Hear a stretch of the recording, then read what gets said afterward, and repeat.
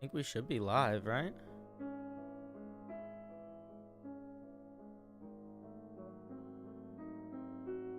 Are we live? Yeah, we're live.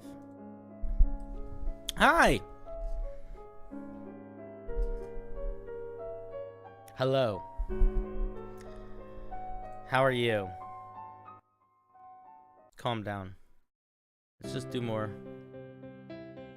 Ah, yes. The day is new and so are we. Ah, such things we feel. Such lives we lead. Such ice cream we sandwich.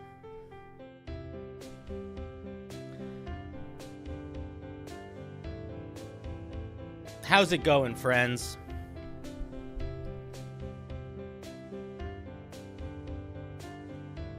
Oh yeah, we're friends, dude. Dude, we go way back at this point. We're just homies. If you are trying to join, I think you actually need to type join when you're in the voice channel. So, if you want to join the queue for our very first DnD Helpline featuring us, then what you're going to want to do is you're going to want to join my Discord. If you haven't yet, the link is in the bio. You're going to hop into that Discord. You're going to go to the stream waiting room. And and then what you do is when you're in the stream waiting room, I think you type /join and then you're there. Boom!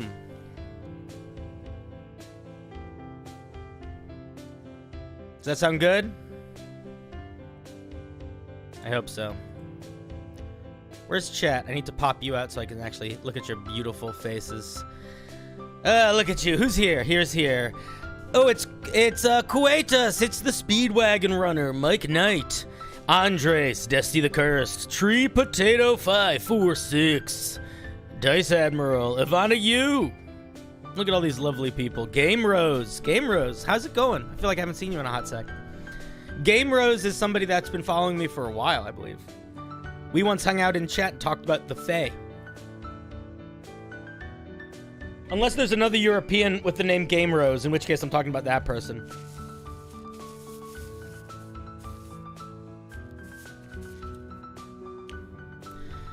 Oh boy. How's everybody doing tonight? Welcome, Neko Warlock.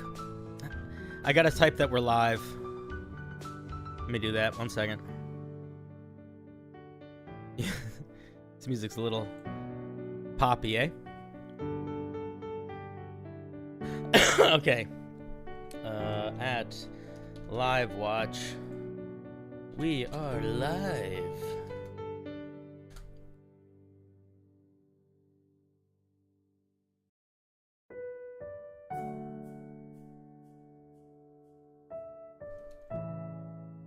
Time for a D&D call-in show.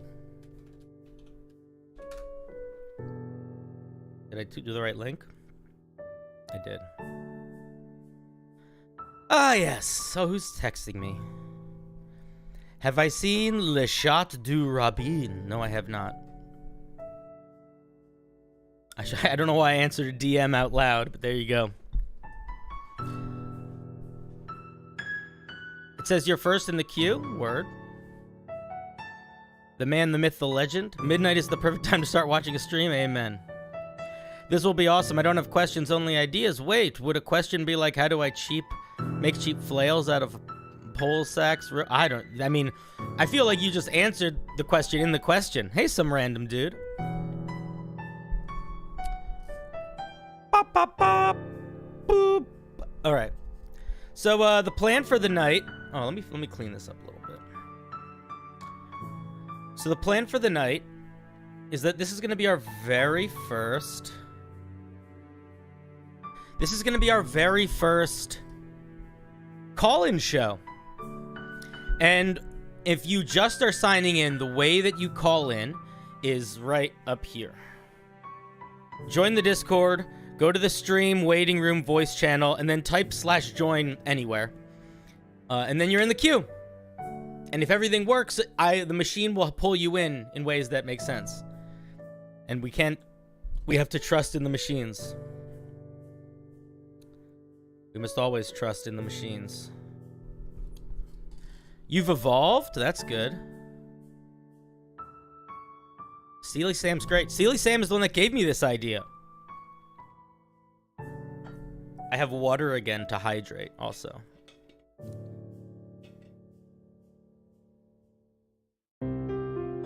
Unable to accept invite? What does that mean? Are you not able to get into the Discord? Is the Discord link not working? Let me check, make sure it's working.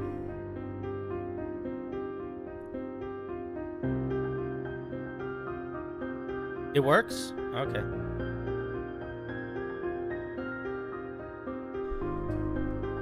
What does that mean? You don't use much Discord? Well, it means that you go into my Discord. There's a bunch of channels. It's like Slack. You go into the voice channel that says, here, I can actually, I'll just show you. But then I'm going to show you guys once, and then it's your responsibility to show each other. Because I'm going to start. All right. So here's my Discord. Behold. Wow. It's Discord. You're in it. Congratulations. You click this little this room, and then you're in this waiting room with all these beautiful people. And then you go here, and you type /join, like all these beautiful people. And then, one by one, I'm going to pull you into this little room. That's just the two of us, so we can get to know each other. Oh, yeah, if you guys expect me to clean up my notifications, you don't know me that well. Sorry about that. Let's get started. Yeah, I don't actually get any notifications from my notifications. Like, they don't ping my phone or anything, so I don't mind that there's hundreds of them. It doesn't bother me. I don't like that music for, like, the actual thing. Let's you know what? Let's just get... That was a little too... We need something that has almost no vibe. We need just, like, mellow mush. And this is pretty much mellow mush. So we're gonna go back to that for the music. We don't want it to be distracting, you know? I also need to be able to hear people, which means I need to do some adjusting of volumes. If I don't eliminate the little red circles, I get anxiety. Yeah.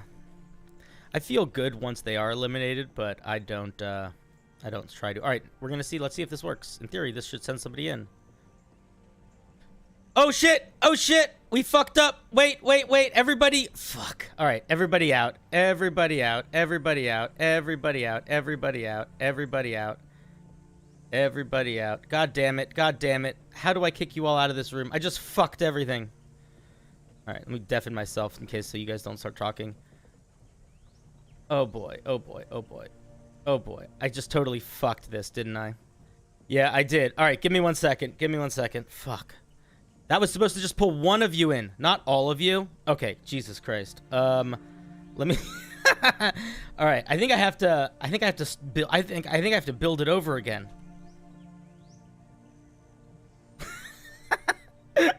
Cause that just destroyed it.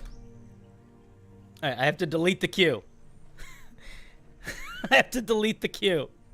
Oh God, I'm sorry, guys. All right, everybody out. Everybody out. Go back to the waiting room. Go back to the waiting room. All right, I'm deleting the queue. I'm so sorry. I'm so sorry. Stop typing join. It's not going to do anything for a second. Stop it. Here, I'll let you guys see what I'm seeing. You can just watch the chaos in here for a little bit with me. See this bar? This bar has to finish, and then we can build a new queue. All right, let's try again. Let's try again. We're gonna try again. This is the first time I've used this thing. Okay. All right. I gotta go back into this room. Still, I'm keeping myself deafened so I can't hear you guys. All right, I gotta build a new queue. I'm doing this online only because I don't want you guys to feel like I'm incompetent alone. We're gonna do it together. All right. I'm going to add a new queue to the stream waiting room. All right. It has been added. Okay. Wait. Maybe it's just there. Maybe it's keeping it. Oh, that would be so good if it just kept it. Okay.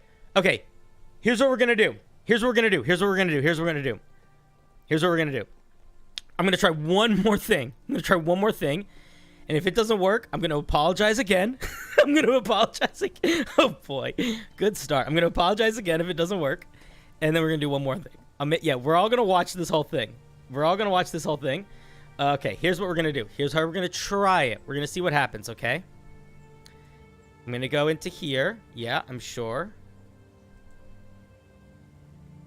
Somebody left. Nice. What happens if I type next? All right, we're going to see what happens. And I'm going to type, and I'm going to take you to the stream. Wait a minute. Okay, we're going to see what happens here.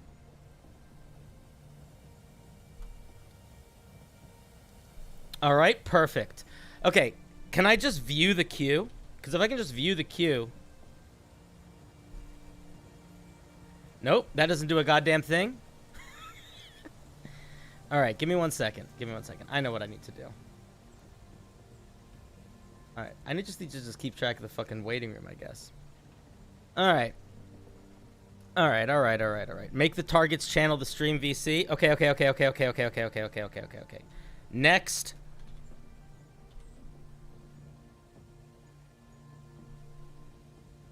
And then I hit... It doesn't give me that option. I was told that the way to do it with the... I was told that the way to do it when we have multiple channels was to just drag the bot in. Read the error. No target and mute is off. Set the channel with target. Okay.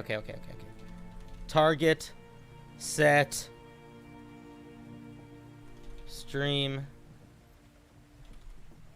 It's not gonna... I mean, it's not... It set it to none. It set the error to none. That doesn't do anything. All right, we can try again. Set. Add? No. That's not going to do anything. All right, I'll try it. Set. What do I need to write? Target.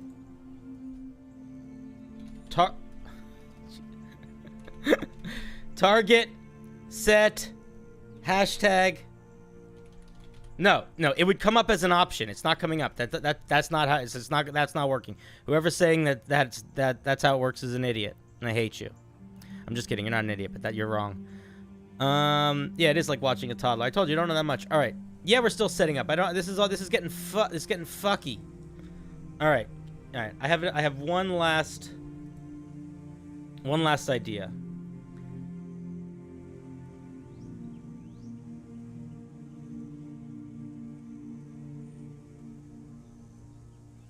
I mean, okay. We're gonna try something.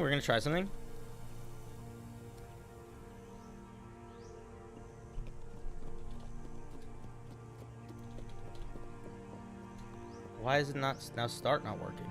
Oh god, this is such fuckery. Yeah, you got bounced back. I'm sorry, dude. That's hard. That's rough.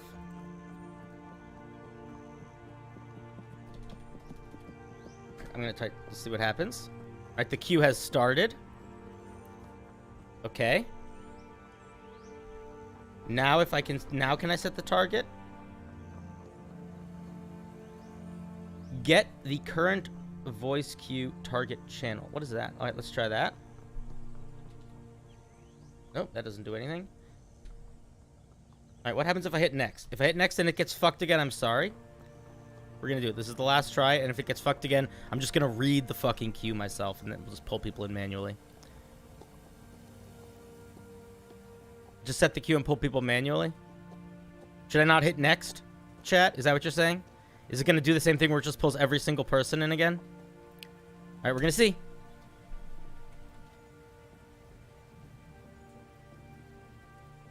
We're gonna see.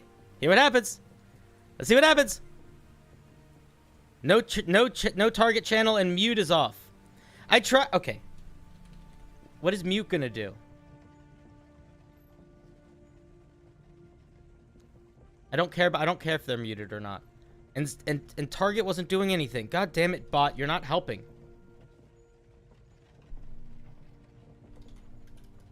All right, fuck it. We're not doing that. I'm just gonna look at the queue. How can I keep the queue up? Let me just do that. We're gonna do it manually.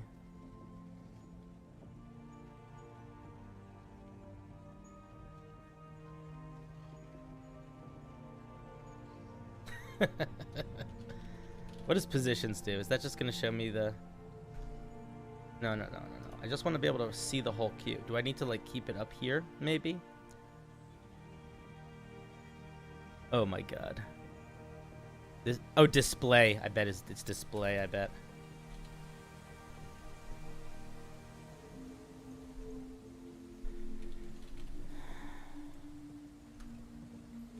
Okay, that's what I just need to do. I just need to keep track of that.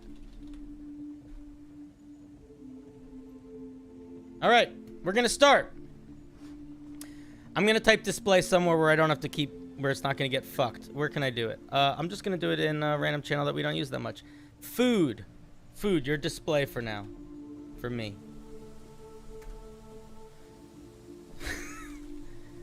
Are you guys enjoying this horrible start? All right, let's fucking start. Okay, so welcome to the stream. Welcome. All right, we are starting. Finally. First of all, I apologize. I hope you appreciate how fucked that was. And I love you guys. And this is the first D&D helpline. And if any of you know anything about tech more than me, DM me after stream. We can try to make this more official next time. But either way, let's pull in Tree Potato. Hello, Tree Potato. Tree Potato. Oh, I should probably unmute and deafen myself. And make it so you can hear me too. Let me do that also. Oh. Hello. You can't hear me yet. Hello, how's it going? Hello? Good start. Sorry, I had to mute something. It's all right. First one, I don't know what to do. Do you have a question? Sure. How do I tend to copy other people's work when I DM, and I want to be creative with it. Do you have any tips with that, or? You cut out for a little bit. Can you repeat the question? I tend to I find that I tend to copy other people's work when I DM. Mm-hmm. And I was wondering if you had any tips for creating my own stuff. Sure. Yeah. Well, first of all, let me just say that there is genuinely nothing wrong with copying, and often the best stuff that feels original is combinations of things that already exist. But a great way to try making your own stuff is using random tables to help build your encounters or your villains or things. So, like, you can if you Google, villain tables or monster tables or even if it's just like adjectives, and you could sort of put these words together and be like, okay, if you get the word like ice and giant and tree, all right, those are 3 random words, but you could pretty easily put them together and try to build something in that sort of way. I don't think that you should stress too much about making something that doesn't feel original also. And if you don't want to do the whole like building random tables or that sort of thing, the easiest thing to do would be take 3 things and mush them together. So like, for example, I ran a campaign once that was a combination of Jaws and The Wizard of Oz and Lovecraft. And I basically pulled everything from the movie Jaws or The Wizard of Oz or like Lovecraftian horror. And my players didn't notice that those were the inspirations until basically I told them at the end of the campaign. So I think that you shouldn't worry about it to a mountain, but combining things is always good. All right. Does that help? Does that help guide you? Yes, I think so. Sorry, I'm just nervous. Oh, don't be nervous, dude. You're doing great. You're doing great. You're a champion. You're heralding. You're the first commenter, the first call-in on the call-in show ever. You can feel however you want. You're justified in all of it. You're first. That's a bold move. Right. All right. Well, thank you very much, and I'll see you later, alligator. Get on out of here. Okay. All right, I kicked him out. What a wonderful first-time caller. Thank you so much. Thank you so much. Oh, we have a $10 from Fluffy Play-Doh Cat. Thank you. I'm making my BBEG a love-struck dragon who changed into a human and started a pirate empire to amass wealth to attract female dragons. Thoughts? My main thought would be that if you don't give them too much more personality than I want pretty ladies, then they could fall into a spot of sort of feeling like the Ice King in early Adventure Time. And I would encourage you to give them a little bit more nuance than just, I want pretty ladies, give me money. So come up with a couple other aspects to them, maybe some morals, some things that they will or won't do, that sort of thing. But I think that could be a great idea. That could be a great idea. How do you join? Follow those instructions. Follow those instructions. All right. Next is Kuetas. Let me grab them. Hello. Hello. Hello. Kuetas, Kuetas, Kuetus, Kuetis. Hello. Speaketh, please. Hello. You're still muted. I have pulled you into stream. I have pulled you in. And you're muted still. You just typed in chat, so I know you're here. I just saw you type in chat. Hello. I'm gonna here. Hello? Oh, there you are. You're unmuted. Hello? Let me make you a little louder. Speak for a second. Oh, I can. You are so quiet. I can't really hear. Hello, hello. Talk for a second. Really? Hello. Hello. There we go. I can hear you now. Hello. Oh man, you are breaking up so much. Are you in a place with bad connection? I can't. You're not talking in words if you're talking. I guess so. I'm from Argentina, so yeah, it's far. Oh, okay. Wait, I can hear you a little bit better now. Sorry, you were breaking up. Hello. Hello. How are you? I think. Oh man, I want to hear your question, Can you hear me? but you're breaking up. You're really breaking up. I'm hearing like every other syllable.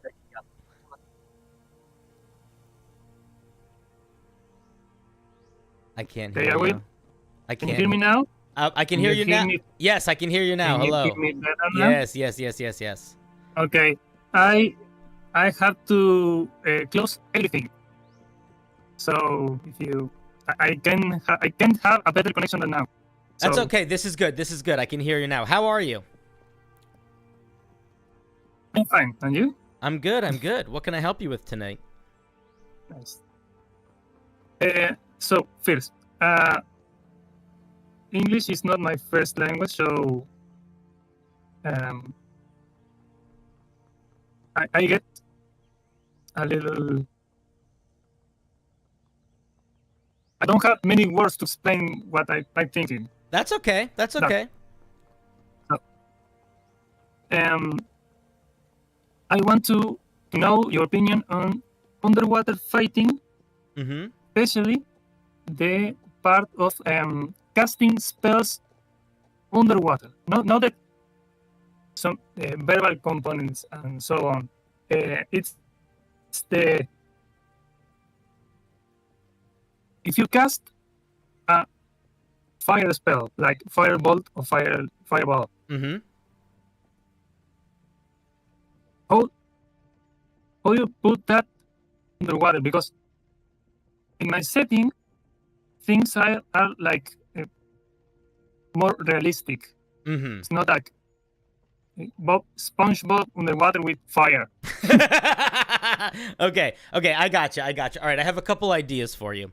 So the way that D&D is normally written, the way that D&D is normally run, is that magic doesn't follow normal rules. So fire can work normally underwater or whatever. But if you want to make your game more realistic, where you can't just have magic fire underwater, or magic fire still has to follow those rules, then I think there are two sort of ways to go about it.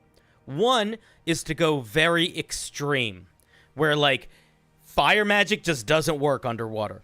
You could be really extreme with it. The other part of that extreme would be That's boring. Yeah, no, I agree. That's boring. I agree that that's boring. I don't think you should do that. I also think it's just too much. So what I would probably do is I would probably have, instead of fire making a big flame, I would have it making like a giant bubble of hyper steam, like hyper, like it turns into boiling water in that area for a little bit. You could even do something with it where if you wanted to make it kind of different and you wanted it to lean into physics, you could even do something where it rises. So like if I shoot a fireball underwater, it creates a bubble of boiling water, and that boiling water shoots up into the air after. So like it could have like, maybe you could make the effects have like more upward momentum.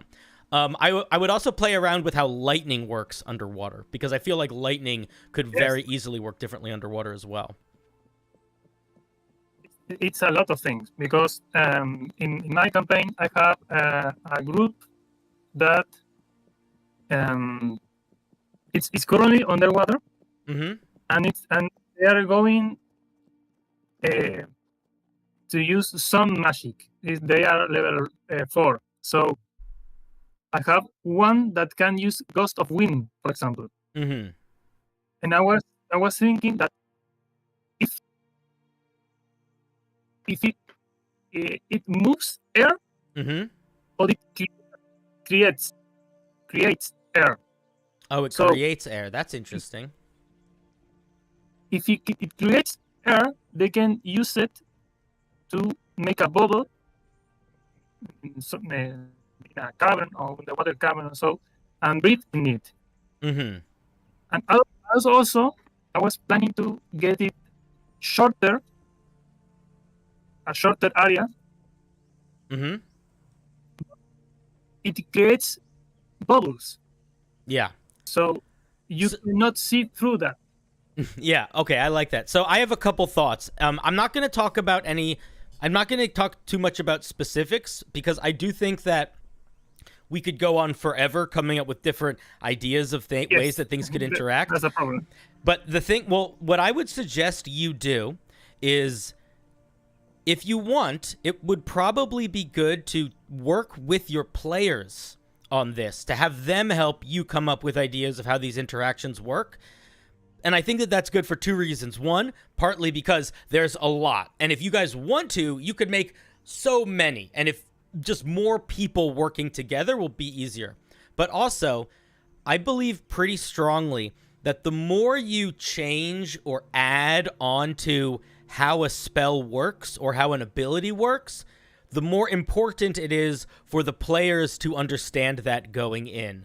Because I do think that whenever you're running a campaign where things are dramatically different, you want your players to be able to engage with that stuff in a way that they can use, not in a way that feels like they're getting surprised with it every time. Does that make sense? Yep. All right. Cool. Yes. I think that's a really, of course. I think that's a really fun idea. And it is, you could get very Tears of the Kingdom weird interactions with it for sure. But yes, thank you so much for the call from Argentina. I did not. Can I also say, you said you're bad at English, but everything you said was fine. And also, you're somebody that's like in my chat a lot, and I see your comments a lot. Your English is very good, just so you know. I'm just telling you, as an English speaker, your English is good. So be good. Thanks. Feel good about it. Okay, cool. Now get out of here. I'm gonna get someone else. Ciao. All right, see you, buddy. Disconnect. Okay.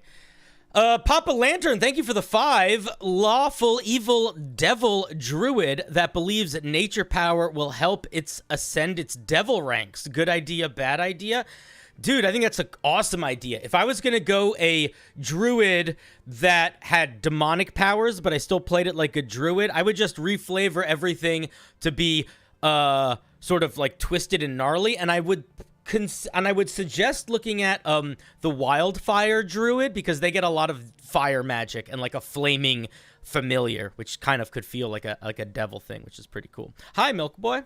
All right, let's see who's next. Next is Elden Cringe. Let me grab Elden Cringe. Hello, Elden Cringe. How are you? Hello there. Very well. Tell me, what can I do to help you on this fine evening, good sir? Well, I have a few questions. Sure. The first thing is, English is also not my first language, so apologies if I do embarrass myself. Dude, everybody that doesn't speak English as a first language sounds better at English than me.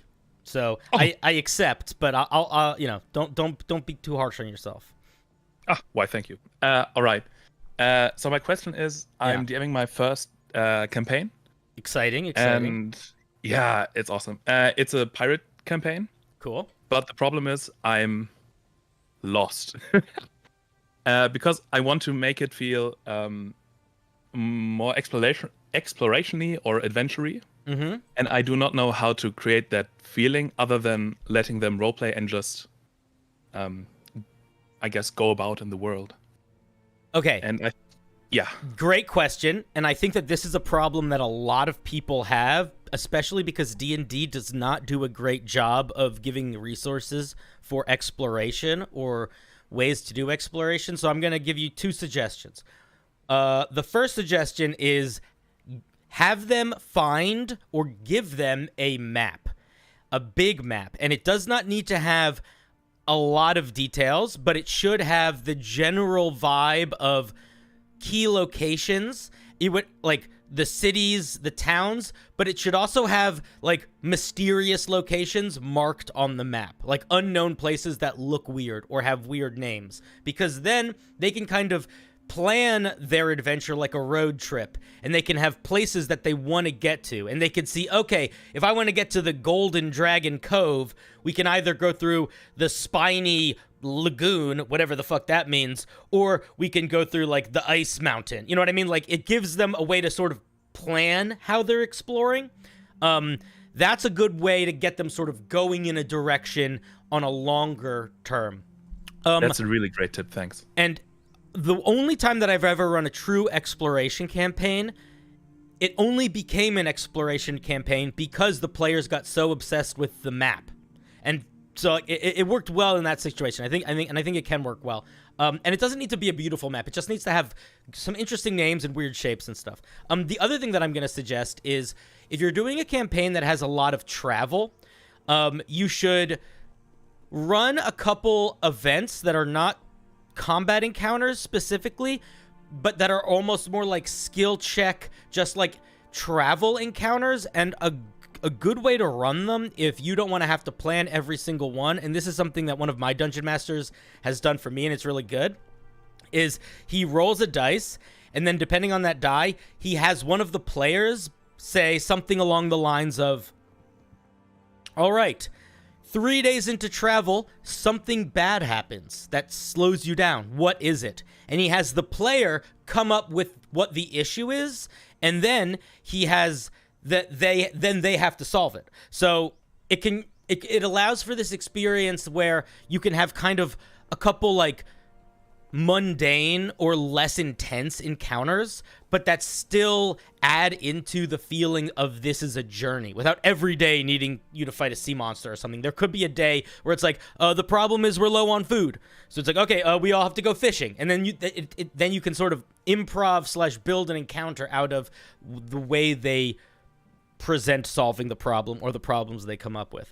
But I think that exploration campaigns, as long as you have like good downtime moments and a map or directions, I think you'll be set. Awesome, thank you. I have one more question. Sure. And that is off the cuff. What are some nice pirate ideas that you would have? Some non-combat or optional non-combat ideas. Something storms I think are good. I think storms are really cool. Finding people lost at sea I think could be cool. Like finding people that are like, you know, like holding on to life rafts. Encountering what was I gonna say? Running low on supplies or a disease infecting people on the ship. You could also have like I like madness. Somebody going crazy on the ship is always kind of fun. The other thing that I always lean into this is more my style, but I always end up leaning very hard into magic and fantasy. So I'm a big fan of like, there's an island that you see that isn't on the map. Like an island has just appeared, you know, and it's like, okay, you just weird, mysterious stuff, ghost ships, whale sightings, that sort of thing. All right, nice. One very last question. Yeah, sure. The lastest question. Yeah. Sorry, I have a nasty cough today. It's fine. Don't worry about it. Do you have any tips how to make encounters feel thrilling without them being too deadly or overwhelming? Because I've thrown, I would say, pretty hard encounters at my party, and they've mastered them no problem. But I do know that if they die, they won't take it very well, and I want them more than anything to have a good time. And I know there have to be stakes, but it's also I want to try to avoid them getting killed. So what I would say is if you're running a pirate campaign, you have at very least one giant stake that is not anybody dying, but would be a huge issue, which is the ship. Give them encounters that could lead to them losing their ship. Something destroying their ship getting stolen, them getting lost at sea from it for whatever reason. That's not death, but that is big bad. You lose all your supplies, you know, there's all sorts of emotional and financial investment, yes. Yeah, so awesome. I would lean into the ship as that sort of thing. The other thing that I would say is just to make things feel intense. A lot of that, in my opinion, comes down to how fast how much you amp the pace as well as the drama. And then kill the things they care about or threaten the things they care about. Yeah, the ship is the obvious one, but if there's NPCs, if there's magic items, I'm a big fan of monsters that steal magic items. People hate those; they get so upset. So yeah, that's what I would say. All right. Thank you so much. You are very welcome. There you go. Have a nice evening. You too. Or day? It's sometime. I live in... Time is a flat circle where I live, so it's fine. All right. Awesome. All right. See ya. All right. That was Elden Cringe. All right. Cool. All right. Let's grab somebody else. We got Boob Master. All right, Boob Master. You're here. Hello. Can you hear me? I can. How are you? Oh, I'm good. English is my first language, so feel free to play me as much as possible. All right, cool. Okay, I'm a totally new DM, totally have been playing for like 4 years now. Anyways, my forever DM cockiness is kicked in, and I decided to try something new. Yeah? In all my other campaigns, all the rulers had like a council or like nobles to talk to and stuff, but I want to try a villain or a ruler that doesn't have any backup but still seems scary, and I'm not sure how to do it. Do you want them to, when you say doesn't have any backup, do you mean that they don't have like an army or like they are as a singular entity? Yeah, like a singular entity, and they don't have any people in their court or their council. Okay, so the key to making a character that is a villain that is a singular entity that has no support system scary is, well, there's two parts. One, it has to be survivable. It has to be really, really good at escaping encounters, because you don't want it to also go... If you wanted to encounter the players, you need it to be able to get away from the players very easily so that they can't just chase it forever. So if you want it to be something that they encounter early, it needs to be really good at teleporting. It needs to have an object or something that can help it just blip out if it needs to. The other thing that I was going to suggest, though, was if you want them to seem scary way before the players meet them, as the players are on an adventure, whatever that adventure is, they should start to notice the after effects of this character. Almost like I'm almost imagining it as if they are like investigators after a serial killer that are always like 3 steps behind them. So they're, wherever they go, there is some evidence of what this creature person has left behind, so that it can sort of build the lore around them, the folklore around them.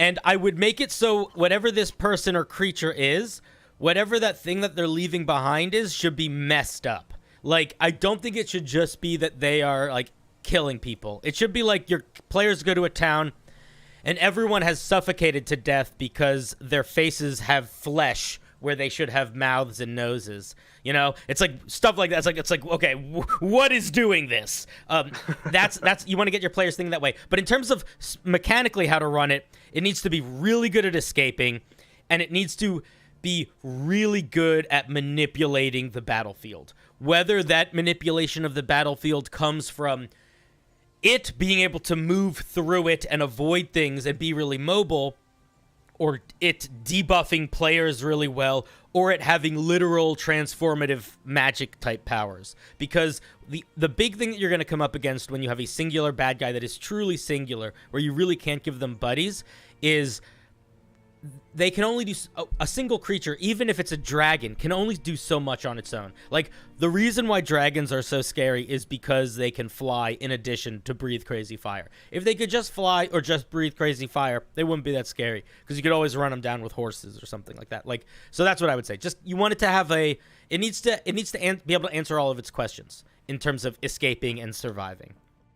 I think I got that, because she doesn't actually sit on our planet, but she owns an empire. She sits in her warship above the planet, so she could have like a teleporting thing to get there if she is in trouble.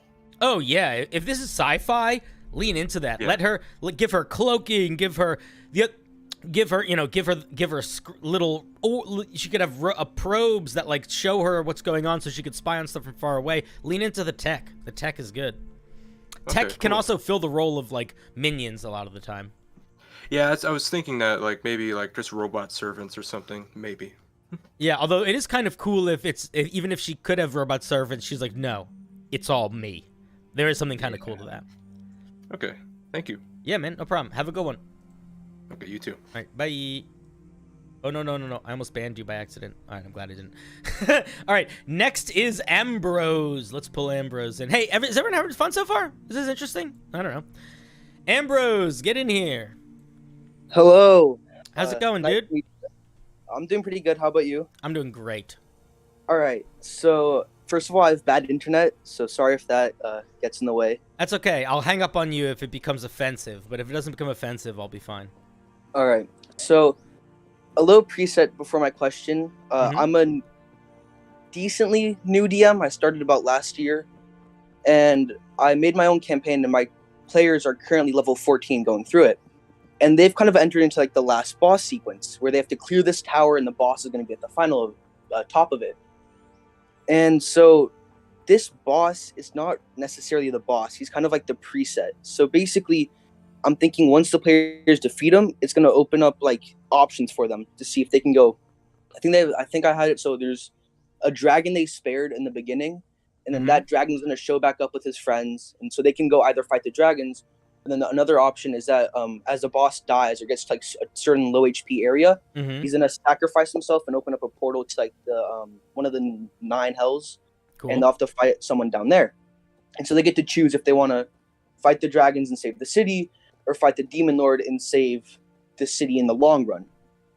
And so that's gonna be kind of their choice. But for the boss, he's a pretty powerful person, and he has a lot of feats of strength. Like they had this immovable rod. And the boss took it in one hand and moved it kind of like it was almost like a barbell kind of, you know, really easily. And so they know he's really strong. And I don't want them to die at that fight because there is a stronger fight waiting for them afterward. Mm-hmm. And so I don't really know how to balance it so that the strong person they think is going to be the boss is still living up to the potential they showed the characters, while also not destroying all my players at once. Are you planning on them going to fight the demons or going to fight the dragons immediately after they beat this boss? Or is there going to be chance for resting? That honestly depends. I haven't decided on that yet. I think the demons one, they could go into the nine hells and work their way up to the boss, so they could take a rest and then work it up. I think the dragons one would be kind of right there, because the dragons, I think one of them is a CR 14, and the other one, I don't know. I have to look at the stat block. But I think at that point, whenever they defeat the person that's going to be the boss, I'll level them up to level 17 or something, so they kind of feel I was more going to say, confident. when did they turn level 13? They turned level 13 Like recently or a long time ago? pretty recently. Okay, so my first thought is a good way to have the boss be really intense and live up to its intensity is have it start at full strength, but create some mechanic in the arena where the players can weaken them. So almost like an example could be like there are 3 crystals floating around the ceiling, and when you destroy a crystal, the boss's stats go from a 30 in strength to a 24 in strength, and then to a 20. Okay. Like you could build a mechanic that would allow them to decide to like weaken it somehow. So maybe the boss's power comes from something or is enhanced by something, and whatever that thing is in the room that they are fighting the boss in, so they could break it. That's a good way that you could have the boss start super strong, but not necessarily be super strong the whole time. The other thing that I was going to suggest was you could, depending on how you flavor it or what's going on, you could have it so like when they defeat the boss, it's like there's an eruption of magic and that seeps into all of the players and they immediately level up to 14, full health, like they just took a long rest and they get a level up, so that it's like it's almost like they get like a special bonus that sort of prepares them for leaping into whatever the next thing might be. That could also potentially work. Okay, so I misspoke. I clarified it with one of my players. They're actually level 14 currently. Okay. So they've already reached that point. Okay, cool. So, Same idea applies though. If you are nervous about them dying, you could make that get a surge of power after the fight that either enhances them or just gives them a long rest or that sort of thing. But yeah, I would strongly encourage you not to make the bad guy weak. Make them really strong, but make the players be able to weaken them through the battle. See, I like that idea. The problem is my players aren't really the smartest. So, I mean, it'd be interesting to see if they can find it out. I think that this is what I would do. I would make I would write it out. I would make it almost painted on the walls, like literally say, okay, in the room there's this, and this, and there are these 3 crystals that are standing on podiums, and every time the boss does a move, all 3 crystals glow, and like you see magic emanating from the crystals into him. Like you can pretty much spell it out, because the trickiness of that is not figuring out that the crystals are what empowers the boss. The trickiness of that is deciding, is it more worth it to waste my action just destroying this crystal, or is it better to be casting some buffing spell or to be going for a sneak attack? Like, you're giving up a lot of action economy to decide to try to destroy a thing that isn't going to necessarily hurt the bad guy. So I would say that you can spell it out pretty clearly and it should be fine. Okay, thank you. Yeah, man, I think that clarifies everything for me. Mm-hmm. So yeah, thank you. That was a lot of help. Yeah, for sure. Sure, you too. All right, that was Ambrose. All right, next we have Shake the Cake. Let me grab Shake the Cake. That surge of magic can come from the pseudo-boss's residual magic. That's a good idea. Shake that cake. Are you here? Hello, yes I am. Hello, Shake that cake. How are you? I'm doing okay. How about yourself? I'm doing great, man. I'm really excited to be doing a talk to people stream. It feels, I feel like more like a human and not like a psychopath. I'm sure TikTok makes you feel like a lot of things. Oh, dude, it's a crazy place. So yeah, I had a question. Sure. It's not kind of like the other questions that have been asked. It's more about player etiquette. Okay. And so I have a friend. He's a very close friend. I love him to death. He's my best friend since high school. Mm-hmm. He fudges his rolls in my games. He also fudges his rolls for pretty much every game he's in. Mm-hmm. How sure are you? Is he a player? Well, He's a player, right? He's a player. Yeah. I'm a DM. Mm-hmm. I'm also a player with him in another campaign, also DM'd by our friend. Mm-hmm. And he told me, and this is why this has been on my mind, because he recently told me, I keep track of every player's crits and crit fails. Mm-hmm. I write them down every time. And he gets like 3+ a session, every session. Mm-hmm. Are you playing in person? We are playing. No. I can sometimes play in person with him, but it is. You're playing online? Yes. Okay, so I have two. Okay, I have a very. Okay, I have a. Do you want to solve the problem in a way that addresses the relationship, or do you want to solve the problem in a way that just solves the problem and doesn't have to go into the let's have a conversation about morality with my friend? Well, that's the thing. I don't know. So, I don't know what the best route would be. Okay, so the immediate solution is have everybody start rolling on a virtual dice roller. Don't have everybody roll in person. And like if I'm playing online with people, you could use D&D Beyond, you can use Owlbear Radio, you could use Roll20. There's a lot of things that are free that you could use just as dice rollers, and that just lets everybody see everybody's rolls. So that's the first one. That's easy, and then it's like you no longer have the option to fudge your rolls because it's going into the machine. That's the one.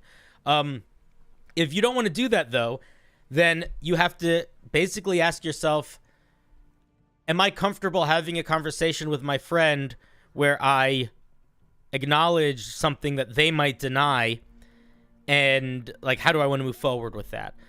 If you do want to have that sort of conversation, I do think that there are strategies you can use.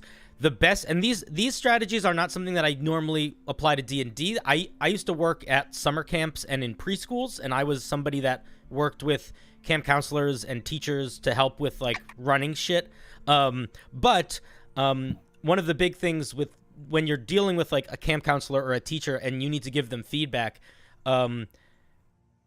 the best way to do that, especially if that feedback is kind of negative or it's like you're doing something bad, is to bring it up at a time that is not at all in the moment. So you should not, like, this should be like you call your friend on like a Tuesday afternoon where you're just chilling and you're like, hey man, do you got like 10 minutes that we could just chat for a bit, where your emotions are calm and their emotions are calm.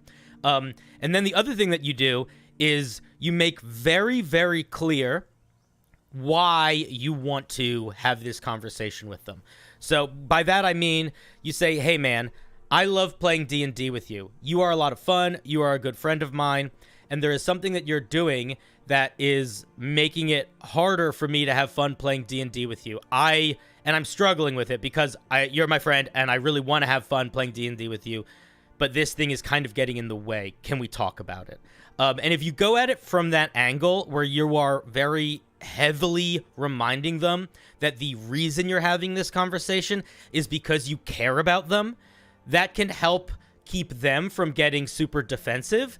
And it can also help both of you get into a headspace of, instead of this being a fight, let's figure out, let's have this be a moment of growth. Does that make sense? Yeah, that makes sense. I see the point in it. I really do. I would not like to discourage physical dice rolling because we're called dice fetishists. We all love buying stupid, dumb, expensive dice. We want to roll it. So yeah. You know. But I appreciate it. Thank you. Yeah. So if just make sure that they understand that it's coming from a good place, but also be direct. Let them know that it's bothering you, because otherwise it's just going to make you more upset. Thank you. Yeah, man. I hope you have a good rest of the stream. Thank you. Get on out of here. You're wonderful. All right. Everyone loves tiny math rocks. That's true. They are. Tiny math rocks are great. All right, next we have Adrian. Let me grab Adrian. Wait, before I grab Adrian, how's the volume? Can you guys hear the other people well? Are both of our volumes reasonably in touch with each other? Volume is good? Okay. Adrian, I'll grab you in a second. Right up here are the rules. You go to the Discord. You go to the stream waiting room. There's a shit ton of people in there.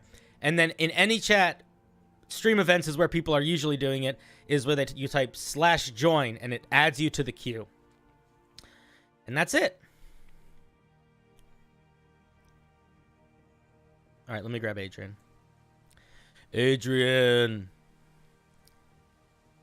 I don't know if you can hear me. Or if you're even there. I don't know if you would listen. Adrian? Okay. Hello. Yes, exactly. I'm sorry. I was muted. I didn't realize. No worries. How are you?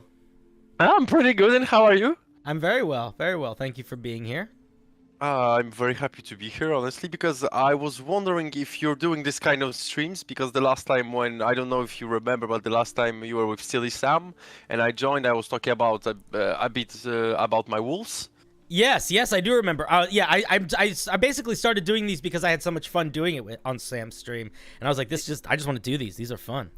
I really enjoyed, I really like Silly Sam, but I really enjoyed your positivity, so I really wanted to join. Oh, well, I'm glad. I will also, can I make a confession to you and only you? I'm not going to tell anyone else. It is so much easier maintaining a positive attitude when we're having conversations that are about how do I run the game, encounter ideas. When I am reading Homebrew, I try to have a really positive attitude, but I do find myself getting grumpy and curmudgeon-y the more that I go, and I acknowledge that.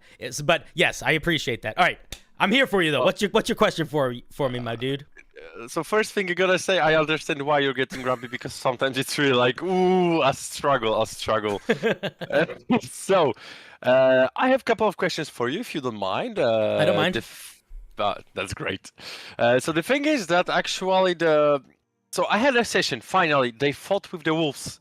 It finally moved forward. Cool. So I think that what you missed is that, like, the last time on the Steely Sam, I was talking with him as well, and I said that, okay, I was supposed to prepare only the wolves, I was supposed to prepare only encounter with the wolves. But the thing was that wolves are in the forest, so I prepared the whole freaking forest with many encounters. Okay, cool. And I finally decided what I want to do. So they fought with the wolves. They barely survived. Mm-hmm. And I had to do, because like they are free, I put 4 wolves against them. And my idea was that, okay, if they will die, I'm gonna just bring the town folks that will just gather together and they will scare the wolves away. Okay, that makes sense. But the thing was that, okay, first thing, and I need to admit it, I was being stupid because I didn't look exactly at the sheet of one of my players. She's Dragonborn. She's a warlock, and like the Dragonborn has this breath attack. Yeah, for which sure. is pretty OP at the first levels. And the thing is that I didn't see that it's once per short rest, because like I'm doing this in French. French is not my language, so yeah, exactly. You can imagine. So the thing was that she used it like 4 or 5 times, and I was like, wait a second. Then after I checked it, and I was like, okay, this time I will let it go. It's okay. You won with the wolves. You barely managed to survive, and like I wasn't even trying. they like seriously, and I had one, like I rolled 22 times and I didn't double the damage because like it was such a mess. But they won. They have second level, and so there's only like the wolf that's controlling the others. So my idea is that they are going to go to the forest. I even prepared the hot springs. Where they can get the like 1d10 of HP, but like it's not gonna be for a moment. It's going to stay with them. I don't remember. I lost a word. They are going to get 1d10 temporary hit points. Temporary hit points. Thank you. So yeah, so I prepared this like as a hidden location, and when they will kill the wolf, they are going to go to the artificer. Artificer has 100 HP. Okay. But I'm going to change it, I think, a bit. I need to play with it. I made like I decided what I want to do. The artificer is actually a robot. Cool. He was a human, but he changed himself into a robot. So the wolf is one of his experiments. Gotcha. Yeah. So I even bought so I'm still waiting for the 2 books for the DnD for Tasha's Cloudron and for Xanatar because I want them as well. Those are good books. Yeah, those are very good books. And so like I even bought like do you know the I don't know if I can say it on the stream, like a certain application for making the dungeons. Dungeon Draft or Alchemist. Inkart? Alchemist? Yeah, Dungeon Alchemist. I don't know Dungeon Alchemist, but I'm pro things that help you make dungeons. It's a very nice. I made like 3 levels of the artificer's house. Cool. Big house. Yeah. So like on the bottom because like 1 level is hidden, of course. Mm-hmm. There is like top ground, underground, and then there's one hidden. And I decided that in order to enter there, they need to, because I put the chests like on a pedestal, you know. Mm-hmm. And in order to get there, they just need to do checkmate. Okay. Like, I guess the point, like you're doing checkmate and the door opens. Gotcha. So what can I help you with? This all sounds very exciting. Do you have a question? Yes, I have a question because like recently okay, it started. I'm really scared for my players. Okay.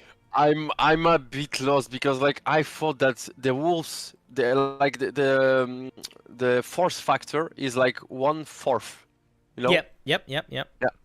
So I thought that okay, if it's 1/4, then it should be like 3 players should have no problem, absolutely no problem killing them. But yeah, it didn't go as I thought. So like, am I like understanding something badly? I don't think. Okay, so monster challenge rating, the 1/4 rating that wolves have, or that a lot of monsters have, are not amazingly accurate all the time. It's an okay system, but it is a system that you shouldn't rely on 100%.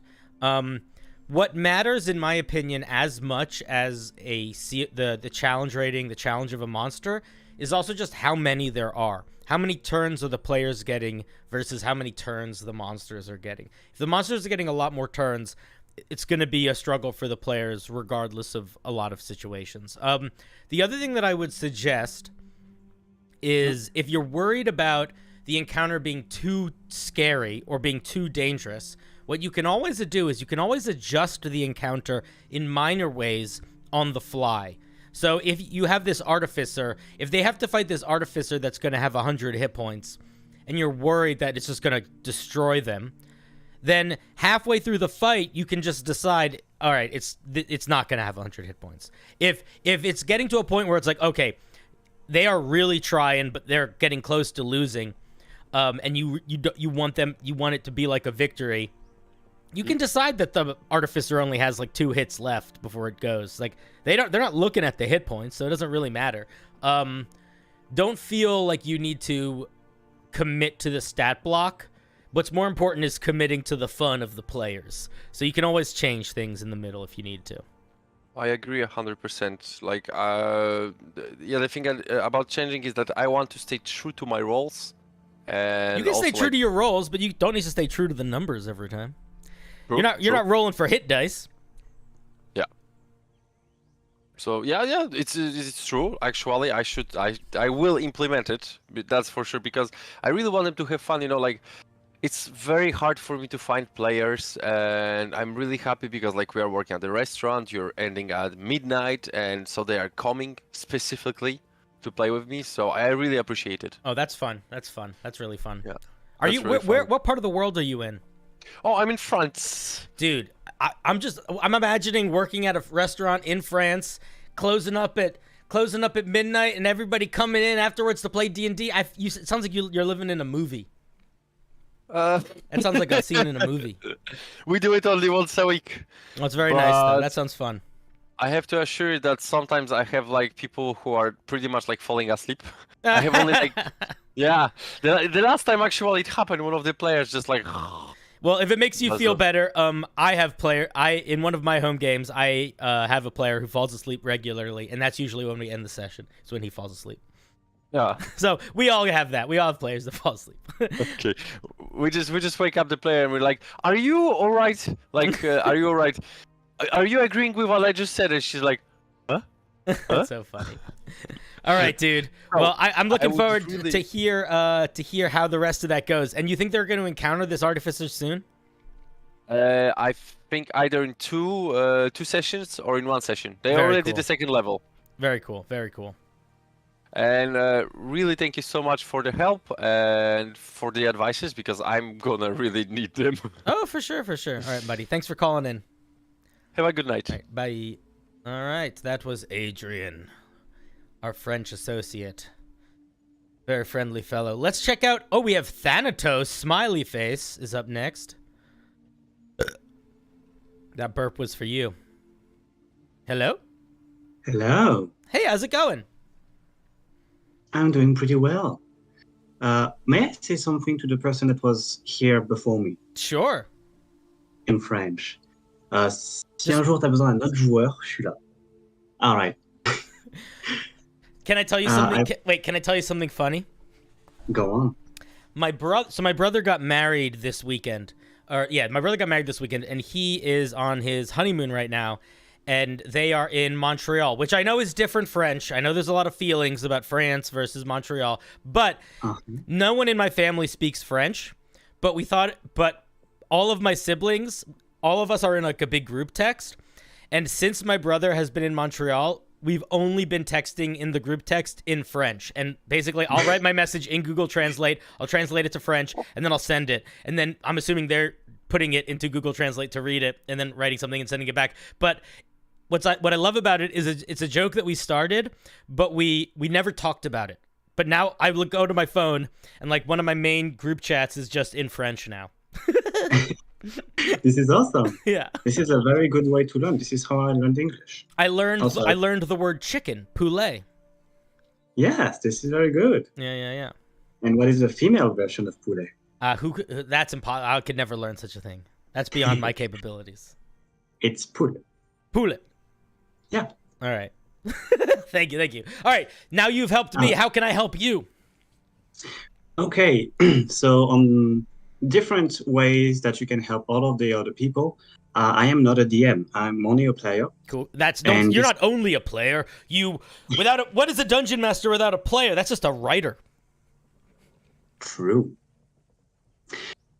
So I started DnD. It's my second overall game, and the first one I've done had only 2 sessions because the friend group fell apart. Mm-hmm. Happens. Yeah. And now I'm on I just joined midway a session. Mm-hmm. And this is my real first session. And there is a mechanic with the Warlock that I didn't know if I could do it. So basically my character is a Paladin Oathbreaker mixed with a Warlock. Mm-hmm. And I've seen the improved pact weapon, and it says that I can use my weapon as a spellcasting focus.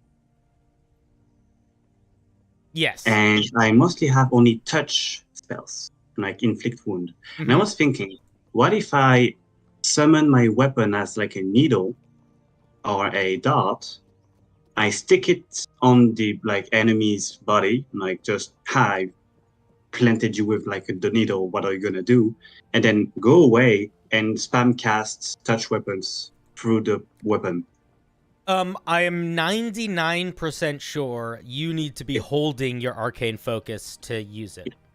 Yeah, me too. But it's not written anywhere, or at least I didn't find anything about that. My guess is that you do, because I feel like we would be hearing more about okay, I agree. I don't know if it's written anywhere, but here's the main reason why I think that that's probably true is because if that wasn't true, I feel like we would have seen at least a couple videos from D&D shorts, a couple forums on Reddit, a couple, you know, like deep dives of weird tricks you could do by leaving your arcane focus places. But I've never seen anything about that, which is what makes me assume that that means it's probably not a thing.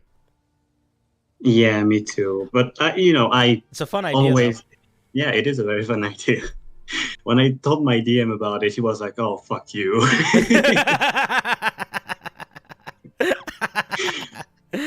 Yeah. I mean, the way to do that is getting a familiar or things like that, because that's generally how you're casting touch spells through other things, is either through familiars or I think that there's the scribe wizard can do it through his spell book and making it float around.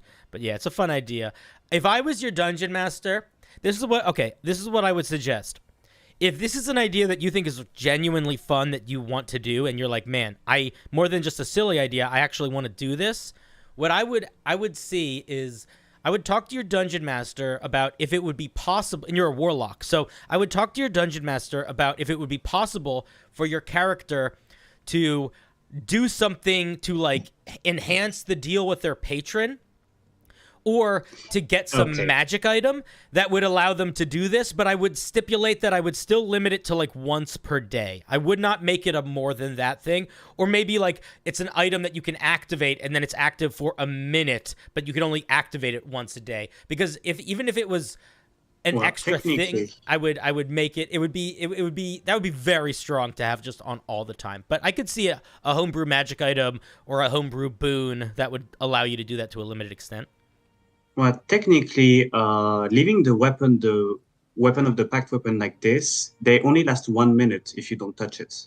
Mm-hmm. So it already has like the dead. Oh yeah, that's true. Minute. I just meant I wouldn't let you keep using that ability. I would only make it a once a day thing. But that's what I would, because I don't think that's an unreasonable power to put on a magic item or to put on like a special, hexblade boon or something. Yeah. Does your dungeon master like homebrew? He makes his own homebrew for the campaign, but he doesn't like it when we have it. Because sometimes we manage to find loopholes and do crazy shit, and yes. Oh yeah. We hate to face the consequences of our decisions. No, he's a very, very good DM, like insanely good. That's nice to hear. I really love playing. Yeah, so I would bring it up to him as an idea and say, like, if it is something you really want, I'd bring it up to him as an idea. Because if he's already doing homebrew for your campaign, then he probably is down. I think it's always good when a dungeon master makes homebrew, especially if it's homebrew that really is specific just for their players. Because you can make it so interesting, and it also makes your players feel special. It's like, wow, you built this just for me. That's cool. Yeah. The only thing that wouldn't work with your fix is that it's only with my story, but like my character has let's say deity issues. Mm-hmm. It's an old paladin that followed an oath, and then the deity just kind of stabbed it in the back, and he said, "Fuck you, I'm gonna see the other one." And the other one said, "Well, no," and so he just went, "Well, fuck you, I will go on my own." And now there is a third deity, and I keep doing this, and at some point I'm just gonna make him stop and have like one final battle and make all of the deities go like, "Oh damn, it was good." Cool. I like that. That's fun. All right, dude, thank you for the question. Interesting question. You're welcome. Have a great day. All right, you also too. Yes, before I leave, yes, I wanted to thank you because you're one of those YouTubers, one of those people that taught me how to play D&D and how to see things the way I see them now, and now how to have real fun with the game. Well, I'm glad, man. That's very kind. I'm not good at compliments, so I accept it. I will say that one of my big goals in all of the videos I make, even the really memey YouTube shorts, is that at the end of the day, truly the only thing that matters is that everyone at the table is having fun, and it's really about figuring out how to find what that fun is for every group. So I'm glad that you are thinking about it in terms of fun, because that is the way to think about it. And that's very nice of you to say. All right, I'm going to hang up on you now because I'm not good at compliments. Bye. All right, I hung up on them. Game Rose, have a good night. Get out of here. 2 a.m., sheesh. It's 2 a.m.? It's only 8 for me. Is everyone still having fun? I think we're going to do these streams at least... Okay, this is what I think. I think that the way we're going to do these call-in shows moving forward, because I do want to keep doing them, is I think we're going to... I think maybe what the plan is, maybe it's less a matter of big stream days and just more stream days. So maybe we'll do them part of other streams, or maybe we'll just have more. I don't know. We're going to figure it out, but we're going to do more of these. I'm enjoying these quite a bit. This is very fun. All right, Dice Admiral. Let's get Dice Admiral in here. Gag, Eastern Standard Time. Let's fucking go. Dice Admiral, hello. Hello. How's it going? It's going great. I really appreciate the stream. And so we can get the compliment thing out of the way, because I know it's going to make you uncomfortable still. Yeah. I'll just start with it and we can move on. All right, fine. I just appreciate the vibe. Positive vibes. It's great. Really love that. All right, I accept. Let's go forward. I got a couple questions that I could use your just ideas, kind of brainstorming. Yeah, sure. So I'm running this occasional game. The basic scenario is that the players are in this very remote mountain village, and it's kind of in a super long winter. Everybody's snowed in, and a plot element that I've been having is that they're kind of running low on food in the town. Love it. And it's kind of becoming desperate. But I'm looking to get this plot element resolved, and I want the players to have some agency in doing that. But there's too many people in the town for them to be like, let's go hunting or whatever. And there's not really a good way to like move several hundred people through a Arctic wilderness to the next place. So I'm looking for some like cool ideas on ways that this could get resolved, especially if it was epic or cool. Something as a plot to get a bunch of food for a bunch of people. It's not really a standard D&D problem. Kind of no, I understand. I love that sort of problem. I think problems that are sort of real type problems are very interesting ones. Question: is this need to be enough food to get them through a season, or is this like they need to find a sustainable way of survival? Oh man, that's a fantastic question, because I've sort of written this as like a unusually long winter kind of thing. So I guess the immediate problem would be the season. But if you've got ideas for like perpetual food source, that's awesome. I've got a cleric, but he can only make food for 30 people a day. So Yeah. Okay, I have two ideas. The first idea, actually, two ideas. The first idea is, and is your game world a very magical one or no? The just about the players and like one NPC are magic. Like the whole town is not at all. Okay, and what about in the world though? Are there other magical beings? Are there other wizards or things in the world, or not really? They're rare. They ran across a single hag. Okay, two ideas. Idea number one, and I think the better of the two ideas, is what if there was what about this? Okay, so what if things start attacking the town that are strange and weird and not at all like normal animals? They are like slimy,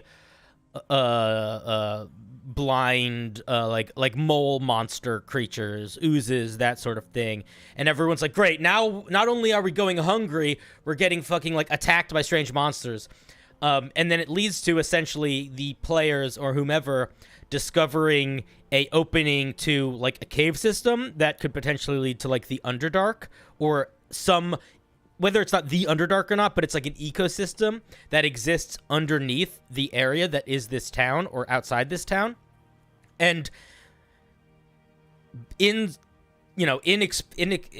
exploring that, find either a community that lives in the Underdark of like friendly mushroom people that they can help, or like a place that they could go. But the idea basically being that, what if this town, through the players, connected with a community or an ecosystem that was underneath the ground that wasn't necessarily affected by the long winter, that they could start trading with or have a relationship with. So, like, for example, monsters come out of the ground. Players are like, fuck, we got to stop the monsters. They go into the ground. They're fighting monsters. And then they realize, oh, my goodness, not only are the monsters coming out of the ground, there's, like, these mushroom people that are around that also hate the monsters. And it's like, oh, if we stop the monsters, the mushroom people will be our friends. And we could be like, hey, mushroom people, you guys are really good at surviving underground. Can we have, like, can we, like, come down here and get a bunch of slime to like feed our people every now and then, and like they'll bring you cool stuff. They'll bring you snow or whatever, like, you know, something that the mushroom folk might think is interesting but is plentiful for the upstairs people. Something like that could work. The other thing that I was going to suggest was, depending on your relationship with magic in the world and how you want to roll that out, is you could potentially have them find either a druid or like a tree that used to be a druid or something, where there's an element of it being cursed or trapped or hindered or gone crazy or something like that. And the players could help them, and it could create a situation where there is now a magical tree or a druid or a something that has some magical ties to nature, that has a positive relationship with the town, or maybe becomes a part of the town, and then it could be like, okay, I will protect you now. So the players could be like, sweet, you're good. Those are both really good. The first one is particularly great in line because I already have an underground society underneath this city. Yeah, so maybe it's time for them to start working together. Well, yeah, it's kind of complicated. I don't need to give the whole backstory, but it's a colony of were-rats that live under the town. Oh, and interesting. They eat twice as much because they're rats. And they're adversarial right now, but maybe that is the time to change, and then they find a passage deeper from under there. That segues really nicely because I already have established some underground stuff. Cool. Though I love the tree thing too. I mean, you could always have a cursed tree that used to be a druid. It doesn't need to solve this problem. No, that's a good idea. It especially fits in with some of the other themes in this game, which is nice. The other thing that's fun about having a super powerful druid, but that is also a tree, is it creates a situation where you can give the players a very old or powerful magical NPC that they can interact with, but built into that NPC is logic for why that NPC can't go with them on adventures, can't solve problems for them because it's a tree. So it's like, it just can't go anywhere. It's like I would love to come with you to fight the dragon, but I literally am a tree. So unless there's something within 30 feet that you need, we're done here. It can give them advice. It could give them advice, or you could even have it have some sort of aura effects, or maybe like if look up the stat block of the Pegasus, or not Pegasus, the unicorn. The unicorn has like regional effects. You could also give it like regional effects or something like that too. That's a good idea. Yeah, and a cluster where it is not winter. Yeah. Or if it's like fucked up, a cluster where like nothing is growing and everything looks like bloody or whatever until they fix it, and then all the animals come out and it gets all Disney song. Excellent. Maybe I can get one other quick answer. Yeah, sure. This is a less complicated question, but it's the same game. So I mentioned the hag.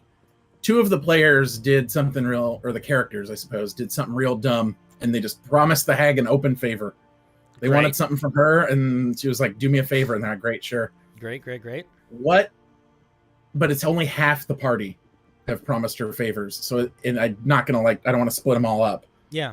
So it's something a hag might want that it could ask half a party to do, that another half that knows, they all know she's evil. Mm-hmm. She does like blood rituals and stuff. Yeah. For them. She's bad news, they know.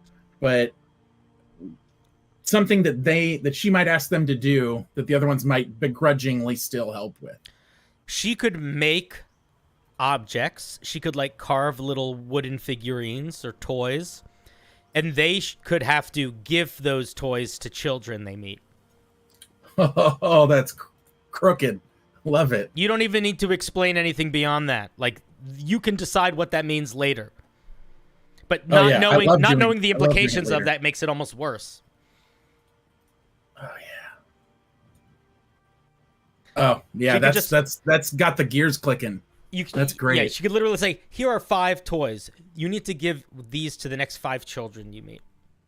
Oh, that's amazing. And then you can kind of decide, depending on where your plot is, those children could be tied into like bigger plot, right? Like it could be like, you know, what happens if accidentally the next kid they meet is like a prince? Does that mean the hag is now going to have like power over the royal family if they do? You know what I mean? Like there's weird stuff you could do with that if you want to. Or someone they already know and like. And yeah, they do exactly. not want to have them involved. The only thing that I would suggest is thinking about is also, is there a punishment or is there something that happens if they don't follow through on the bargain? Like if they meet a child and decide not to give a toy, what happens? That's another thing that's worth thinking about. Yeah, I mean, clearly it's within the hag's power to know if they've done it. Yeah, what I would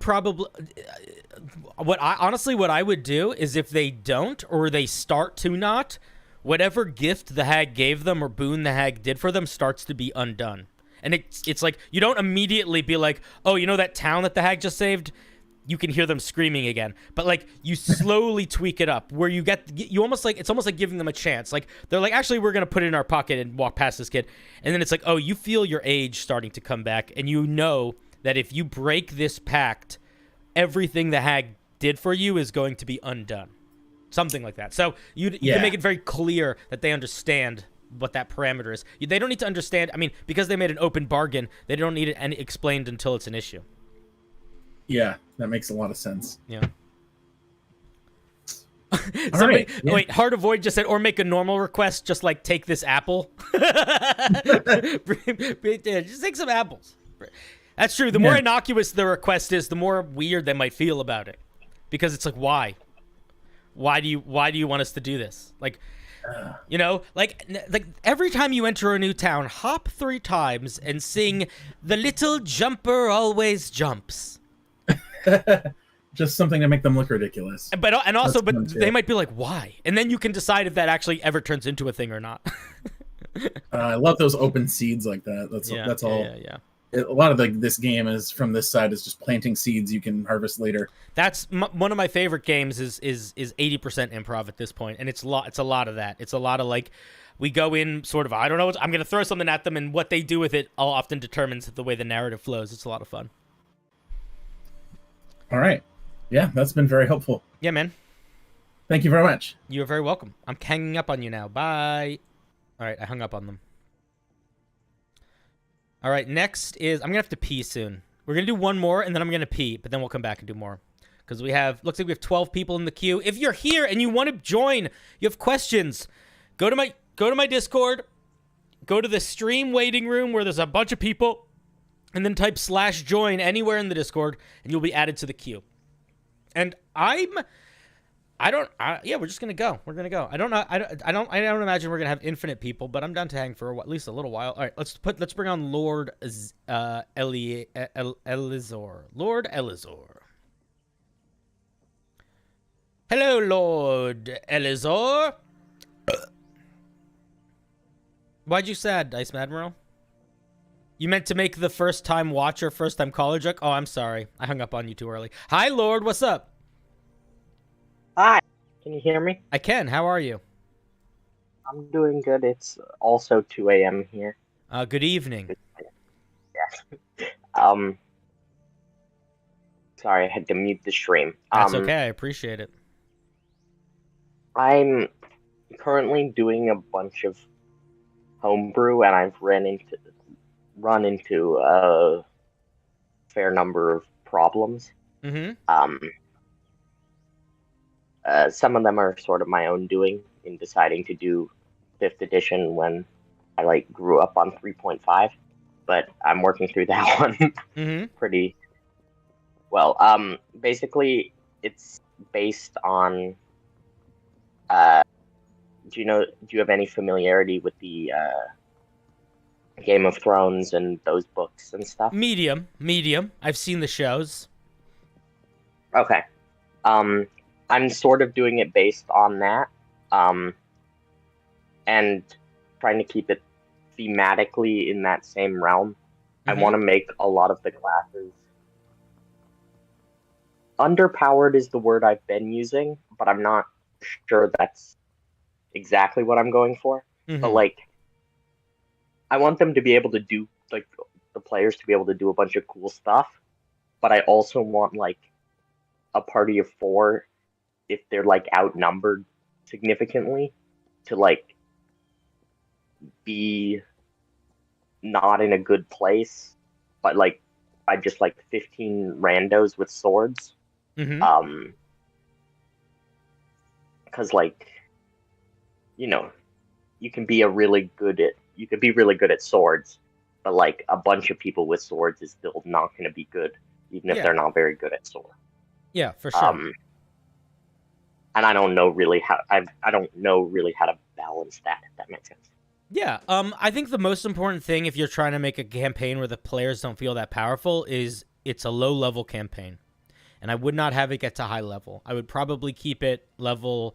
I would probably, start at 1 and slowly level up and maybe end it between 5 and 8. I would probably also, depending on the magics, I would probably not allow a lot of magic users. I might keep it to like, if you're going to take any spell, if you're going to take any full, like you can only take 1 level of a full caster or 2 levels of a full caster. So if you want to be a wizard, you can only ever take 2 levels of wizard or 2 levels of cleric or 2 levels of druid or whatever. That will help like tone a lot of that back, because a lot of the survivability in D&D comes from the ability to heal. So if you can pull the magic out of that, that has a big impact. And once you get to a certain level, like if you just have 5 spell slots available or 6 spell slots available, and you have healing word, like you're pretty much chilling. The other thing that I would suggest is, if you don't really care about the magic level, is you can make enemies feel tough just by sort of adjusting the power level you have players encounter them at. So, for example, like the basic bandit captain, I think, is challenge rating 2, and they're okay, but they're not crazy. But if you have a level 2 party, and that level 2 party is fighting, there's 3 of them, and they're fighting, even if you have like a level 4 party, and they're fighting as many of those bandit captain stat blocks as they have, that's a hard fight. Like, action economy is pretty strong on its own. I think that so long as you are comfortable, just like a good example of this would be the Dimension 20 game Crown of Candy. Like that was a really rough and tumble game. There were many encounters that were like intended to be overpowered for the bad guys and intended to be kind of deadly depending on what you did. And the way that Brett and Lee Mulligan did that was he just didn't worry about balancing the encounters. Like a knight is a CR3 monster. If all my players are level 8, which is a pretty high level for like power in D&D, 4 level 8 characters are still gonna get fucked up by 10 knights, even though the knights are all CR3. You know what I mean? Like at a certain point, numbers just wins. So that would be my main thought. I'm a Moron suggested looking at rules for gritty realism, which is another thing that could work. Like lingering wounds, be the ability to like lose an eye and things like that. I think all of that could work. Thoughts? Helpful? No? Yeah, that's all very helpful. The healer thing, I sort of have a maester class that I'm trying to build. That's going to be like a non-magical healer, but it's kind of slow healing. Cool. And I'm also really trying to have like proficiencies and skills be a resource that they have to actively try to cultivate. So, I want knowing languages to be really important, and like characters not knowing how to read, for instance, like being detrimental to that character. I'm getting off topic. Anyway, I was also trying to have back to the healing thing. One of the things would be I wanted a lot of the magic to sort of have a downside. So like there's like one character can like heal, I don't know, 1d8 damage, but the hit points have to come from a different person, and so it could be another character or whatever, but it could also be the monster. But monster has like a. Listen, I'm very pro homebrew and coming up with new homebrew mechanics, but I would just make sure that whatever new mechanics you're trying, you make very clear to the players before they build their characters. And I also would not try to solve the problem of making it gritty by making those mechanics too complicated. I think that making them complicated can be fun, but I don't think it'll actually solve the problem. I think it'll lead to more problems the more complicated it gets. Okay. But yeah, those are my thoughts. Yeah. Now, obligatory compliment thing. Okay. Is that what we're fucking doing now? I played a lot of D&D as a kid and then really fell out with it for a few years. And then, finding your shorts has brought me back into doing it and doing homebrew and stuff and learning 5th edition. All right, well, thanks for that. I appreciate it, and I'm hanging up on you now. I'm only allowing you guys to give me compliments if it's okay if I make a face as if I hate you when you make those compliments. That's the only time I'm comfortable with this. I do need to pee very badly, so I'm going to go do that, but we shall be back in a moment. There are still 10 people in the queue. I think we will have time to get to all of them, and I'm going to be honest, we'll probably have time to get through more. So if you are interested in asking questions or whatever, then please join the queue. I'll be back in a minute. I'll leave you guys with some pump-up music. What do you say? Oh, somebody says somebody gifted money. Jesus. Okay. Okay. Thank you. First of all, Heart of Void for the 5. Okay, it's not much, but at least some appreciation for the help and tips for my D&D game. Keep up the great work. Buddy, that is too kind. All right, now I leave you guys with some epic music, and I shall be back in a moment. I gotta go pee. BRB.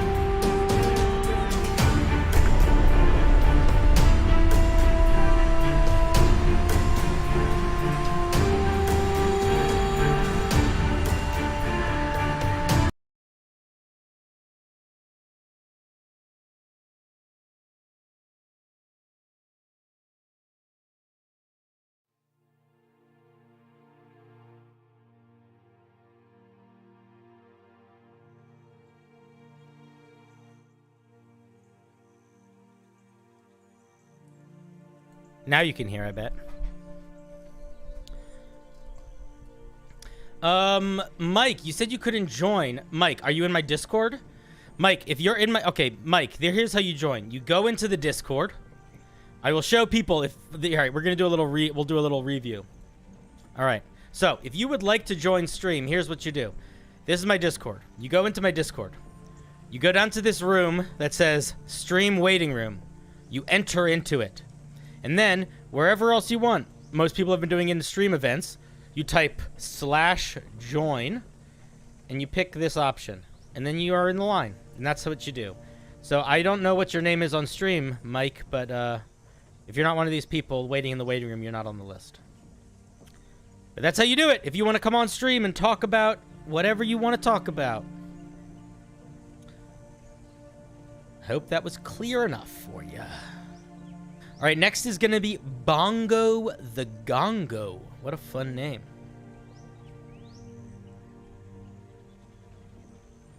Bongo the Gongo. What's up? Are we good? We are in. What's up? All right, cool. I'm mute the stream. Okay. Ooh, I completely forgot my question. Don't worry about it. Yeah. So I'm a pretty experienced DM at this point, but my experience comes from very linear story-based games. And a game I'm gonna start running soon is very non-linear. It's exploration-based, stuff like that. And I just don't know how to get the party started because I don't want to like drop them in a world and just be like, go have fun. Like I don't know how to like get them going on like a sort of exploration thing, if that makes any sense. So you want to run an exploration sort of open-ended campaign and you're not sure exactly how to get started? Yes. Okay. My main thought is there should be one of two things. One of two things is a good way to start an... Okay. The best way to start an exploration campaign, in my experience, good night, Heart of Void, is one of two things. One, put them in a place where they are stuck together and don't know where they are. A great way to start an exploration campaign is a bunch of people are on a ship, and that ship shipwrecks on a mysterious island.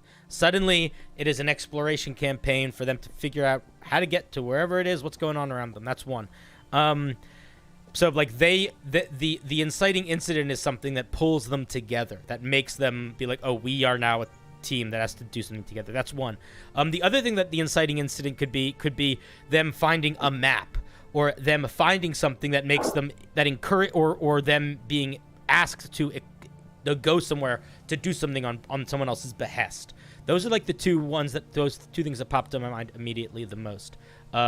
Is either they're trying to get back to something or they're trying to get to something. And the exploration is sort of the multitude of paths that they can take to get to that thing. Yeah. That's really helpful, actually. I just kind of popped in my head when you were saying that is maybe as part of like the shipwrecked on the Lost Island thing. Maybe as part of trying to get off of that island, the way they find the way off is like finding some cool map.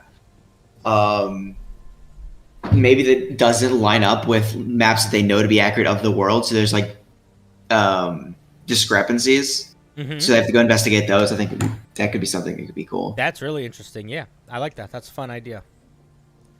But yeah, for me, the best inciting incident, especially if your goal is really a free-form campaign, is something that isolates the players in a way that they have to work together.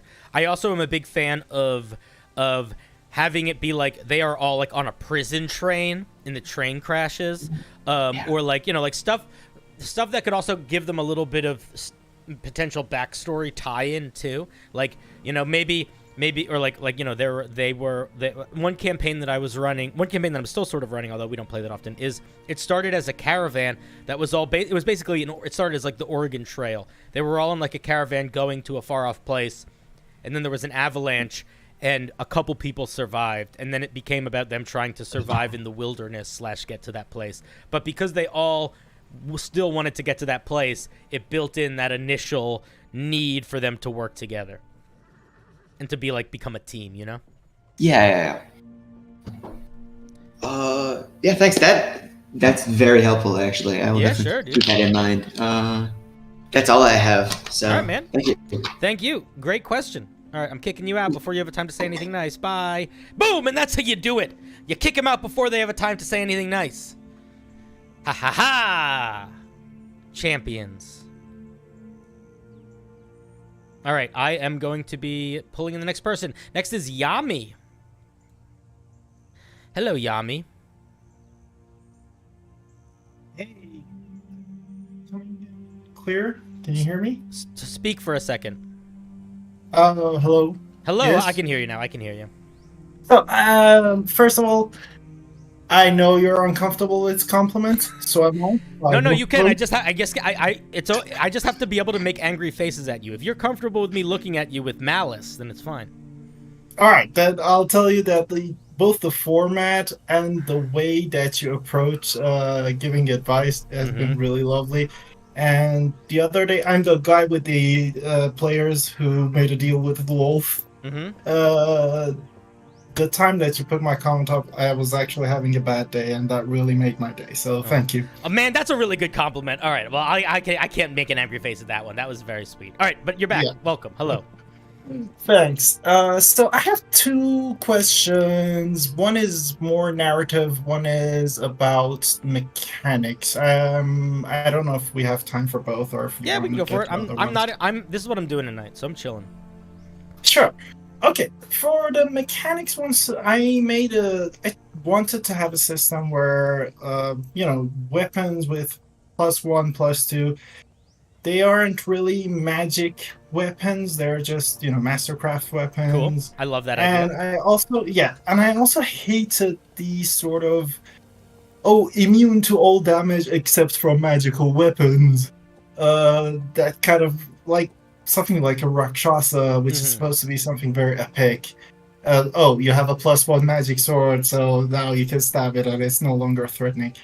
But one of my players actually pointed this out to me, that it might come up to the point that it will create a big power difference when fighting those kinds of monsters between martial characters and spellcasters. This is true.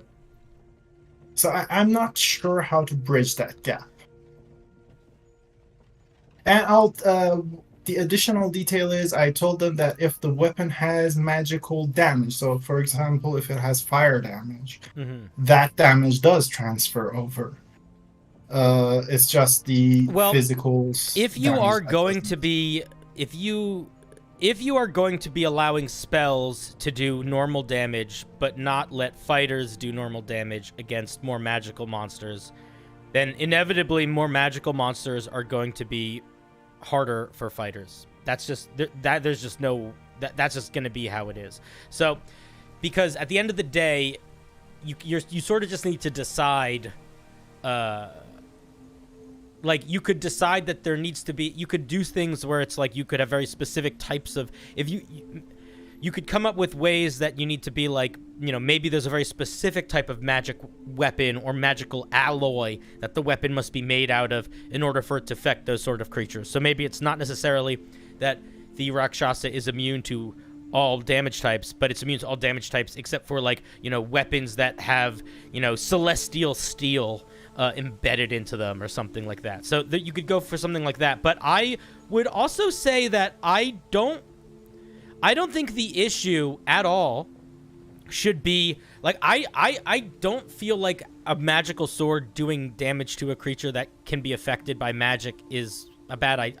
I don't necessarily think that's lame.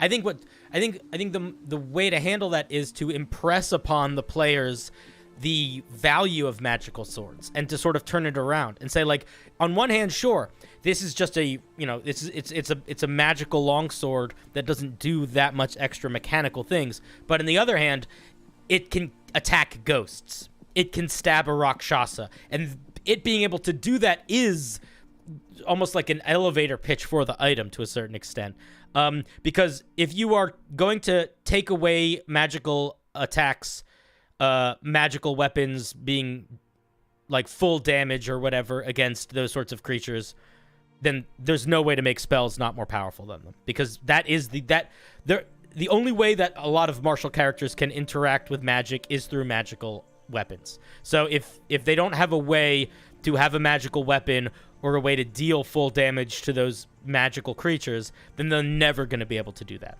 Does that make sense? Definitely, and I did consider that. So they both have access to weapons that have magical damage, and they I already have an alloy. Like, I just used adamantite as the de facto. It's a nice rare metal. It can bypass immunities, and that's not the same case with resistances. Resistances, you're still doing damage. Maybe it's a little less, so it's not that bad. But one of my players just said that the availability of it is what creates the power gap between them, and which is kind of fair. But you still made a good point. I don't know if you have something to add to that, or if I should move. The availability of the magic items, you mean? The availability of specifically adamantite weapons. I mean, it does directly affect it, because magic users don't have to hunt for magic in the world. They just get it. Exactly. So, I think that I don't think that's necessarily a bad thing. I think it's something that you can use as a dungeon master. If you want it to be scarcer, that's fine. You just have to pay attention to that in terms of when it becomes available, what sort of monsters you use. There's also plenty of monsters that are affected by everything the same, that you could also just use more of those types of monsters, Yeah, and most of my monsters have been that way, so I've tried to keep that in mind and not make it too difficult. Because that's the same as magic items. Like, whether or not the magic item is made of adamantine or it's a +1 magical sword, the availability of that item, and the dungeon master is in 100% control of that, is always what makes martial characters stronger or weaker than magic users at higher levels. That's like core D&D issue right there, Yeah, exactly. So I don't think what you're doing is changing it in any way. Yeah, sure, I understand. Yeah, I get it. And I actually just they're literally in an adamantite mine, so yeah, well, that was the other thing I was going to say, is you could also build in side quests for them to like find it, which could sort of allow them to decide how much or less, or how hard it is for them to have, Yeah, exactly. And it just by the way, like, they just fought like an iron golem, and even though it was a tough fight for them, they had a lot of fun, and they had to come up with creative ways of solving the issue, which was really nice to see. That's fun. That aside, the narrative thing that I have coming up is that, like I said in my comment, they made a deal with Lolth, and that was in order to access some place they needed to go for the quest they were on. And it's one of the main quests of the campaign. They really need to do this. But they didn't have to make a deal with Lolth. They just needed to, approach the drow and say, okay, let's make a deal. Let's make a trade. We'll help you. And the drow are kind of the shadow government. Yeah, shadow elves, shadow government in the region, and they have been monitoring them. But they decided to make a deal with Lolth. And the item that they want to unlock through this is one that would be greatly appealing to Lolth. So I thought they needed to receive some kind of punishment for choosing this specific route, because they are actually warlocks of Lolth now. But if they decide to disobey her. But I don't want to straight up, wrangle the item that they've been working for about, 5 levels to gain out of their hands. And I'm not sure how to give them a fair punishment for this. So, yeah, that's the issue. Does the punishment need to be losing the item? No. And that's the thing. I don't know what kind of punishment would be appropriate for them. I have a way to get them out of the situation, but I don't know how to dole out that, how to I think it depends on the nature of Lolth in your campaign world. If I don't remember much lore about her other than that she's the spider drow demon lord, but I would lean into whatever like the vibes that she puts forth. If she's all about like secrecy and suppression of information and intertangling things, maybe they get a curse where they can't tell if people are lying or telling the truth anymore, or maybe shadow assassins start coming after them every time they try to take every time they take a long rest, you roll a die, and if you roll high enough, shadow assassins come and try to attack them or something like that. Those are the two things that pop into my head immediately. There's just always a chance that they're gonna find a spider in their bed. Something like that. It's fantastic, because it really fits the theme I've been going with. They've been already hunted by drows, assassins before. So nice. The curse. Damn, that curse is sweet. Yeah, I love it. Thanks. Cool, no problem, dude. Great question. Also, that was, I love a good demon pact. Yeah. All right, buddy. Thank you. Yeah, man. Have a good one. You too. Bye. Also, by the way, it's 4 a.m. here. Oh, you're crazy. You're crazy. I might start doing some earlier streams at some point, because I think there's lots of people that are in Europe, and I want to respect the people from other countries, and I also like the way they sound. Okay, bye. Yeah. I hung up on you. I'm sorry. I hung up on you. You were going to say something nice. I could feel it. Okay. Oh, Shade Shadent says, had to dip from the queue onto another device. Was second in queue. Now I'm 10th. Feels bad, man. Oh, I'm sorry, Shade. All right, I'll pull you in. But Shade, because of that, you're going next. So you better be fucking ready. Hi. I pulled you in. Shade. Shade. Shade, I pulled you in. I gave you your moment. You have a moment now. It's now or never, dude. Uh-oh. I didn't skip over you. I made you be next. You're in the waiting room. You're in the room with me. You didn't need to give me $5. You could have just said, okay. Hello. Hello. Hi. How's it going? How's it going, buddy? Yeah, things are a little stressful at the moment. I apologize. Anyways, I just came in to ask about... crap, what was it again? Yeah, apologies. No worries. I am trying to do something with my BBEG in my current campaign. I was just looking for your input on it. Sure. I was planning on giving him sort of like a... I don't know exactly how to describe it. Like sort of like a resource management sort of deal. The way it works, and I have it in my mind at the moment, is anytime he gets hit with magic, he then takes, say, for example, the magic damage, say if he gets hit by a fireball or something, and takes that as, say, points to then use on special abilities, say that be power-ups to his attacks or like certain special abilities. Yeah, sure. So, I know I'm explaining this kind of crap, but you're doing fine. All right. Let me see here. So I was just wondering if, like, how. I'm sorry, I am floundering so hard at the moment. That's okay. You got a bad guy. You're trying to make them grow in power based on stuff. What's your question in regard to this? I was wondering, specifically for this one ability, if it would be sort of balanced. So the idea is that every time he, like I said before, he gets hit by the magic, would usually take the damage from the magic as resource to then use for his abilities. Mm-hmm. The big ability that he does is taking all of those magic points and puts that towards damage for a giant explosion. And I'm kind of thinking about doing a roll up for like a 1d1. I can't speak English right now. A roll on a D100. Holy crap! Why couldn't I do that? Mm-hmm. As far as Did I lose you? Uh-oh. He left. And maybe he hung up by accident? Alright, well, here's my advice. I would look at the War Wizard. The War Wizard has a 2nd level or a 6th level feature where they can accrue points, and then they can expend those points to empower their attacks. I would lean into that if I were you. And I'm sorry that you got bad reception to there.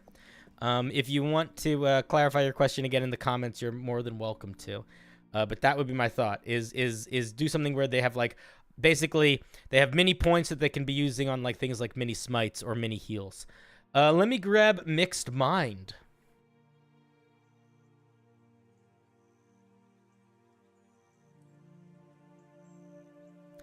One thing, Cinder, if someone is seeing your stream on YouTube and you call them, the call comes like 10 seconds before it appears on YouTube. Oh, I know. That's just life. That's just called stream delay. There's no way to avoid that.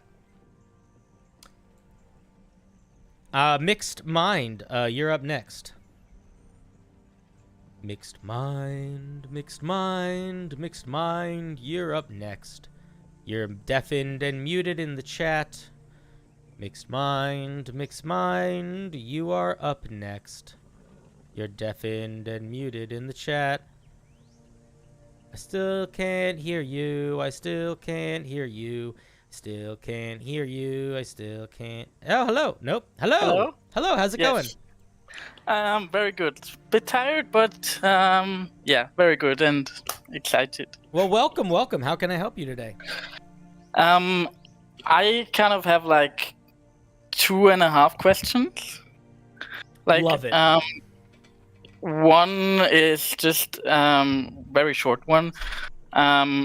What do you think about letting the players roll and actually see for like random encounters or things like, for example, the thing just like the person before said with, or the advice you gave about being hunted and you roll something and at some point something will happen, but you just tell them, well, you will roll this every day, but you don't tell them what it is about. So yeah, they kind of know something is going on, but they have something to do with it. Okay, I have a couple thoughts on that. My first thought here, one second, actually. My first thought on that is I like players rolling for things. I think that can be a lot of fun. My initial feeling is that if they can see the chart. One second, I gotta send a DM. Hey, dude. Sorry, you got cut off.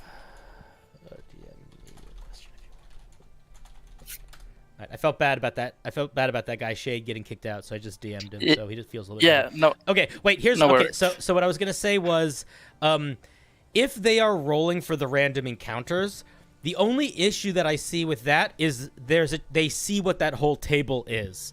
So it immediately takes away some of the the power of the mystery there. I mean, I don't mean like I show them the table, but I tell them to roll a D100 at the start I love of that. the day. Yeah, I love that. I do that all the time. That's the best way to do it because it makes it feel like it's their fault. But they don't know what it is. Yeah. If it is the weather or if it is like the BBEG hunting them and getting closer or whatever. Yeah. I think that's great. I love that. I love having players roll for that sort of thing. Yeah. Then I have another thing. Where is it? At the moment, I have a group, and they are the current situation is that the city they were in is at the verge of a war with sirens that are in the water, and they are trying to get back into the city, but basically everything that shows up on the water will get shot down by arrows and ballistas. And we stopped at like the last session, we stopped right at the moment where they failed to stay out of the light. Like they tried to be as close to the shore as possible, but not where they could be seen. And but they at some point they didn't manage to do that, and so now they're about to get into combat with the city. And what my question is now, there are like multiple things that will come for them, or that will happen in this fight. And I don't really know how to structure the fight, that it's kind of not that everything is there at the very at the very beginning, but how to, let's say, escalate the fight so that it's not all comes at the start, but yeah, like. All right, I got 2 ideas for you. The first idea is treat the things that are coming into the fight like a layer action of a boss. So essentially have the first round of combat on initiative count 20, this happens. The next round in combat on initiative count 20, this next thing happens. The next round of combat on initiative count 20, this next thing happens. So that there's like a progression of events every round of combat. The other thing that you could do is if you want more than one element to be in play at the same time, but you don't want to have to keep track of like 30 stat blocks, what you could do is you could have some of those things act on initiative count 20 if they're the faster things. Maybe that's the archers or whatever. And the slower things, you have them happen on initiative count 10. So you could essentially create tiered layer actions within a single round if you want to have multiple elements going on. This is also something I use a lot if I have very complicated traps that players are interacting with, where some element of the trap will happen on initiative count 20 and another one will happen on count 10. So, but that's more like in a round. So if you want a round to have tieredness to it, do that. But in general, for like just layering combat, just have it escalate at the top of every round. Or at the bottom, either 20 or 10 in the initiative order. Basically, your call. I think either one works. Okay. And I would have one more question. Yeah, sure. If that's okay. Of course. I have another group, and there I have basically all new players. And I want to go kind of slow with them, just show them the mechanics step by step. For sure. And we're about to get into a part where we start with combat, and some of them are very excited about combat and are like, well, you run away, I take care of these 3 people in front of me, and they're all at level 1. And I kind of try to give them some hints that some things are like. I want to give them hints that some things that there are better and worse things to do.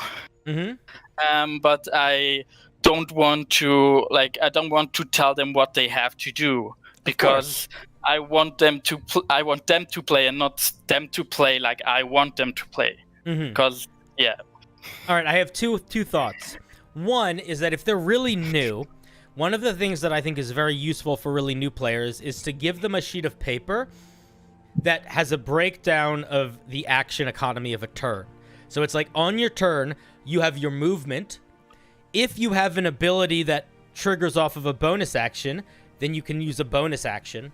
And then you can use your action to do one of these things. And then you have those things listed, like attack, dodge, disengage, interact with object, whatever. But you list them out so they can like really get a sense of what is available, because a lot of the time, I think new players try to do too much on their turn. They're like, all right, I'm going to jump off this thing and swing and kick this guy and then set this on fire. It's like, that's a lot. You can't do that much on a turn. So there's that. The other side of it is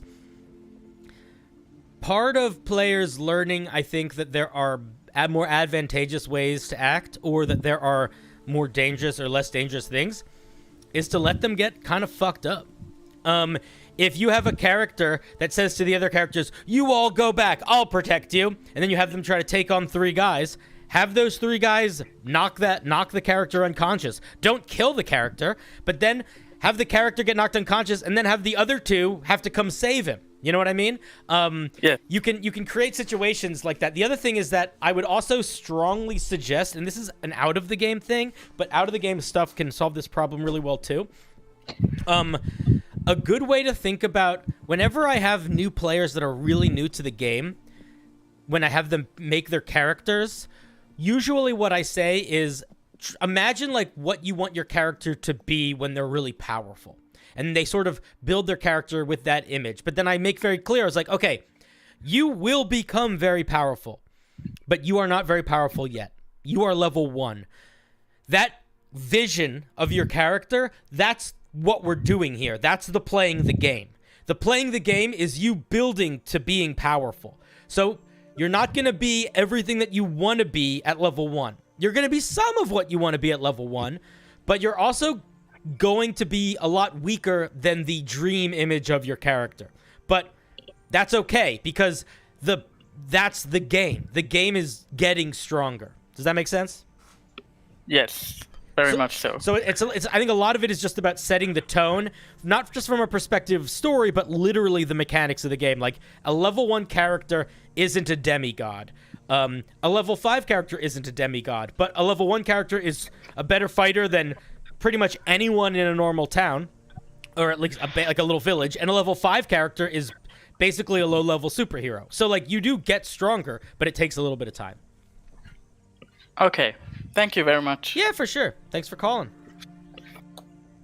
All right, I'm hanging up on you. Bye. Click. Done. Hung up. All right, let me grab the next one. We got Danny SP. Danny SP. He is in the voice chat. Hello. How's it going? Good. How's it going for you? It's going very well. Cool. I'm going to avoid the whole compliment thing by saying in Spanish, so amo tus videos, tu creatividad y la actitud, así que sigue así. Thank you. Oh man, that's funny. I hope that's a good loophole.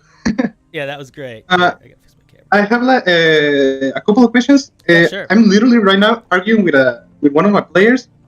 The question is, well, I was telling him that I think Hulking figure, the feat from Grim Hollow, that gives you 1d4 to basically every attack, a plus 1d4 to every attack. I'm saying that it's a bit broken compared to other feats or similar traits.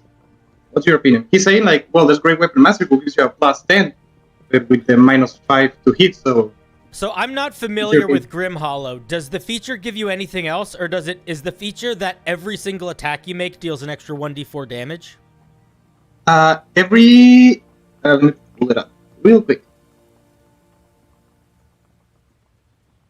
It's like every weapon attack gives you a plus 1d4. It makes you count as one size bigger than you, and it gives you proficiency in athletics or double proficiency if you already have proficiency. Huh. I don't know if that's that much stronger than other feats. It's pretty strong. The thing that would make that particularly strong is that then stacks with other features. So, like, if I took that feat and then someone cast Enlarge on me, I would be adding 2d4 to every attack. I don't know. The way to tone it down, if I was going to tone it down, would be I would just make that 1d4 on the first attack each round, not on every attack. That's what I told him. Like, most attacks like that, like the Rune Knight or the unarmed fighting or stuff like that, is like once per turn. Once per turn, you get an extra d6 or an extra d4. But this one is like on every attack, so you can really exploit it with like characters that do like 6 attacks per turn or something like that. Yeah, I could see that being very exploitable on a monk. I would. I don't want to let. I already agreed to letting him use it, so I cannot nerf it. But I'm asking. But he's arguing that it is not exploitable or broken. That it's fine as it is. Oh, he just wants I don't know if it's. Well, here's what I'd say. It is definitely exploitable. 100% it's exploitable. But there are a lot of things in the core mechanics that are also exploitable. So it's not. If being exploitable means something's broken, then there's a lot of things in the rules that are broken. But yeah, so it's totally exploitable. Almost any D&D mechanic is exploitable if you work hard enough. Okay, I mean that's fair. I just wanted to hear your opinion because I'm literally arguing with him right now.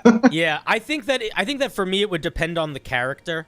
Like, there are certain characters that I think it's probably not going to be an issue at all, and there's probably other characters that it would be an issue. So I'd probably be case by case for me. I haven't read much of Grim Hollow, so I'm not super familiar if they generally build stronger or weaker. But what I will also say is, if you're ever using anything that is a third-party publisher, whether it's Kobold Press or Grim Hollow or whatever, you should know that that most third-party publishers have a style. And you should be aware of that style if you're, or maybe not aware of it, but you should be looking out for that style if you're going to be including their stuff. So, like, for example, if you're using a Kobold Press monster, their monsters are just harder than normal monsters. And you should just know that. So it might very well be that Grim Hollow stuff is a little bit stronger than average D&D stuff. That totally could be the case. Yeah, I saw some things that I was like, because I'm not used to using third-party things, but yeah, I think you're right. Yeah. The other side of that is Mage Hand Press, which is another company. I would argue that their stuff is often a little underpowered. Their player stuff. Some of it's not, but it's not. It's often, I don't know. Yeah. Think about it. Yeah, that was my other two questions were, I'm going to start doing this campaign with these guys, and they're kind of min-maxers. Mm-hmm. I have two questions based on the fact that they're min-maxers. Sure. First of all, they kind of want to have the campaign be mainly focused on battles and just encounters. So, and I kind of want to have a narrative, so without putting too much effort into world building and basically being just encounter, long rest, encounter. How can I put a narrative into that? The way to have a narrative for a much more action-oriented game is to make that narrative much smaller. So, for example, dungeons are a really good example of that. Like, dungeons often will have a plot. Like, there is the the Time Wizards have a dungeon that is radiating time pollution, and everything is getting really old around them. So, you have to get through the time dungeon to stop the Time Wizards so that the time can go back to normal. So, but then, basically, so that's the plot, but that's like the action plot, but it's also like they have to get through the room. So, like, every room can basically be its own encounter. So, you could think about it that way, and a dungeon doesn't necessarily need to be a room. A dungeon is just a series of encounters. So, you could make a forest a dungeon, and just have the different encounters kind of fill those different gaps. But that's what I would say. I would say the best way to run a game that is really encounter-oriented is to have the plot be much more localized, where there's not like... and then you can have clues around the plot or things like on the walls or in letters they find. You know, if it's going through someone's house, you could always find journals with entries or paintings of certain characters and things like that. You know what I mean? So just giving coherence to the encounters, like giving them a connection. Yeah. Making the encounters linked in some way, and then have them be going in the goal of whatever the plot is. So if you want the plot to be, you got to stop the evil empire, you got to stop the emperor. Maybe you're going through. Maybe the dungeon is you're entering into the evil kingdom. So it's like all the encounters are just, you're evading troops, you're fighting guards, you know what I mean, until we get to the king and punch him in the nose. Oh, thank you. That's very useful. And my last question would be in the same campaign. They're high level. They're starting at level 6. Mm-hmm. And I allow them to use a lot of homebrew. Yeah. They're pretty, but I don't mind because they're basically all of there are 3 players and they're all at the same strength level, so I don't mind that they're broken. But in terms of me planning encounters, like how do I make it challenging for them? How do I make it a challenge for them without risking a TPK? How can I simulate with all the abilities and things that I get? How can I know if this is going to be too easy or too hard? Well, the downside of using a lot of homebrew is that it's harder for somebody other than you to judge that. Because depending on how powerful that homebrew is or what that homebrew does, it can dramatically change the power level of the characters and where that power lies. But the best way to make something challenging in general is to target the character's weaknesses. And to make sure that you are giving them stuff that they don't have an immediate counter to. But I would also argue that you want to give stuff that they have a counter to, because otherwise they're not using their cool features. So a combination is probably best. But you can also make encounters that are difficult and are resource consuming, but not necessarily you're going to get hurt. Quatus just said use terrain, zone effects. Having an encounter where it's just a cliff and they need to get across the cliff. Maybe that requires them to use some 3rd level spell slots and cast fly. Maybe that requires them to teleport. Maybe that requires them to, succeed on a bunch of checks to leap and climb. And there's always the potential of falling or needing to spend more resources to get back up. And if you're worried about killing players, you can always create situations where something makes the bad guys leave, like gets them in a rush out of there for some reason, or the bad guys want them alive for some reason, or there's you can always create those little situations. But in terms of the actual math of like what's too powerful, you are going to be the only one that really can decide that for yourself, especially if you're using a lot of homebrew. So basically, just read the character sheets? Yeah, read the character sheets and try stuff, and don't be worried about killing them, in my opinion. I think it's okay if characters die, but that's just me. I mean, I don't want to avoid killing them. I like a good I don't character. Yeah, but I don't want to kill them on the first session. Fair. So I mean, like a second or third maybe. At that point I can kill them freely. They love making new characters, so that's gonna be fine. Fair. I hope. All right, dude. Well, thank you so much. Hey, man. Have a lovely next of stream. I'm going to be here visiting. Cool. Well, you're wonderful. Have a good one. I'm hanging up on you. Bye. All right. Hung up on him. All right. Next is Jake Thumbs Up. Let's pull Jake in. Oh, why didn't that work? Let me pull Jake in. There we go. Jake, come here. Jake Thumbs Up. Jake Thumbs Up. Hey, what's up? How's it going, Jake? It's going good. How's the stream going? Dude, it's so much fun. I'm loving this. I think these are gonna become regular. This is so low. This is so much less stressful than reading people's writing and doing grammatical feedback. It's crazy. That's awesome. I'm glad you're not stressed because I am a little bit, but I'm hoping to push through it. Let me help you. Yeah, so I have a few things. I have mostly mechanical questions for some things I want to try out, and then I have one non-mechanical question. Sure. So I'm about to start a campaign with some friends of mine. Well, about to start is questionable, but we're having a session 0 soon. And I wanted to sort of implement this idea of vital hit points. Because I want combat already is very great. Is very great.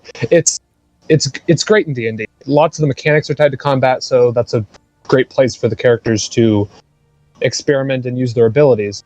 But one thing I didn't like about D&D's combat and the hit points is that characters can tend to just like run into combat and tank hits, and that doesn't make sense to me, like logically, because it's like they're getting hit. So I didn't want to remove their hit points. I do like the way that they feel, but I wanted to implement like a second set of hit points called vital hit points that are much smaller. And most of the times these won't come into play, but if there are some things that would hit vitally, and those would hit their vital hit points for like, it would not only would it hit their normal hit points for however much damage, it would like remove one of their vital hit points. And vital hit points wouldn't be like restored during a long rest. They would have to be like either magically healed or medically treated. So I wanted to ask you what you thought about that. What do they do other than exist? And Okay, you die when they go away? They represent sort of like actual I'm not asking what they represent. Yeah. I'm asking, Yeah. is there a mechanic Is there a mechanic? If there doesn't have to be, but is there a mechanic to them other than when they go to 0, you die, and you don't just get them back at a long rest? No, but the reason for that is that I was thinking that as they take like these, when they get hit vitally,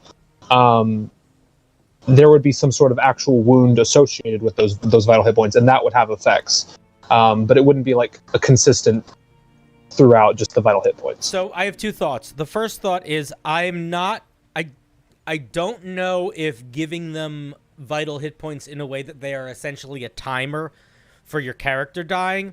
I don't know if that will be fun. Maybe it'll be fun, but it doesn't. I'm not sure. Because it doesn't. It seems like. I don't know if it will actually feel different. Like, if your goal is making those big hits feel different, I don't think a little extra timer is going to be what does that. A bunch of people in the chat were suggesting lingering injuries, and I feel like that might be a better move. Where it's not necessarily because if there's no mechanical effect, then the only thing that it is it's essentially how many lives you have. It's how many Mario lives you have. Do you know what I mean? Mm-hmm. And I don't know if that will accomplish the goal of feeling like it means anything. Lingering injuries, I think, might have a better move. The other thing that, yeah, I would say that would probably be the better move. Or you could come up with some sort of system for, like, if they take enough damage, they have to make a Constitution saving throw, and if they fail, they're, like, stunned or incapacitated or something, because it's just like they're so affected by getting hit so hard. That's another thing that could work. Something else that Quaid has suggested, which I like, but although this is less for hit points and more for going unconscious, is having them not get their having their death saving throws reset. So if you fail one death saving throw, the next time you go down, you already have one death saving throw fail. But that, I don't think, solves the problem of just wanting hits to be harder.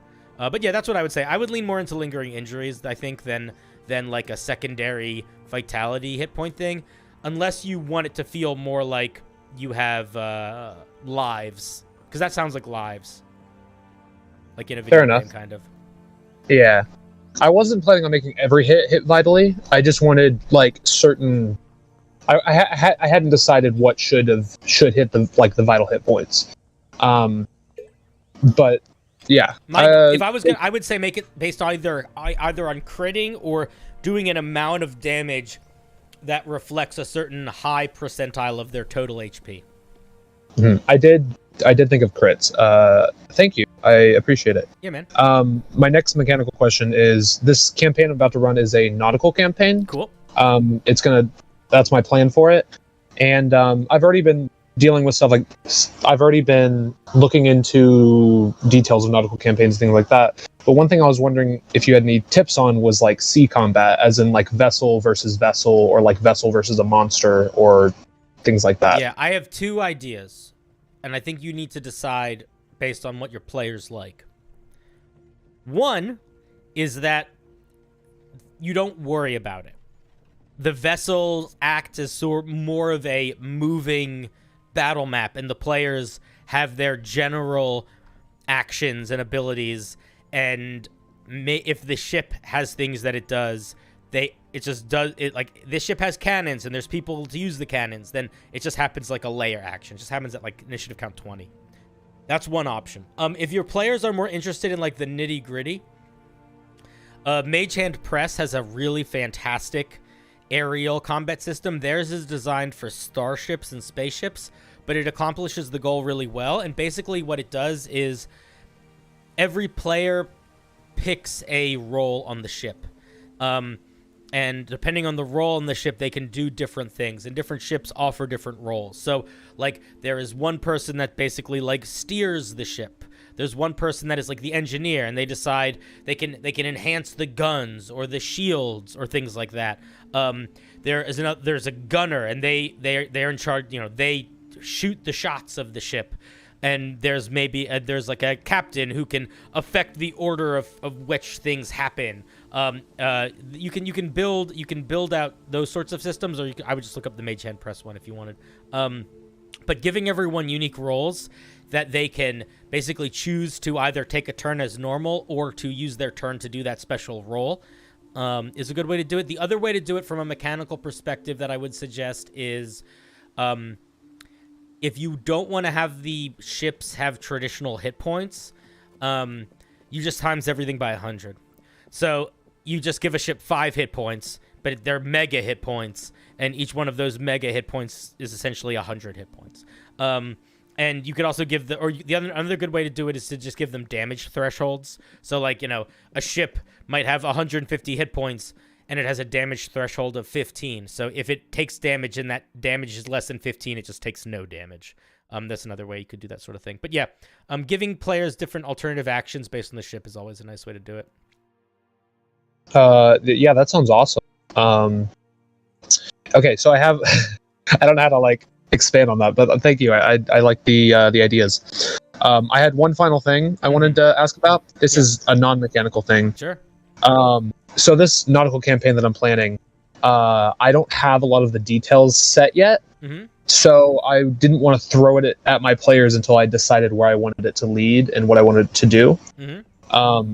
So I kind of wanted to know, since I still want to be playing D&D with my players, and I want it to be simpler, what should I like do in the meantime with them? Like, should I... Do you need the main threat to be present in session 1 through 10? No. Then what I would suggest doing is starting the campaign, picking a small little village or island community for it to start, and have the players essentially have a mini arc that is not necessarily related to the main arc. And you can start throwing little winks and nods at other things in, even if you don't know exactly what they're going to be yet. And then as the players are exploring like a tiny archipelago of islands that really might not be a big part of the main campaign, you can kind of figure out what you want that main threat to be. And you can even get inspiration from that main threat based on stuff you come up with in the little campaign. So maybe the initial little campaign is just, you're shipwrecked, you need to make enough money on this little archipelago of islands to buy a boat.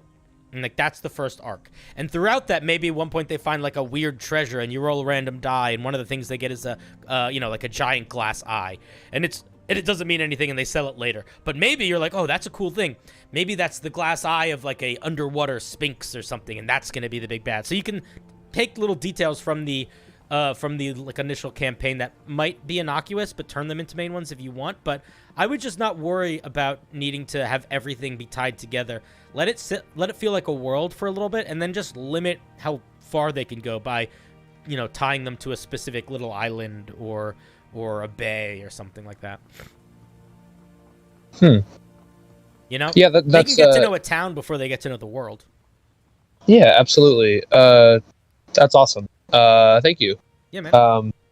That's all. Yeah, cool. Have a good one, Jake. Yeah, you too. All right. Frankie Castello, thank you for the 2. How do you feel about the Bone Fairy? I have no idea what the Bone Fairy is. So I feel great about it. I love it. I wish I could meet it and we could have a party and we would dance until the sunrise. All right, I'm bringing in Amber the Bean. Amber the Bean. Amber the Bean. They are a bean. And they are... Hello! It's the Bean's turn. How's it going, Amber? I'm doing well. Good. I'm doing... Hello, can you hear me? Yes, I can hear you. Okay, cool. How can I help you on this fine eve?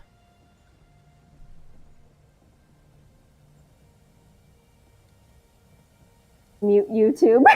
The echo is horrible. Yeah, mute YouTube. Mute YouTube. Just talk in Discord. Yeah. So this is a bit of a role play question. Cool. I love a good role play question. For players and for Dungeon Master, how would you portray an evilly aligned character who is helping or aiding a good aligned party? I think that an intelligent evil character doesn't see themselves as evil. I think an intelligent evil character should be able to explain their actions in a way that, from their perspective, can sound like a logical argument for it being good. I think that those are 2 ways to do it. If you want to have a psychopath evil character... No, River is not a psychopath. Well, if you want them to be, if you want them to still be sort of like the most, I played a very evil character once. His name was Casanova Frankenstein, and he was a psychopath evil character. He regularly went out of his way to do bad things, but the way that it worked was that he basically made a he understood how much the party was important. Like he could tell like these guys are more important than a lot of other things because they are really strong and I want them to like me and I want them to help me on my personal private goals. So in order for them to help me on my personal private goals, I need to make them not only like me, because that will make them more inclined to do bad things, I need to almost make them indebted to me. So he went out of his way to be helpful. He went out of his way to get things for the party. He would regularly give them magic items. He was the best ally.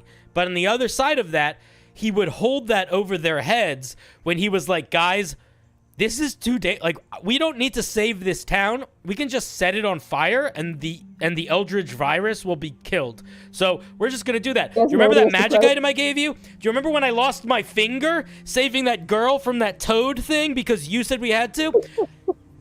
Come on, this is where you know what I mean? Like, you can sort of do that element to it. But I would say the most important thing is that they should genuinely appreciate the value of the party. And they should take steps to show that appreciate. Like, the more evil you want to be, the better party member you should be, I would say. Because I guess on another... Yeah. How would you play a character that just sees themselves above all of that? They understand morals. They understand, okay, this is right, this is wrong, but they just genuinely do not think that applies just because of how high up they are. I think that if you're going to play a character, I don't think your character needs to have morals at all. I think what your character needs to do is they need to... Actually, let me rephrase it. You as a player need to respect the other players. The players' boundaries. If you are respecting the other players, then you can make your character not kind to the other characters. But you have to always be doing it from a perspective of, I'm never going to do this in a way that's going to hurt their feelings. I'm never going to do this in a way that is going to get in the way of us accomplishing our goal, or like making me the center of attention over everyone else. Like, you as a player need to walk that line. Like, if you want to be a character that, like, if you want to play a character that genuinely doesn't care about morals and thinks they're better than everyone else, you have to go in really understanding how that person, like, sucks. And you don't want your friends to hate your character. So in order to do that, if you're going to give your character traits that genuinely make them obnoxious and hard to be around, you need, as a player, to figure out when it's appropriate for you to twist that knob, but when you should pull back on it a little bit. And that has a lot less to do with the characters and a lot more to do with the players, I think. Does that make sense?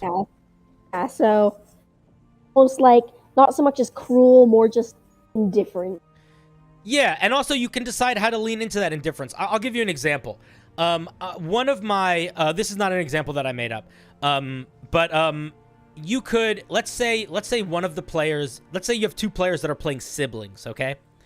One of those players could be like, I want to make my character hate their brother. I want to hate them. Like, that's their core, is I hate my brother. I never want to do anything that, like, they're always wrong. I'm always right. I hate them.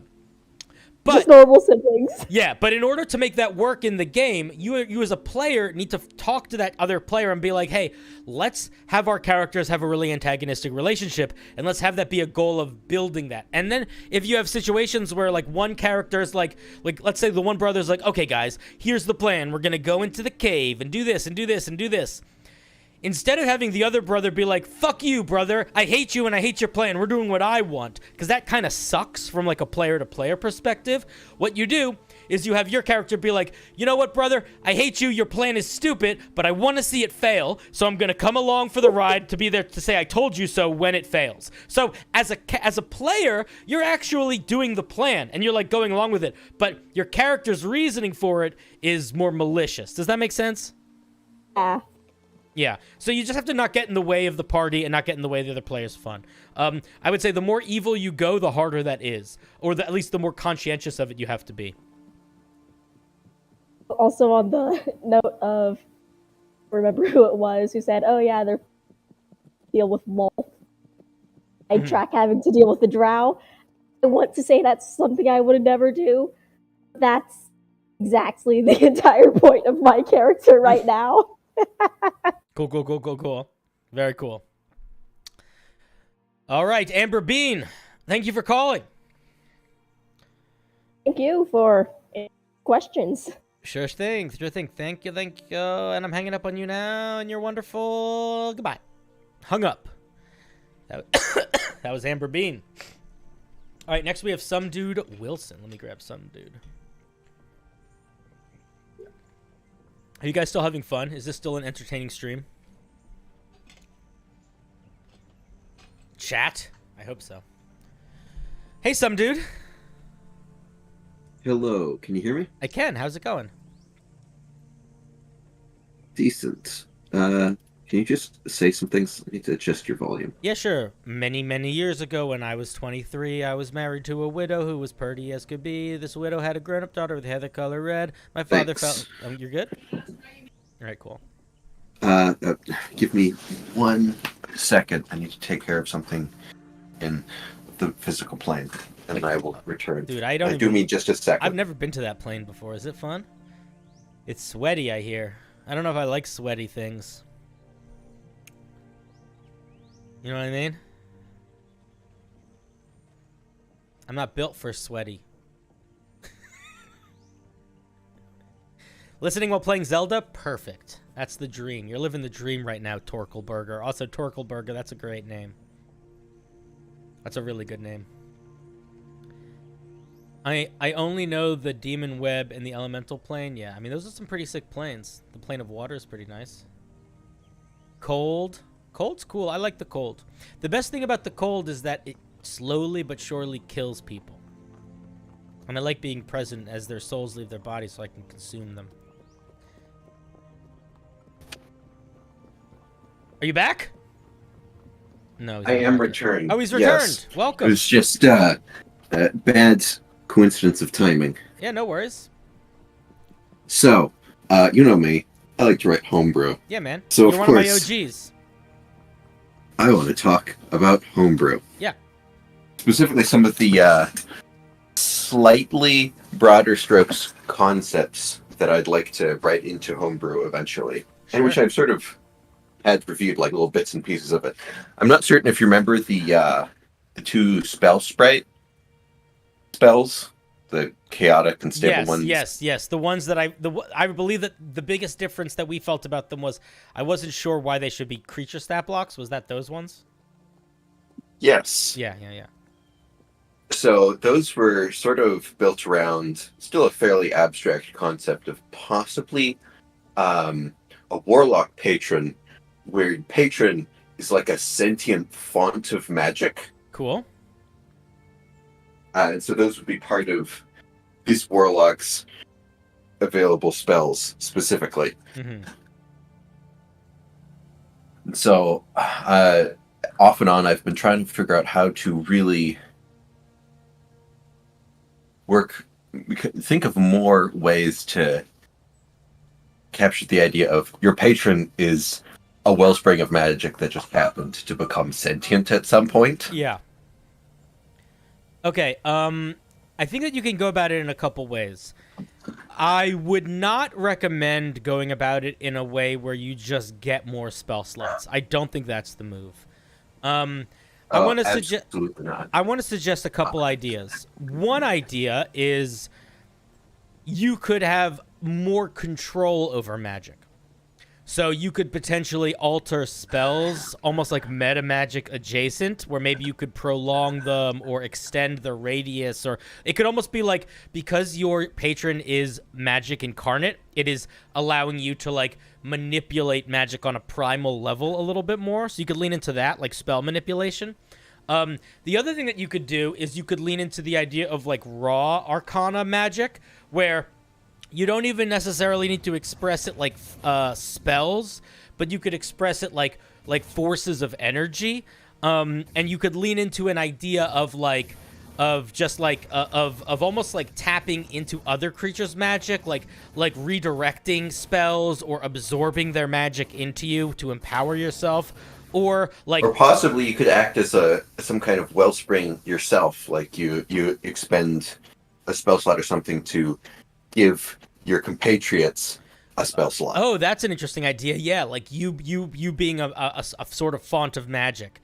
That's a fun idea. I also would suggest, and I don't want to say that this is exactly the way that you should do it, but are you familiar with the X-Men character Gambit? Yes. So you know how he like charges objects and makes them explode? Yes. What if you could do something like that, and maybe not make an explosion, but like you can charge mundane things with magic to make them magical to do a certain thing. Whether it's explode, or maybe you could make weapons magical, or maybe you could make them like erupt with wild magic, or maybe there's like a random table of effects, or there's a handful of ways to do it. But this idea that you could like put magic into things and take magic out of things feels like it might be a good direction to go in. Yeah, it would work very well with the existing spells I've come up with, and one of my ideas as to how to develop it was to make it at least a little bit sort of setup focused, so you sort of prep effects. Like both the spell sprite ones you're basically prepping a spell to be used later. Or you're prepping it to sort of that thing, that sort of idea. Blech. If you want to be really convoluted with it also, you could go in the direction of the Genie Patron Warlock, where it's your magical wellspring is like a different type depending on what school of like I have a transmutation magic patron and that gives me these spells and maybe alters the abilities a little bit. Like you could lean in that direction where it's not like such a general idea of magical wellspring. It's a little bit more focused. That might, if you're not sure and you need some like details ironed out, that could be a way to like focus the idea a little bit more. That's an idea. That's also a lot of extra complication though. Something I could have done is a ritual of some kind where you basically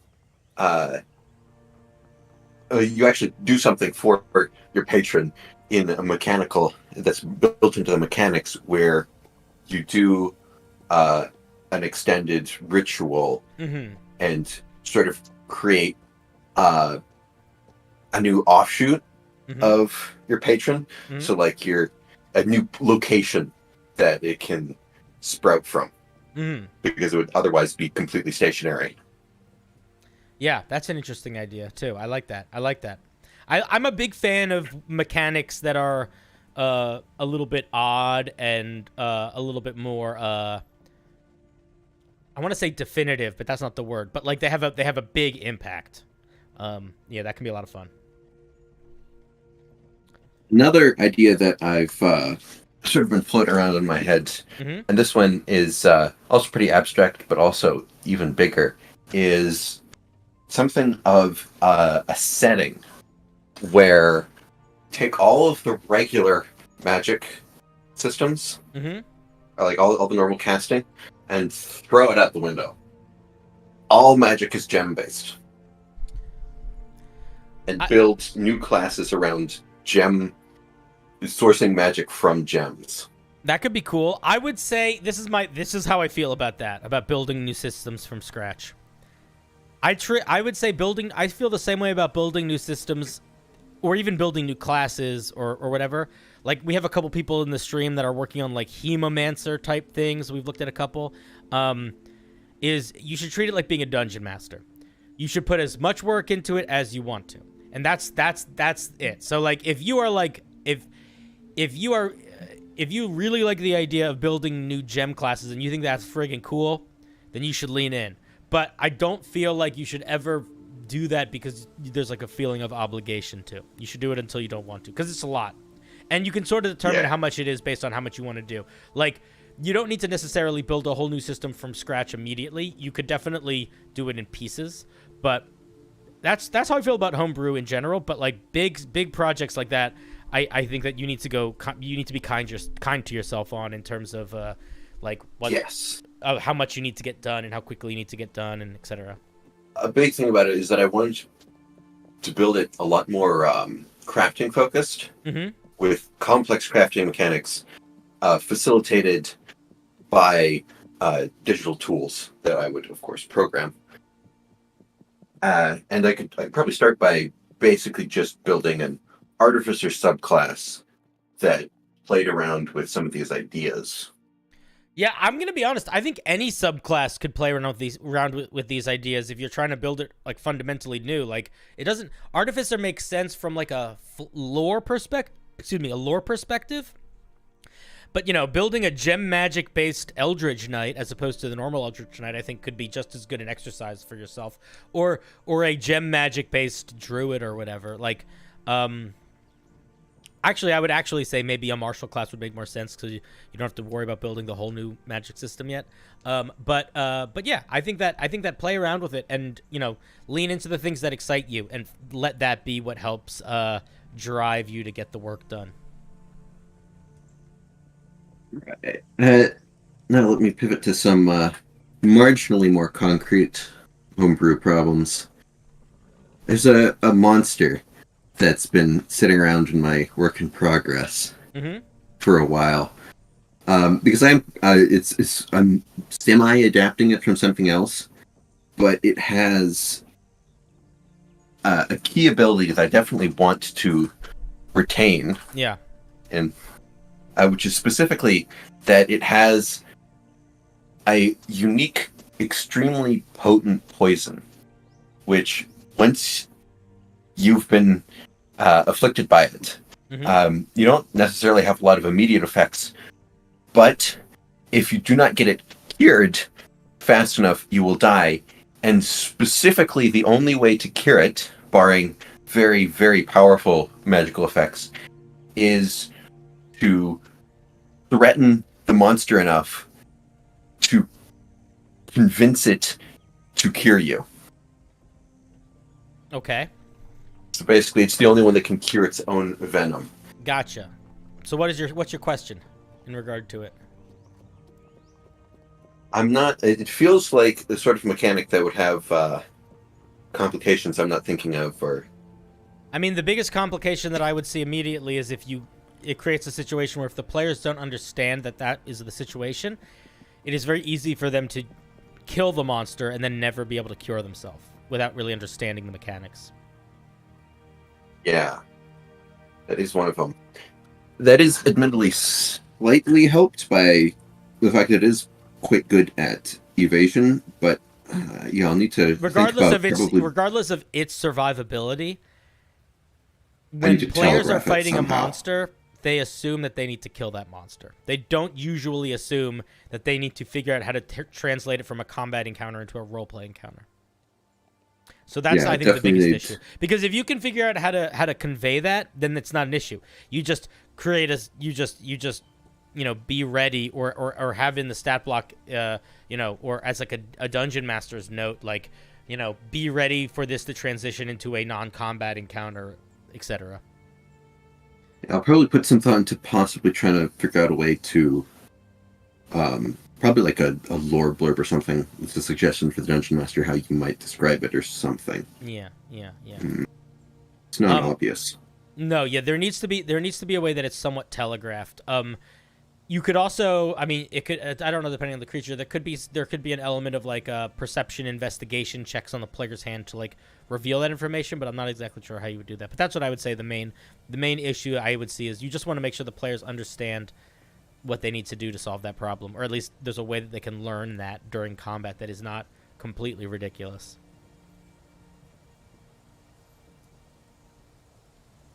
Right. I've just started on art. I occasionally run into a sort of conundrum in my own head where it's like I have an item that has unique enough abilities slash lore implications slash other stuff where I feel it should be an artifact. But when I end up writing out the mechanics, it doesn't feel big enough to be an artifact. How many? Do you mean you're making an item that can do like 8 things, but each thing is kind of minor? Well, no, it's something that can do like a small number of very unique things that don't need that much explaining, so it ends up feeling small. Oh, I mean, you could always throw in the major and minor traits that most artifacts have in 5e, where like there's I think in the Dungeon Master's Guide there's a list of major and minor artifact traits. Then you can be like, this thing also comes with 3 of these and 3 of these. That's always an option. That's like the easiest option. It's true, but this is sort of like how it feels to just look at how much there's almost a layout thing.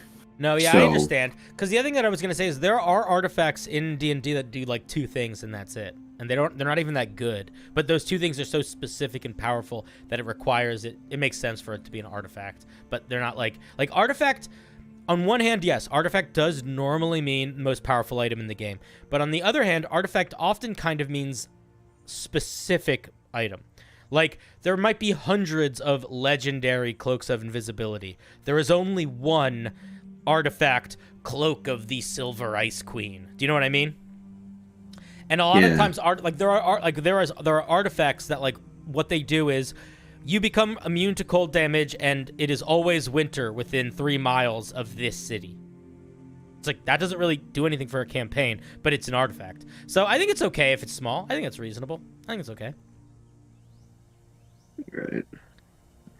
Yeah, I think that helps. Yeah. Hearing it from a source my mind has designated as more authoritative. I feel like there's a couple artifacts. There's like a winter one that is pretty lame outside of what it does, and then there's one like a orb of dragon something that also is pretty lame. Other than like, but it's very campaign specific and it like makes sense as a campaign item. But when you look at it, you're like, there's so many legendary items that are better than this. But it's because it does like a weird thing. It's like very unique. Yeah, I think I remember reading both of those. Yeah. And the first one specifically, because I was looking for a reference as to how I should design the look of my artifact ring. Mm-hmm. And the description for that Always Winter one is just, it's just an iron band. It doesn't look interesting at all. It's just an incredibly plain iron band. Yeah. And I just read that and I'm like, you could have at least said it has like crossed patterns on it or something. Although I will say sometimes, especially if you have a very lavish game world, having the most powerful thing look mundane can kind of make it stand out amongst all the lavish stuff, you know? Yes, there is something to be said the Holy Grail in Indiana Jones, you know? Yeah, and there's also something to be said for making something designed so that its design reads as brutally utilitarian. Yeah. And I'm a big fan sort of of it. I actually love power that design in that. items. Yeah, I love that design in items where it's just like it just is what it is, but like to a unflinching extent. Cool. Is there anything else I can help you with? I'll just float one more question at you, I think. So, I'm trying to work out how to design an artifact that, well, do you know the simulacrum spell? Yes. Okay. Imagine something like that, but better copies. It imprisons the original and also their shadows. What do you mean, and also their shadows? As in, like, they are like actually shadows, but can still interact with the 3D world. But like, it's slightly difficult to describe because this is another like adapted thing. But my concern is, I want to design it as such so that it works well as a player, something a player has a verse, and also as something a big bad evil guy has. This is what I will say. Simulacrum on its own, without any extra stuff, is already a easily exploitable, game-breaking type spell. With that in mind, I think you don't need to care that much. If you're giving a magic item simulacrum, you already are dancing in the world of exploits, broken things, shenanigans, so I don't think you need to stress about it. if it's more exploitable, that doesn't change it majorly. The biggest thing is like the spell casting potential of a simulacrum. So if you are just being cognizant of that in the same way that you would of the regular simulacrum spell, I think that you don't need to worry about it. Like, simulacrum is going to give you as a dungeon master a headache if your player is clever enough, regardless of if it's empowered or not. All right. Yeah, that makes sense. It's like the basis is already incredibly powerful. That's It just make it more. You can if you're making it more powerful is not. It does. I don't. You don't. It's like I don't think you need to worry about it. I genuinely don't. I think you can, if you want to make it balanced and more powerful, you could do things where it's like the spell casting abilities of the copy are not quite as high as normal simulacrum, or the maximum HP of it is not quite as high, but I don't know. I sort of feel like a magic item that lets you cast simulacrum but better is not unreasonable, and you're already giving them simulacrum, which means you already don't give a fuck. So just ride the wave, you know? Yeah, that makes sense. That will be all. Cool, dude. Thank you. Thank you very much, Some Dude. Be well. You're great. I'm hanging up on you. Bye. That was Some Dude Wilson. Some Dude Wilson is one of my oldest community members. And I don't mean in terms of his age. I mean, he's been around forever. Some dude was watching my stream when I had like 200 followers. All right, let me get Legacy GM. Legacy M. Hello, Legacy. Hello, The Legacy. Hello, Mike. This is Mike, I think. Michael. Mike. Hello, Michael. Hello, Mike. Hello, Michael. Hello? Are you talking? I just hear noises in the background. Yeah, I'm here. Can you mute the stream so we can chat? It should be. All right, it's muted now? Okay, cool. I could hear weird noises. How's it going? Oh, it's going all right. Thanks for calling. Alrighty then. How can I help you this eve? I was watching one of your shorts, Mhm. and you had said that normally a magic weapon cannot go above a +3. You can do whatever you want in terms of homebrew, but like they don't generally go above +3, and +3 is generally like legendary weapon status. I may have devised a way to have a +12, but I want to know whether it's more of a punishment or just a way to get the power guys off your back. I will try to do my best to help, but I will tell you right now, I would never use an item that gave +12 to hit, ever. It doesn't start out this way. I wouldn't, if it ended that way, I still wouldn't. It is called the Sword of Hard Labor. Uh-huh. And for each +1, Mhm. you have to complete one of these hard labors. Mhm.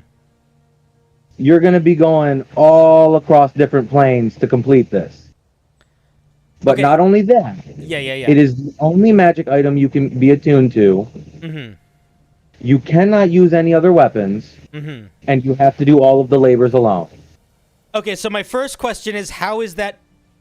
Okay, so here's what I would say. One, I don't think it's particularly fun game design to build an item that, in order for it to be good, requires your character to leave the campaign or have a solo campaign. I feel like that's pretty disingenuous. That goes pretty hard against D&D as a community, like a collaborative game. I would be so bored out of my mind if I was a player and I had to sit and watch another player do all this bullshit before he could get an item that broke the game. The other thing that I would say is, even if it's very, very challenging to accomplish the goal of getting a weapon that gives you +12 to a +12 weapon, that doesn't change the fact that by the time you get the +12 weapon, it still breaks the game. So it's like, it doesn't change the fact that it's still overpowered. A +12 is overpowered at any level. It doesn't matter. There are not, like, that would require you to dramatically homebrew so much about monster hate, HP, and AC, and it would create a situation where you would have to, in order to balance it, you would have to create a situation where basically either that character is guaranteed to hit every single attack no matter what, or everyone else is guaranteed to miss every attack no matter what. Because you either are making monsters have a high enough AC where that means you can sort of miss sometimes, and then no one else is ever going to be able to catch up because everyone else is a +6 to hit, and you guy has a +16 or whatever. And then, yeah, so I don't know. I just don't think it's the move. I wouldn't do it. The general idea was to have the first couple be on the material plane, just so if you're in a campaign, you can. There'll be hard checks, but I don't think that they would be long and mess up the campaign all too much. But if you wanted to go beyond the +3, then you would probably have to leave the campaign. Yeah, so I don't know how I feel about the leave the campaign thing, but that's a table-to-table thing. Like, you could figure out that with the players. The bigger issue for me is the power discrepancy it would build between your character and the other characters, and also your character and the design of every single monster in D&D. It would require you to homebrew every single monster you're using, which I don't know is the best. Well, good thing that the lore has it in the hands of a god, so... Yeah, but no, I wouldn't make that. I would not make that a player option. I think that you could figure out. I feel like you could make a decent excuse for a +4 or even a +5 weapon. But anything over that is like, at that point, it's like you're not playing D&D anymore. You're playing a different game. You're playing something more akin to Pathfinder, which is fun and great. But my question becomes, why not just build this in Pathfinder, where the monsters and the characters and stuff are designed to be able to get that crazy powerful? I just figured that a funny idea. I would probably build out the whole thing just so it's not rumbling around in my head anymore. Mm-hmm. But that was probably all I needed on that one. Word. Thank you. Yeah, man, no problem. Thank you for the question. Great question. I'm glad I'm glad you were finally able to get in. I know you were having some trouble. Yeah. All right, buddy. Well, I'll go jump in the chat a couple more times. Stay Cinder, Sally. Yeah, man. Have a good one. Don't be a stranger. All right, bye. All right, that was Mike. Mike was having a hard time getting in earlier, but he got in. All right, next is Big Lad. Let's get the Big Lad up in here. What are people saying in the chat? If your player has a +3 at level 20, then you can give them a +5. Yeah, I think at level 20 doesn't really matter, but even at level 20, I wouldn't go that high. It just makes it so it's like the game becomes you hit every attack, which is like, that's not really D&D anymore. Big Lad, welcome.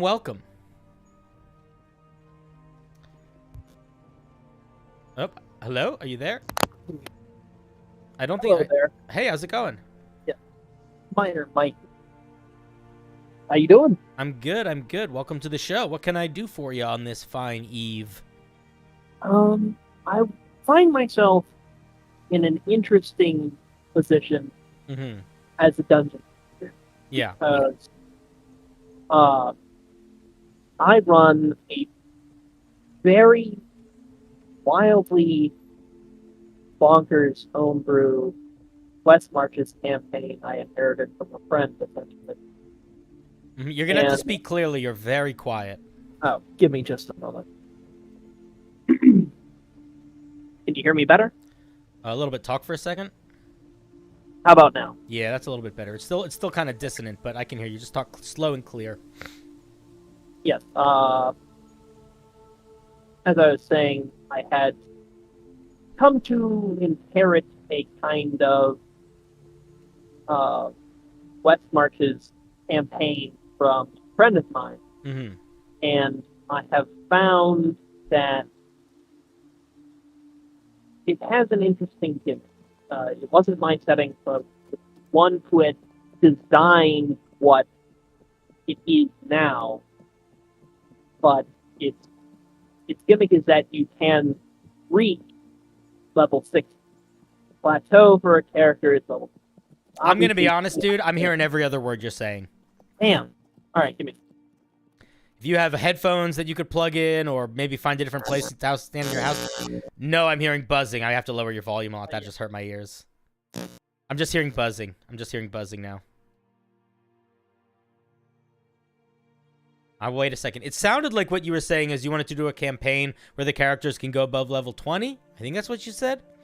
In which case, I would say that that can go really well. I don't know exactly the best. Yeah, he became a B. That's what did what sound like for a second. I've never run campaigns over level 20. I feel like if you want a campaign to go over level 20, you have to. Oh, okay. He just left and came back. Let me grab him again. Hey. Hello? Big lad. Are we at big microphone yet? Hello? Hello. Hey, there you go. You sound like a human. How's it going? Yeah, sorry about that. Okay. I've been having mic issues all week. No worries, Really no worries. So it sounded like you said you're talking about characters going over level 20? Well, yes. So, but that wasn't really the issue. I had inherited a West Marches style campaign from a friend of mine, and the gimmick of this campaign is central to players being able to reach level 60. I was not the one who designed this, but I am certainly having fun getting there. Everybody's around level 25-ish. Okay. But something I'm running into as an issue is how do I design encounters to maintain impact going forward? Because I have, through this journey, I have produced probably like 50 monsters to maintain the necessities of this this campaign, and I wouldn't trade it for the world. It's super fun and really isn't as impossible to manage, but I'm having trouble finding a good way to give direction to it, especially when they wield as much capability as they do. Yeah, I feel like once you get into high levels, even in regular D&D, the two ways that you can create situations of actual trouble are no downtime. You're gonna have 15 encounters in a row, like something like that, where it's like you're not resting, you're not short resting. We might go 4 sessions and you're not getting a short rest. It is moment to moment. That can be something. Another thing is that you have to sort of play at that larger scale where it's like, yeah, you're fighting a big giant like living star, but there also are things happening that require not big numbers but just thoughtful gameplay. Like complicated political issues become more better at those levels where it's like, you know, it's like power word kill or wish is not going to solve this problem. You need to like figure it out.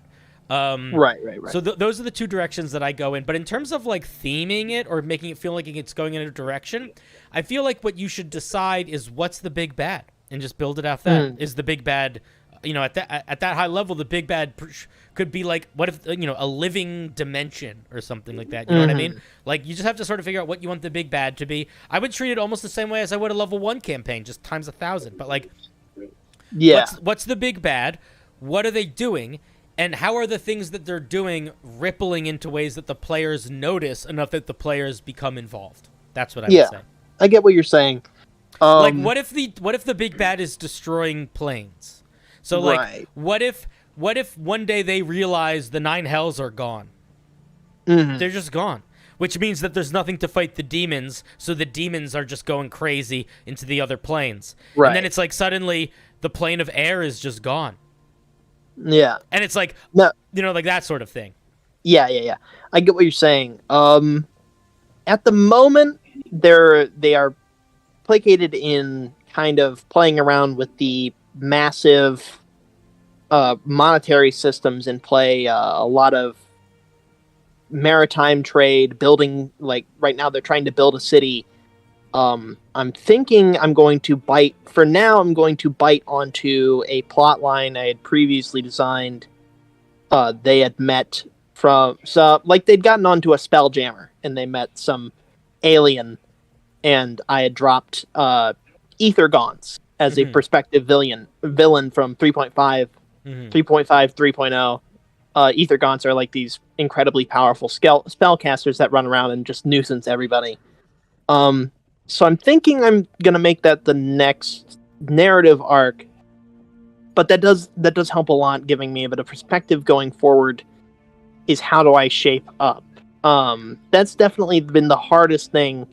Right now they're placated, but I'm seeing definitely around 40 to 45 is going to be really hard to give like an actual direction to. There is a homebrewer who, I don't know if he still is around, but he used to post stuff on the Unearthed Arcana a lot on Reddit called Sword Meow. And most of what he did was he made 10th level spells. I would look at some of the things that he made for inspiration, because they are well designed. He made lots of spells, but he made a bunch of 10th level spells, and it's a good idea. And they're all built for 5e. Right. So you don't need to like do any home brewing to like change them. But that might help give you a mindset of the scale of some of the power that they might be encountering out in the universe. Mm-hmm. All right, thanks. Yeah, that was cool. Yeah, man. Thanks Take care. Thanks for the question. Great question. All right, hanging up on you. Bye. All right, that was Big Lad. Glad he got his sound fixed. All right, next we have Grim XX. Grim XX. Ooh, I hope they're not too grim. Let's see. Hello, Grim. Grim, ba shalaman, grim, heidel didel, flidel bidel, grim balagaba, hoo me. Hello. Hey, Grim, what's up? Nothing much, actually. I'm in the middle of a scrimmage on a West March right now. Oh, hell yeah, dude. You got a question for me? Can I help you out with something? Yeah, well, I've been playing for like 15 years. I started with 2.5, moved to 3.5, and then I've been 5th edition for like the last 10 years, I want to say, maybe 8 years. Cool. I've DM'd, I've played some, but I actually wanted to ask you a question about, so do you know what the Genie's Bottled Respite is? No. Is that something from 5th edition? I only know 5th edition. Yes. Okay. Yeah, it's from 5th edition. So there is a Genie Warlock. I don't remember which book it's in, but it's a warlock that pretty much has a genie as a patron. Yeah, I can look it up. It's the Genie Warlock. Yeah.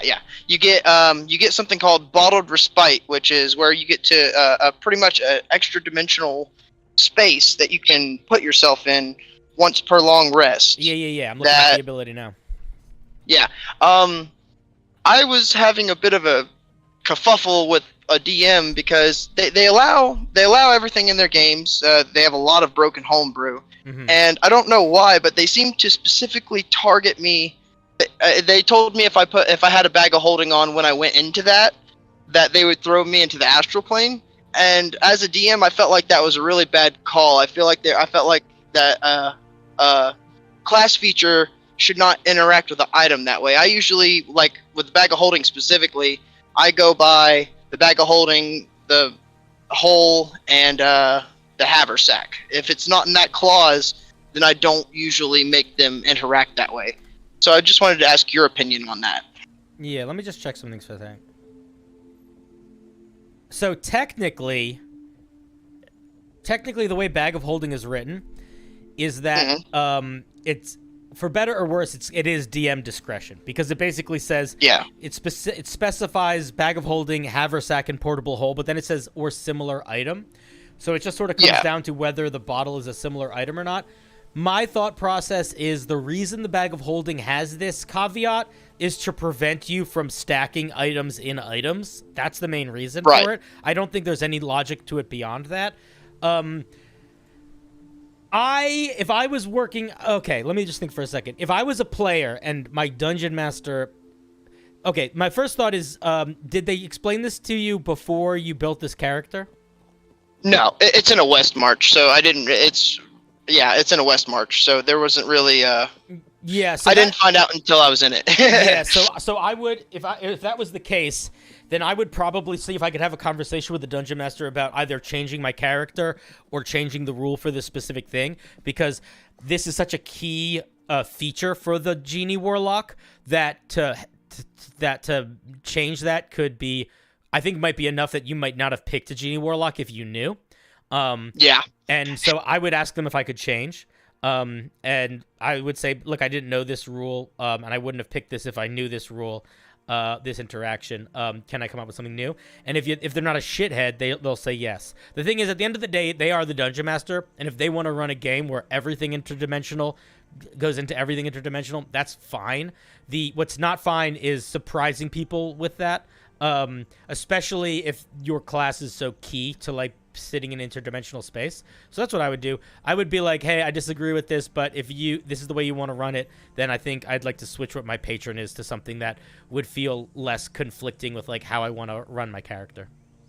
Yeah, and I mainly just had an issue with it because... if they say no, then say, okay, then I think I'm good. And then I would leave because that sounds like Rich a White bad Man, Mark dungeon Cuban out. master. Yeah. But and also actually, I watched one of your shorts. I don't know when you put it out, but the one where you said have people do ASIs and feats. Yep. I actually have been doing that since I started 5th edition because I always thought that was really cool because the feats make it like so much. The people can add flavor to it, add flavor to their characters in ways. Yeah, I like giving extra feats. Feats are like a great way to make a character feel really distinct, or to make a very weird build work, which is, I think, really fun. I'm a bit of a strategist, and it feels like all my characters, no matter what class I play, I avoid paladin and clerics because I feel like those are too OP sometimes, and they can overwhelm a lot of enemies. So I build really weird multi-classes and tend to stick to the back of the battle until I'm really needed. I kind of try to play chess, I guess, when I'm playing D&D. I'm a huge strategist. That's fun. That's fun. No, I like that. I like that. Yeah, that's a fun. I think a lot of people play that way, and I think that is just as reasonable as any other way. But yeah, if I was your dungeon master and you were like, I'm a Genie Warlock, I would let you put a bag of holding in your house. I feel like good. Yeah, because the bag of holding was designed so long ago. Like, you know what I mean? Like, I don't know. I feel like yeah, I just feel like it's a big detriment that I don't see the logic behind. I don't think there's anything bad about it. Yeah, my argument with them was that, look, one's a class feature, one's an item. I understand that the class feature is presented through an item, but it's still a class feature. Yeah, I see that. I see that logic. Yeah, and but yeah, I actually just pretty much use it as a house, and most of my characters are crafters. I'm somebody who uses my downtime a lot, and helps like support the party. So most of the time I'll store my stuff in there, and that's where I live. And then like when something goes down, I'll pop in there, grab some potions real quick, pop back out, and start getting everybody up. Do what I gotta do. Yeah. All right, cool. Sounds good. All right. Yep. Good luck with your West Marches game. Thank you, I appreciate it. All right, buddy. See ya. All righty.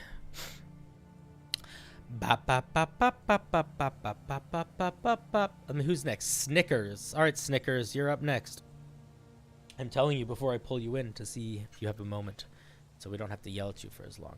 All right, let's pull Snickers in. Hello, Snickers. Whenever you're ready, you should unmute and undeafen. Good morning. Hey, buddy. How's it going? I'm alright, thanks. How are you? I'm very good. What part of the world are you in right now? The UK.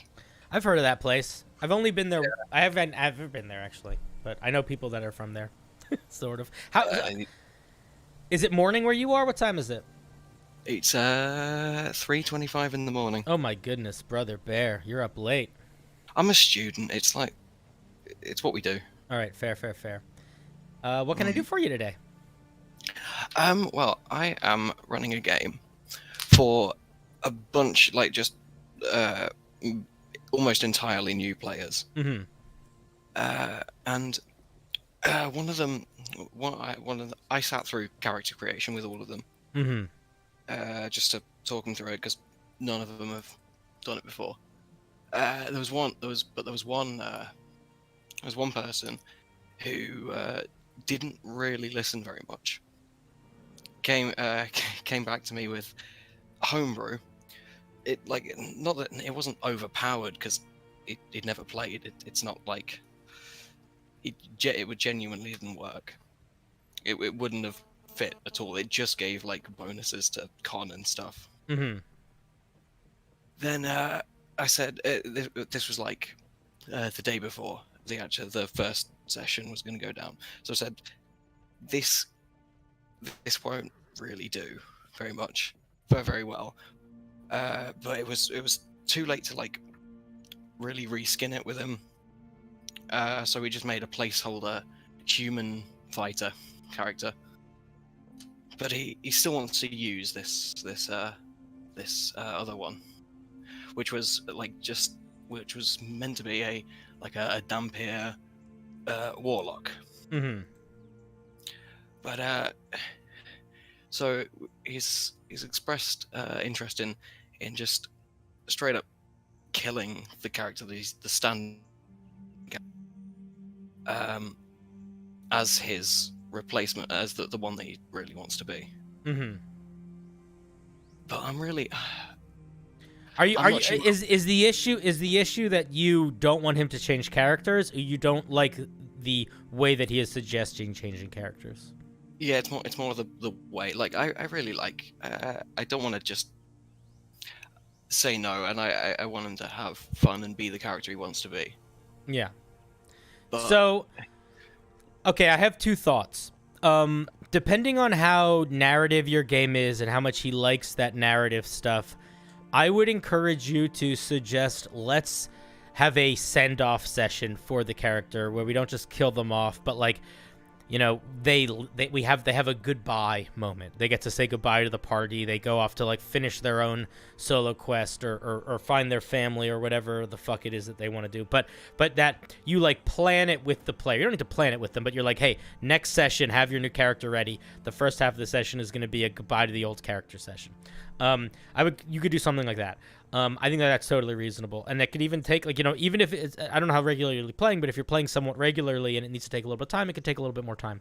The other thing that I would say is, if at the end of the day you are playing a game with your friends, so it doesn't need to break the game for them to just have their character disappear and for you guys not to worry about it, and to them to introduce a new character.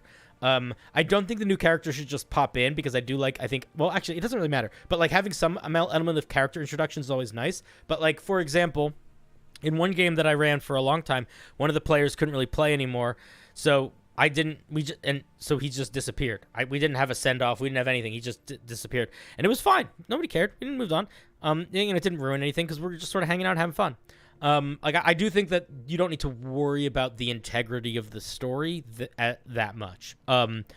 It can be okay, is what I would say. All right, yeah. I guess like it's more of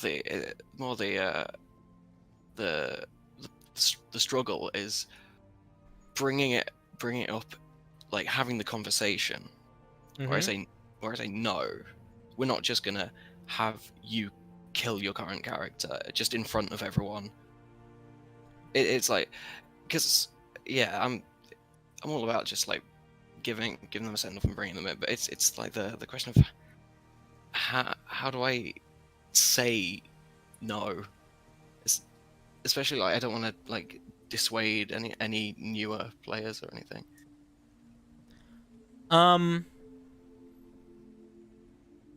What if instead of just saying no, why would you? I think it would be okay to just say that.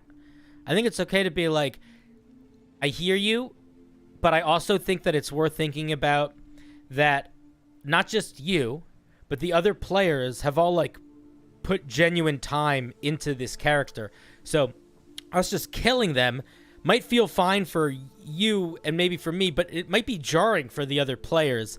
Let's give this character a send-off so that everyone can sort of transition into this new character well.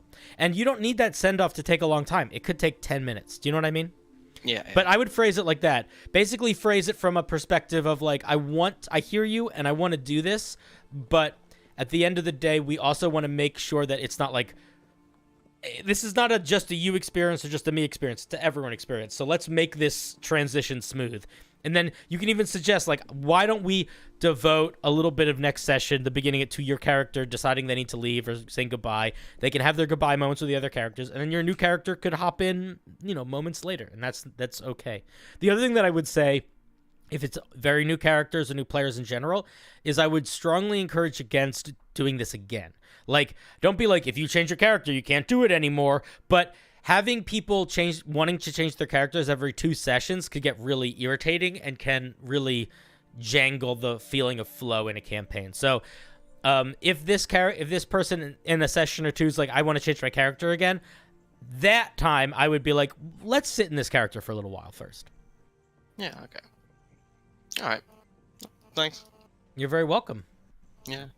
Also, actually, I did want to say just this one thing from earlier when you were talking about speaking in French to oui. The group chat. Oui.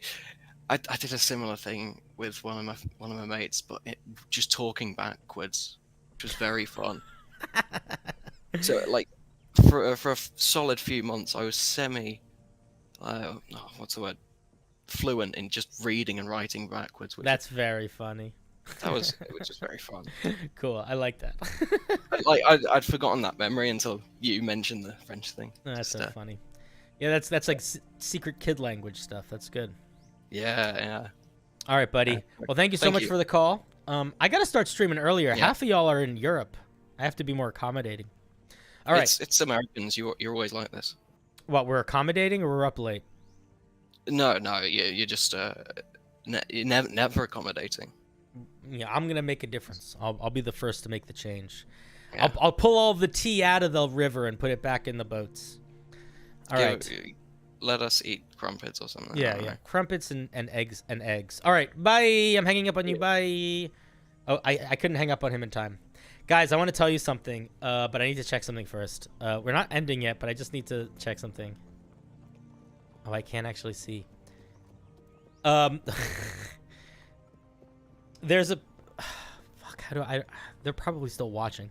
There's a fucking scumbag. A genuine scumbag. That exists on the internet.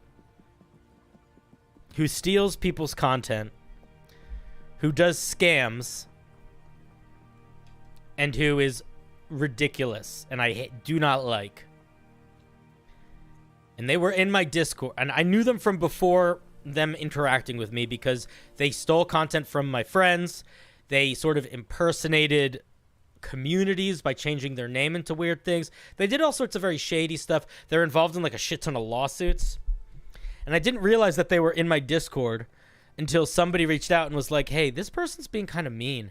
And I checked and they were like being crazy, psycho mean, where they were like threatening lawsuits and threatening to find people's, threatening to dox people and shit. So I banned them from the Discord, and they just showed up in the stream chat. I just blocked them though. I think they can still be here and see this maybe. So I don't know, but whatever. I'm not gonna name them because I don't want to deal. I genuinely just don't want to deal with them. But it's crazy. It's crazy. Those people exist. There are shitheads. There are people that I don't like, and when I interact with them, I do not hesitate to make them not a part of my existence. If you are one of my mods, I will tell you about it in the mod chat. Or I probably already have told you about it. But if you are not one of my mods, I will not say a gosh darn thing about it. Other than saying, it's crazy. No, it's none of you. If you can type in chat right now, then it's not you.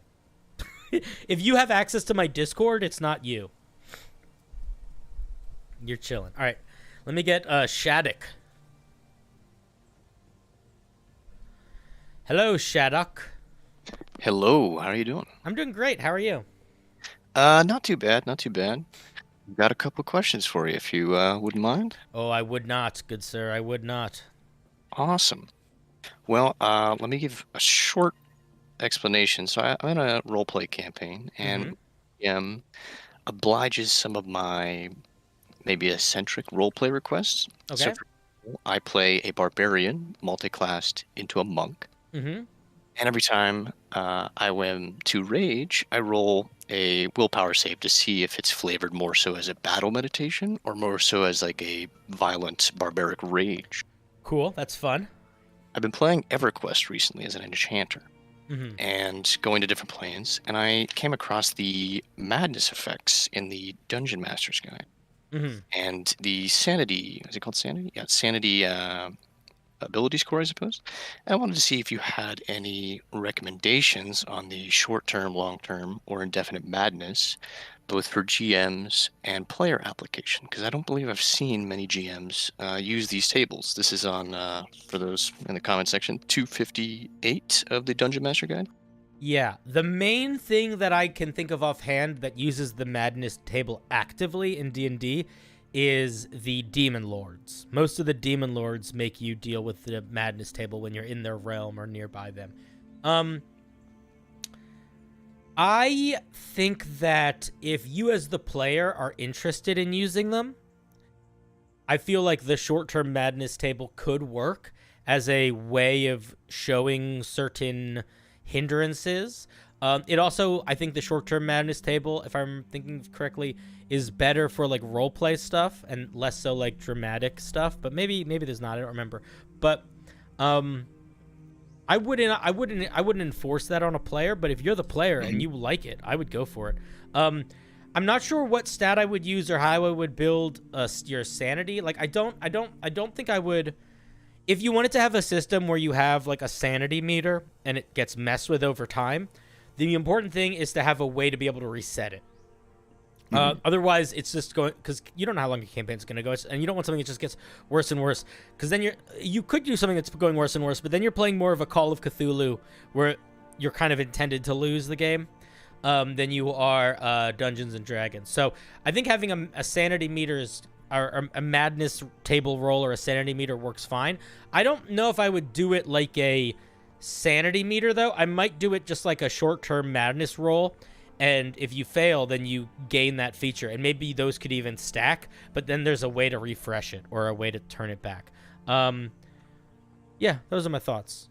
Gotcha. And the reason I even bring up the short story in the beginning was I'm creating a wizard for essentially the next character after this one, and I would really love to incorporate something with madness both into the backstory and kind of, that archetype of an Order of Scribes wizard collecting knowledge, going to different planes, and using these kind of features.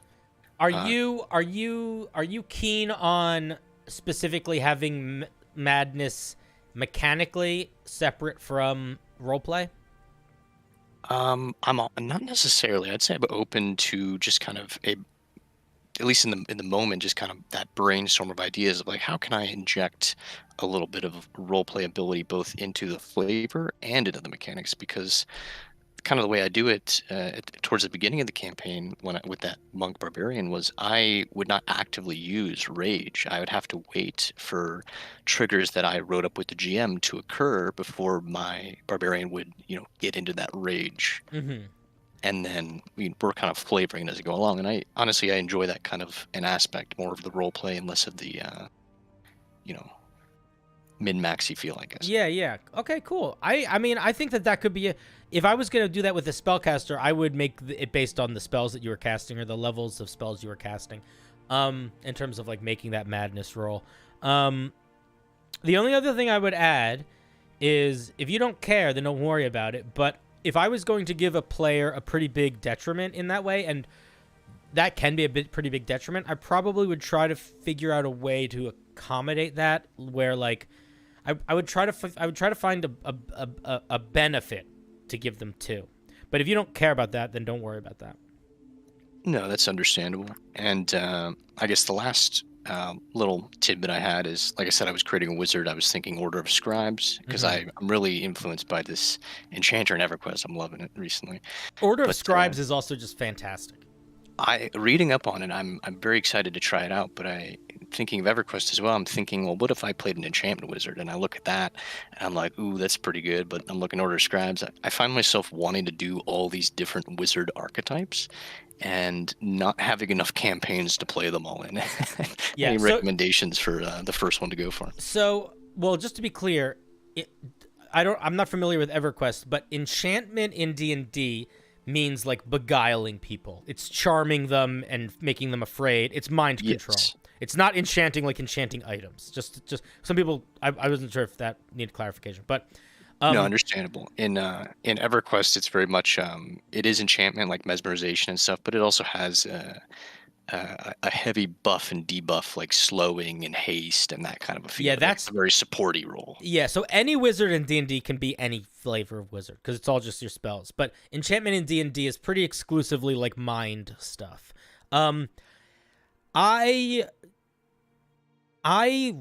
Generally speaking, I'm always more drawn towards the wizard subclasses that are not school specific. I really like the scribe. I really like the blade singer. I really like the war mage.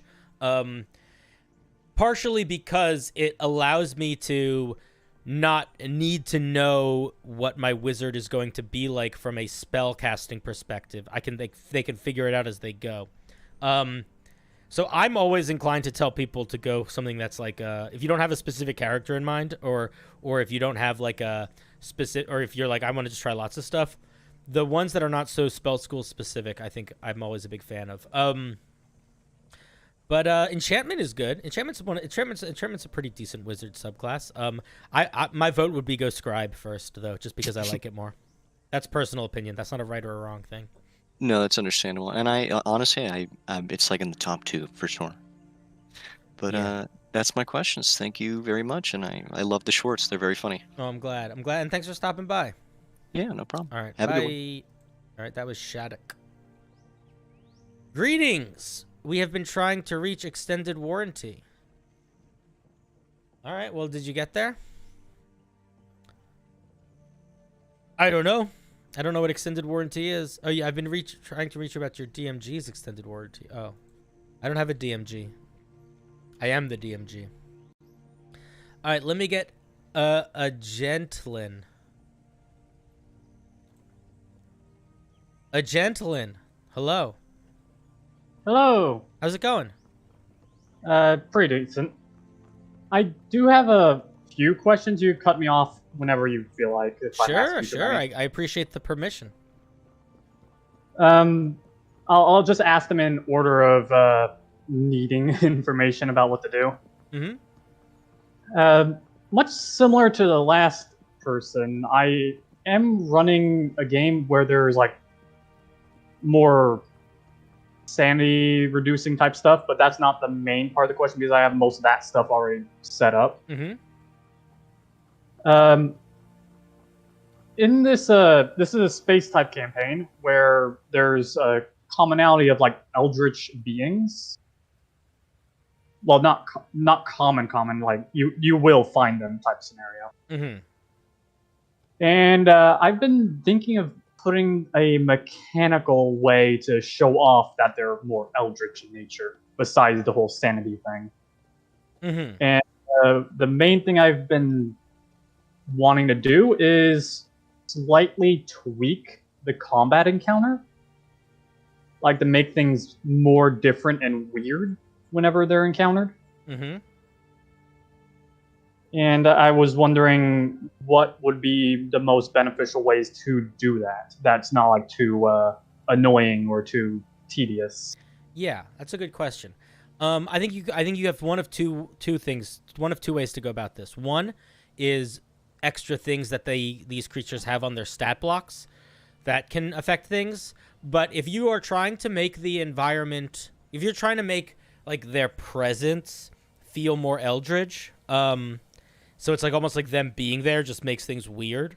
What I would suggest doing is creating a situation where if basically you could write it so like if there's enough of them in a space or even just one, they essentially get layer actions. So like the environment changes on initiative count 20 because they are there.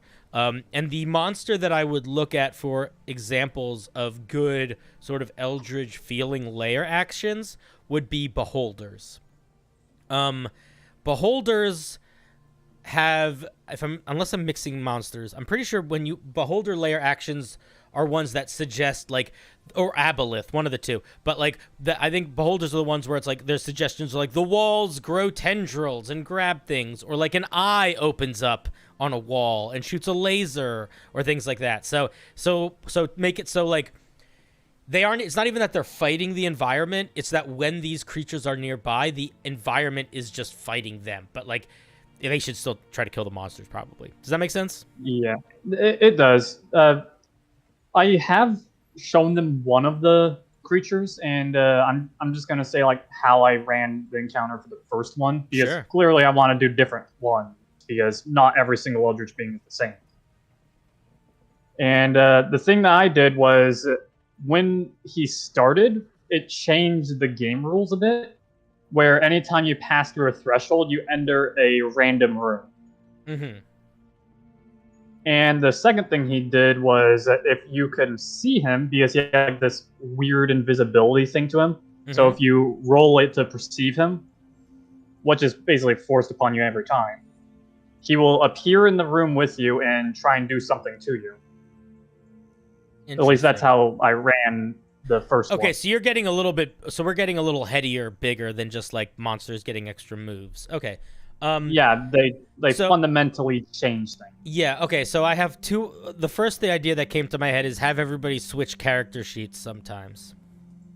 Oh. You are now in control. You are in the wizard. Good luck. You don't really know. You don't know. You don't. So just swap brains for like a couple rounds, and then maybe swap again a couple rounds later. Yeah, something like that. You could also do things where you could also do that with stats, right? Like roll your highest stat and your lowest stat switch for a round or something like that. That's the kind of stuff that I would lean into. It's like having discombobulating parts of their character sheets. I think is always a fun move. Yeah, the other stuff that I would think about doing would be maybe doing a situation where you could have a round where like it looks like they're fighting it. This will be work for you, but it might be fun if you like the idea. So let's say they're having a round where they are all fighting the monster or whatever, and the wizard hits it with this spell, and the fighter hits it with these three things, and whatever. And then at the end of the round, not on anyone's turn, but at the end of the round, you have everyone roll a saving throw of some sort. And if they fail that saving throw, whatever attack they did against the monster actually happened against themselves or actually happened against one of the other characters. And you just keep track of all of that. So I would have on a note, I would be like, okay, the fighter did 22 damage this round. The wizard cast Scry. The wizard cast Charm Person this round. And if the wizard and the fighter failed their saves, well, congratulations. Fighter, you're now charmed by the wizard, and wizard, you just took 22 damage from the fighter. Something like that. Where it's like they don't realize that is what's happening until afterwards. And that stuff like that. Because the main thing I want to do is like make sure they don't realize what's going on until that it happens. Mm-hmm. But it's like obvious enough that they could put things together. You could also do things like changing initiative around. Like initiative could go backwards. Stuff like that. I think the idea of leaning into the things that are normally not thought about as altering game mechanics and altering them is the way to go. Like who's controlling what character, who's going in what order in the initiative, that sort of thing. Yeah. For like weaker level ones that just does like something minor like that, but for like higher leveled ones it's more game changing. Yeah, with the more game changing, and if your players like it, then go crazy. But I would also just be hesitant. I would be wary of making it too game changing in a way where the players feel like they are kind of just not able to have any agency. Like you don't want to make it so crazy and random that the players are just like, all right, I guess we'll see what happens next round. All right, I guess we'll see what happens next round. You still want them to be able to like engage with it. Yeah, that's the thing that I'm afraid of, just to make things look too bad for this scenario. Yeah, that's why I lean into like the having certain things just switch, so they're still in charge and doing what they do, or that sort of thing. Yeah. The second question I was having is one of my players actually has a pact with something like that. Mm-hmm. With like some eldritch creature. Yep. They're I think it was the Undying Warlock or the Undead one. I forget which one exactly because names. but I'm wondering how I should phrase its motives, like say what it wants the person to do without appearing evil or without appearing harmful in certain ways. It's kind of hard for me to explain Does its what. motives need to be evil or harmful? It does have a slightly evil motive, but it basically doesn't want to show its evil motive. Okay, I have two questions. One, why does it care? Why does it care about impressing the? Why does it care about making the warlock think it's not evil? That's the first question. Because I'll wait until you. No. Answer first. Because it saved him during a dire time. Like, he was going to die without him, so he wanted to appear as like a savior from the void itself. Yeah, but what I mean is, why does the savior in the void feel like its choices are evil? Why doesn't it just be like, yeah, this is what I'm doing. It's not evil. You just think it's evil. It's not. Well, I'm just gonna tell you the main thing it wants to do is basically remove the sun. Mm-hmm. Because the thing about these eldritch beings is they are more weak to the sun. Mm-hmm. Like, they can't really go towards it that often. Yeah. So they want to remove its capabilities or hinder it in some sort of way to allow them to show up more. So why does this eldritch being care what this warlock thinks about them? It's more of the... It's hard for me to explain. It's I think there's a couple ways to go about it. If the eldritch being cares what the person thinks about them enough to try to be deceptive, like they could care because they are trying to be deceptive and make the warlock accomplish their goals more efficiently, and they could understand that if they're perceived as evil, the warlock will say no. They could also not care because they could just be like, hey buddy, you bought the ticket, this is the ride, you want these powers, this is what you're doing. You know what I mean? Like, it could go in either direction. It doesn't need to, like, if they're a warlock, what do they, it's like, hey man, you don't want to do what I gave you powers to do? That's cool. I'm going to give someone else powers, and first thing they're going to do is kill you. Second thing they're going to do is I fucking said so. But if they're trying to be a little bit more like, I will be deceptive and make you think what I'm doing is good, then they should just lie. They should just tell the warlock that what they're doing is making it so nothing can ever destroy the sun. Or, they can just lie. They can just be liars. Oh. So just say the opposite of what their true intentions It doesn't need to be the opposite, but if depending on the pact they've made with this warlock, there's no rule that says a patron has to be honest. Yeah, I suppose that's true. You know? Yeah. Yeah, somebody in chat said that, godlike being probably has hard to roll insight against. Instant win, no matter what. Yeah. So that's what I would say. I would say either make them a liar or just deceptive, like being really good at being deceptive, or make them not care and be honest and be kind of like, it's all been fun and games, now it's time to get to work. Oh, you don't want to do the work? Well, then you got to give me all the tools back that I gave you, because the tools are there to do the work, and I'm going to find someone else to do the work. All right. I do have two more questions. Sure. Shoot. Again, you can go. Okay. One of the players in the party have found basically a mechanical type of arm. Cool. That forcefully attaches themselves to the body and takes over most of the body, so then it can't be removed. Okay. Does it replace an arm, or does it like come out of wherever you stick it? It replaces the arm. Okay. Most of the time it replaces. Okay. This time it specifically did.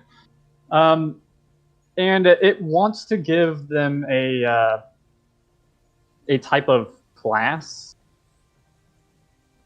And I was wondering if it should its main purpose is to basically replace or mimic gods in ways of like.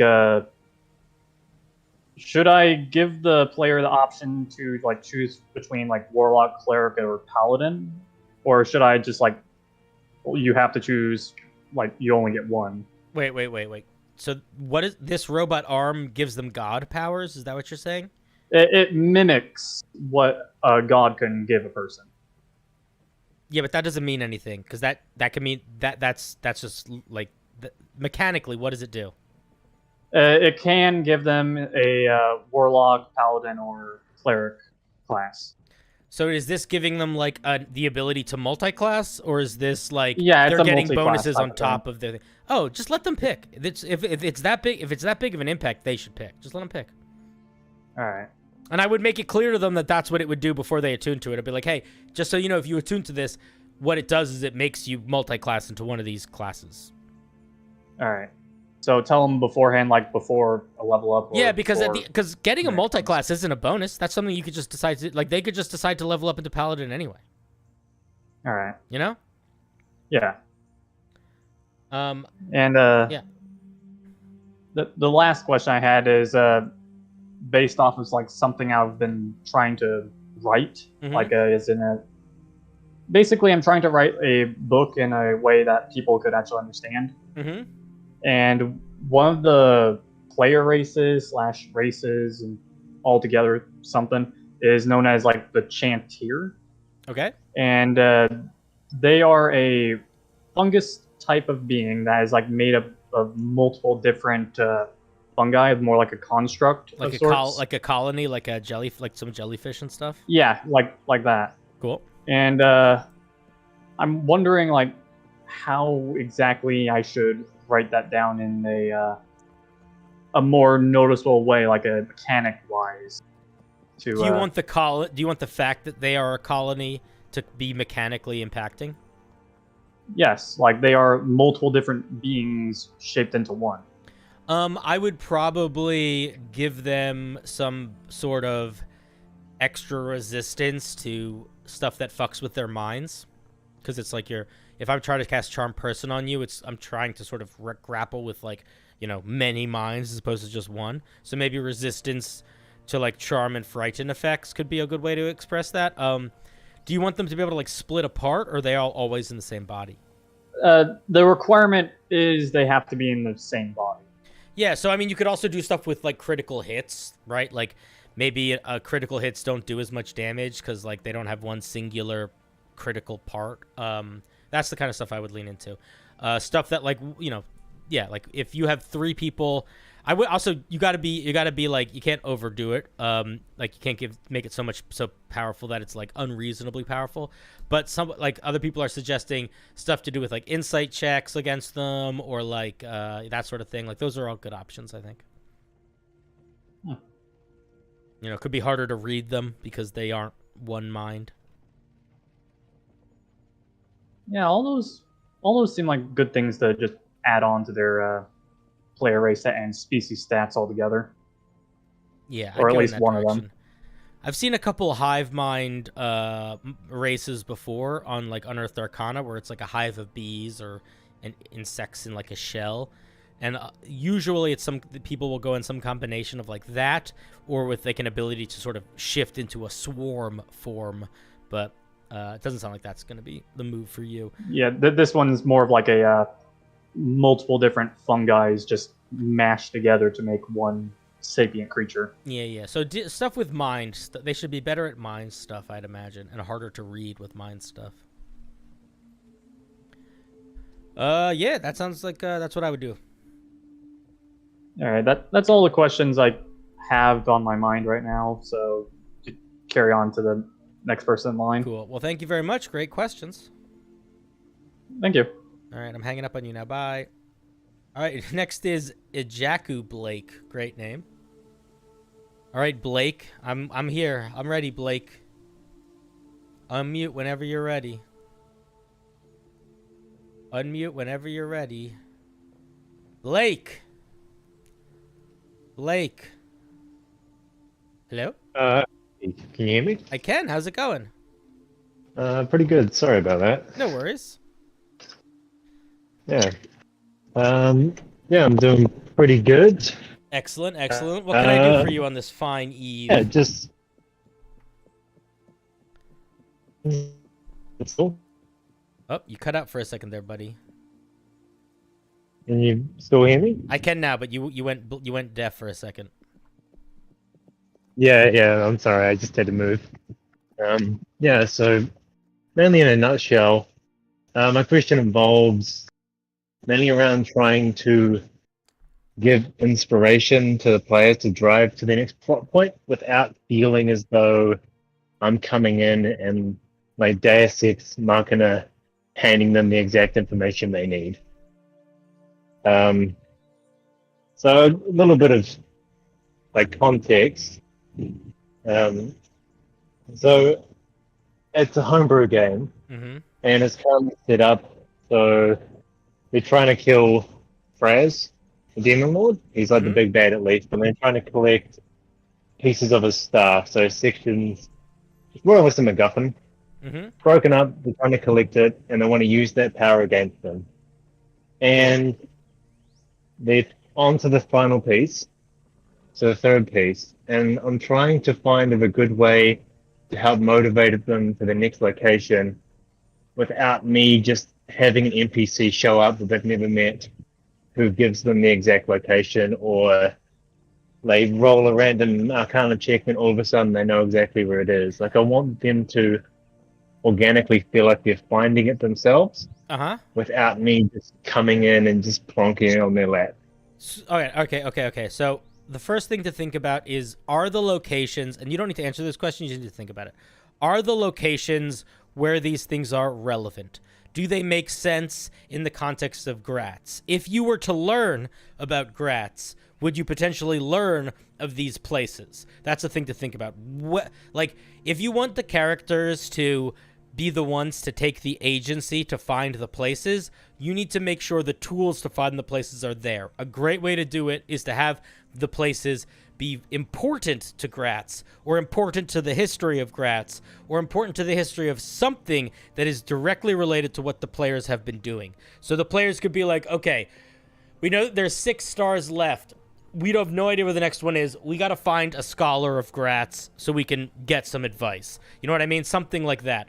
Another option would be to have them encounter some sort of map or part of a map. Maybe there is a cult of Gratz that they hear about, and they go fuck with it, and the cult has, like, you know, several pages of an old spell book that has half a star map on it, and it has points of interest that they could be like, oh, maybe these are going to be those things.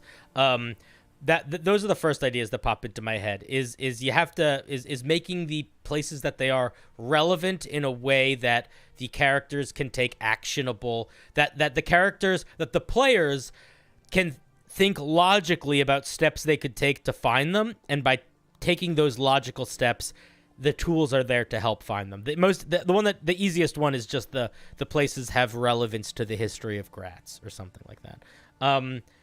The other thing that I would say is that this whole idea, regardless of that, is really important. It's really player dependent. Like, if you don't have players that are actively trying to find the next step, it's really hard to get them to get into that mindset. And I also don't think it's a requirement of the game being fun. Like, I have one group that I have to throw plot points at them and hold and drag them to the next adventure because they don't pick up on cues, but they don't care. They just have fun doing it, so it doesn't matter. But so it just sort of depends on the players too, you know? Oh yeah, totally. I think I'm very lucky in that aspect, because I think I've more or less motivated by messing with them enough times where they now have a vendetta and have actively gone out of their way to mess with the big evil guy's plans more so than I honestly thought they would. Mm-hmm. I don't know if my Kiwi accent has been coming in a little bit, but it's Fraz, the Deception Demon Lord, not Raz. Raz. Oh yeah. Sorry. I thought you said Gratz. Sorry, it's my Kiwi accent, but yeah. So I've messed with them enough with I guess I am lucky that they are a very motivated group, where they have been pulling out every thread that they find, to the point where if I accidentally mention the wrong thing, they'll take that thread and they'll run with it. And then I'm trying to get them back onto what I planned. But anyways, improv, you just run with it, and then everyone enjoys it. Cool. Yeah, I mean, I would think about, in that case, I would almost do the opposite. I would almost be like, I am not going to put anything in front of you. And you are at a moment where you don't know what the next step is. And now you as players / characters need to figure out what that next step is. And then what you as the dungeon master can do, you just sit back and you just watch your players talk for like 20 minutes as they try to figure out what they want to do next. And you just take notes. And and what you do is like, whatever idea they want to try next that you're like, that sounds like the coolest idea, you make that the solution, and then you build that. That's what I would do. Yeah. Oh yeah, I definitely see the point of that. Like, especially if your players are the kind. 1 second. Especially if your players are the kind where they really look for threads and pull on them, then putting them in a position where there is no thread, and they just have to talk for a little while, is a great thing to do, because you don't need to. It's okay if players spend half a session not knowing what the fuck they should do next, and like talking about it, and then maybe having some minor encounters or roleplay moments, because they're going to give you so much valuable information and ideas. The other thing to think about is it's easy to forget how much your players know and don't know, and a good way to remind yourself that without letting your players know that you're reminding yourself that is to have them have a planning session, to put them in a situation where they need to just plan, because then they are going to be going through all the information they have, which is also going to be acting as a way of reminding you what information they have, so you can sort of remind yourself what tools you have at your disposal. Yeah, that's a good point, actually, that you bring up like a planning or a like information recollecting session, because I had run into issues of, obviously, I remember and I know what everything they've gone through because I've tried you're the to take dungeon master. notice. Yeah. So I remember everything that they've done, and I made callbacks to, like, there's a character they met, and he's actually secretly being replaced by a demon. Mm-hmm. I'm trying to drop hints that he's doing that his NPCs acting out of character to how he normally does. Yeah. But it's been like 4 sessions since they interacted with him, and they forget that these mannerisms, or like I say his name incorrectly or stuff like that. And and a general vibe of plot points being forgotten, and I'm trying to get them to pick up on it, but obviously I can't demand they make notes. Mm-hmm. So, I feel like the planning session, or not like planning, but more of just a breakdown of, hey, what have we learned, and how did this guy mess us up in the past? Yeah, that's the move, I think. Because it sounds like you don't actually need to worry about your players picking up or not picking up on things. It sounds like they're eager to pick up on things. Which is why I would lean more into letting them pick their path. Because whatever path they pick is going to probably be somewhat thoughtful. And it might not be what you had in mind, but it could definitely, you'll always be able to be like, I can figure out how to make that work. Or I can figure out how to have them, in doing that plan, find something else that could work. And then they're still going to feel like they're the ones that found that. Because, like, if the players are like, oh, the secret's going to be in the pyramid of Nezbalu, we got to go in there. And you're like, God damn it, the Nezbalu has nothing to do with this. You could have them encounter something in the pyramid that makes them learn something about what is actually happening, or encounter someone there that like gets them on the right track, and then they're thinking to themselves, wow, if we never went to the pyramid of Nezbalu, we never would have seen the hieroglyph that taught us about the Cave of Whispers, you know? When really you were like, I wanted you guys to find the Cave of Whispers first, and you didn't, so I put the clue about it in the Temple of Blaka Blaka or whatever. Yeah. No, that's a really good point. Because I guess you also don't want them to feel like they waste their time. Like if they, let's say they go to the pyramid of Nezbalu. Yeah. All right, that was really helpful. Cool, man. No problem. Thank you for. Are you in New Zealand? Yeah, that's the one. Yeah. I've heard of that place. I haven't been to it before. Yeah, it exists. People forget about us. We get left off of maps a lot of the times. I think The comedy from New Zealand, I think, is my favorite comedy. So it makes me. I think of New Zealand when I think of things that are from New Zealand that make me laugh. Oh yeah, yeah. Like we don't have a great many like claims to fame, being as small as we are. But whenever a few actors or like directors come up, it becomes like a national thing. Like it's everywhere. Like when You've got Taika Lord of the Waititi- Rings. Yeah, You've got yeah. the what is that band called? That band, the funny band. Flight of the Conchords. Flight of the Conchords. Yeah. You've got Taika Waititi. Mm-hmm. And you've got really big mountains. Yeah, that's it. And then it's only a handful of things, but everyone knows about them. You can't go far without hearing Lord of the Rings. I was traveling around the Middle East for a little while many years ago, and some of the people that I was traveling with some English speakers that were sort of like from all over the place. So there were some South Africans, there were some Australians, there were some New Zealand folks, some Europeans, and the people from New Zealand were so much more attractive than the people from every other English-speaking country that it was almost a joke. It was like it was funny, and like it was intense and funny how much more attractive the New Zealanders were than everyone else. It was crazy. Oh yeah, I mean that's just how everyone's like, right? I guess so. I mean, if you ever come here, the first person is like an absolute 10. We're all like that. Yeah, no, I'm gonna if I ever go to New Zealand, they'll make a horror movie about it. It'll be like Nosferatu. All right. Cool. Yeah, Nosferatu going on. Any other questions? Or are you good? I think I'm pretty good. I mean, I did have one minor one. It's more of like in combat when like the number of players can range anywhere from like 4, and at worst it can get up to 7. 7's like a lot, just but yeah, trying for sure. to. Yeah, that's at its worst, but typically it's like sitting around 5. Like, is there a good method of keeping momentum running? Because obviously, I don't want the combat to blitz through in one round. Everyone gets one turn, but at the same time, one round takes 30 minutes. Yeah, depending on how long the players have been playing, there's 2 things that I think can be really helpful.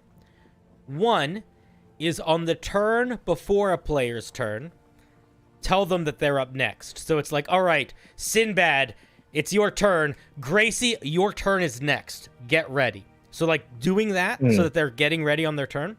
The other thing that the biggest group that I ever ran was between 7 or 8 people, give or take. It would switch, but it was a lot. And at a certain point, I had to just start putting people on a timer. And I think I made it so I think I gave everyone 2 minutes. You have to do your whole turn in 2 minutes. If you can't, then your turn ends, and that's what happens. And I actually think 1 minute might even be better. But even then, because even if you limit it to 2 minutes, that's still 15 minutes around, which is not including monsters. Like, that's still a lot. So I would say you can be like, hey, guys, we're going to try this, but you need to figure out what you're going to be doing. You got a minute. So, it's going to be hectic, but look at your character sheets, get your shit ready. If you need to go, I don't know, do that on the person's turn before your turn. You get a minute. Yeah. I would do something like that. And that worked reasonably well when I had 7 or 8 players. Yeah. Which is not the nicest, but it works. But the truth of the matter is if you're running a game for 7 or 8 people, you are putting yourself in a harder position, and your players, whether or not they realize they are making it harder by existing, they are making it harder by existing. So if a player wants to play in a game with 7 people, they have to sort of be down to get rushed in places. Otherwise, it doesn't work. Yeah. Okay. I get what you're saying. Yeah, like the more players that are in a game, the more comfortable players need to be with not being in the spotlight and rushing things. Because you're sharing everything more, Yeah, like you're just fighting over that spotlight or trying to get your a word in when obviously everyone wants to speak. Yeah. So the same issue comes sometimes for like skill checks. Like I ask, can I get a perception check? And either the situation where everyone wants to roll and then you have 7 different checks, or so when I do, so in that situation, that situation has an easy solve. You say, let me get 2 perception checks. First 2 people that roll them are the ones you take. You don't take any more. You say, let me get 3 perception checks. Or what I prefer to do these days, but I don't run for as big parties anymore. These days I pretty much stick to 4 or 5 at the most. I don't say who wants to roll perception check. I specifically say, Jojo, give me a perception check. And, and somebody else says, can I roll one? I say, nope.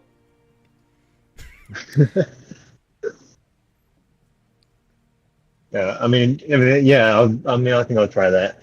Just I would say the nicer one is to say I need 2 perception checks. Who's gonna 2 of you? And you don't need to be like first point, first go. It's like you can talk about it for a second. Somebody will be like, my perception's +6, and the other one's like, mine's +5. It's like, okay, then you 2 roll. Like that's fine. You can do that. But limit the amount of people that are getting to you can just say no. The other thing that you can do is you can put timers on it. So like if somebody's like, I make an athletics check to try to break into the door, it fails. Instead of being like, every single person is going to now get to try to make an athletics check, you're going to be like, that athletics check represented the group trying. Oh, okay, yeah. Yeah, because, like if one person fails, the next one in line goes, let me try, then it's effectively 7 rolls until someone gets it. Yeah, it kind of breaks the game if you let everyone try every single thing every time, especially if you have a lot. I get that. That's pretty helpful. What's the time difference between where you are and where I am? I'm on the eastern coast, and it's 11 at night. Oh, I'm much further away then. It's currently 3 p.m. In the afternoon? Tomorrow? In the afternoon. Tomorrow. Yeah, cool. I'm on Friday. That's sick. I have a buddy who's an Australian YouTuber. And whenever we have meetings, it has to be at like weird times where it's like late for me and early for him because of the time difference. I wasn't sure how big it was for New Zealand. Yeah, I mean, I think depends on where he's in Australia. Australia's pretty wide. Yeah, he's in one of those. He's in a city. I know that he's not in the desert. He's not in the desert in the middle.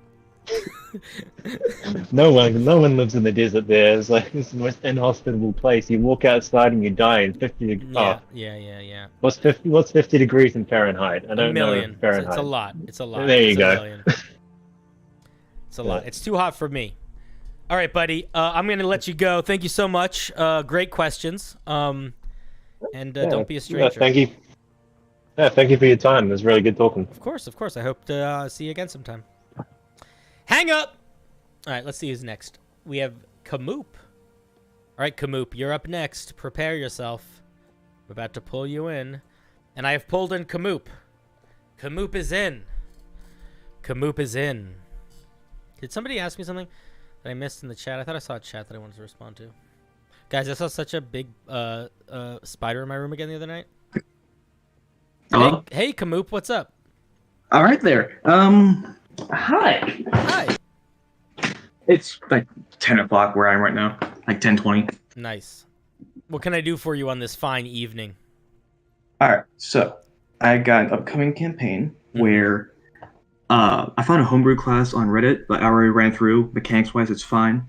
It's more so the flavor of how to roleplay it somewhat. Sure. It's called The Vessel, and essentially got a thing living in my brain that's also talking. Cool. And I essentially reskinned it slightly to where I effectively have a symbiote from Marvel. Love it. But with more fantasy origins. Mm-hmm. And cool. Yeah, is mostly how to figure out how to play. Like what I was mostly planning on was having my guy occasionally kind of just mumble to himself, but he's not talking to himself, mostly to the symbiote. And how like the vessel works is it has like a thing we can shift, and it works similar to how druids shift, where you have like an extra health pool where that when that gets depleted, you shift back automatically, and like excess damage also gets thrown back to it. Very cool.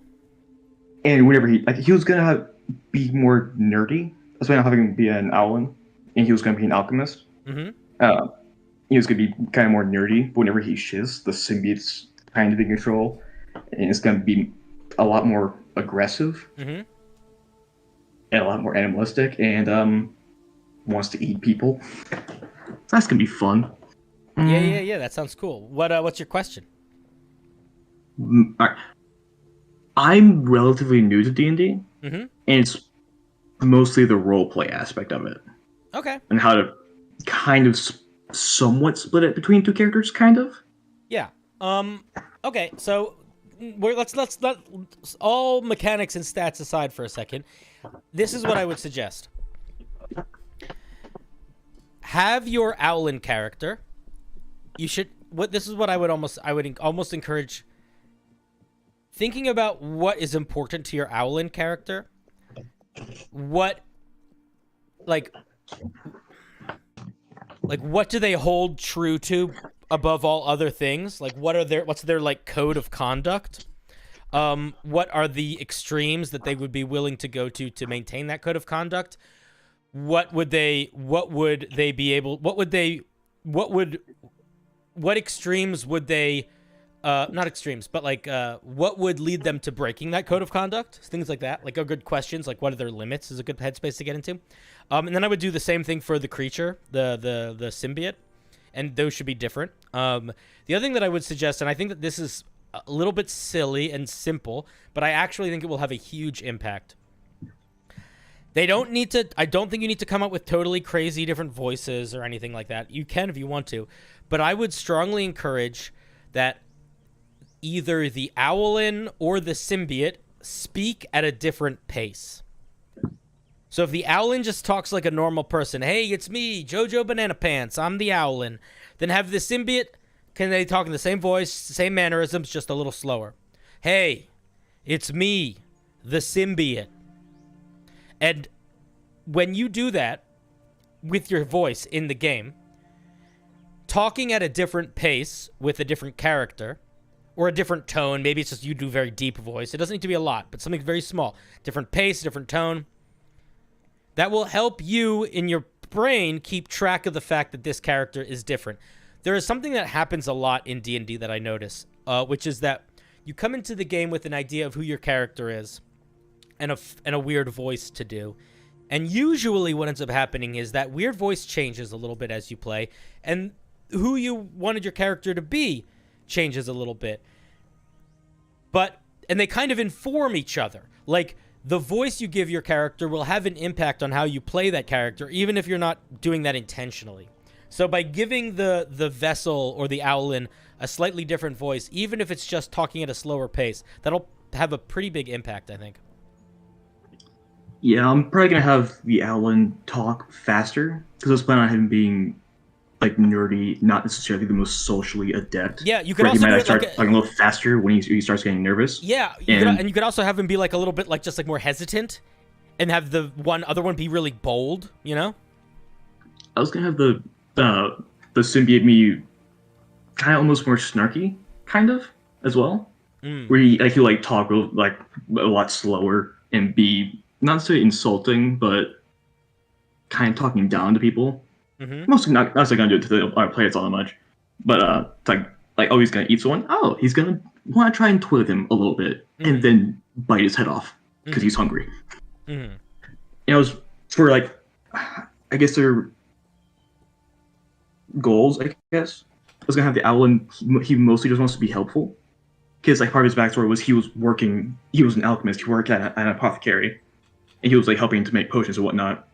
And then like cultists were doing stuff outside the city. Count Guard found this weird jar of goo. Mm-hmm. Took it to the apothecary, like, hey, can you figure out what this thing is? And then that turned out to be the symbiote, and the symbiote mostly just wants to survive. Mm-hmm. So he wants to try and help people. This guy wants to try and eat people.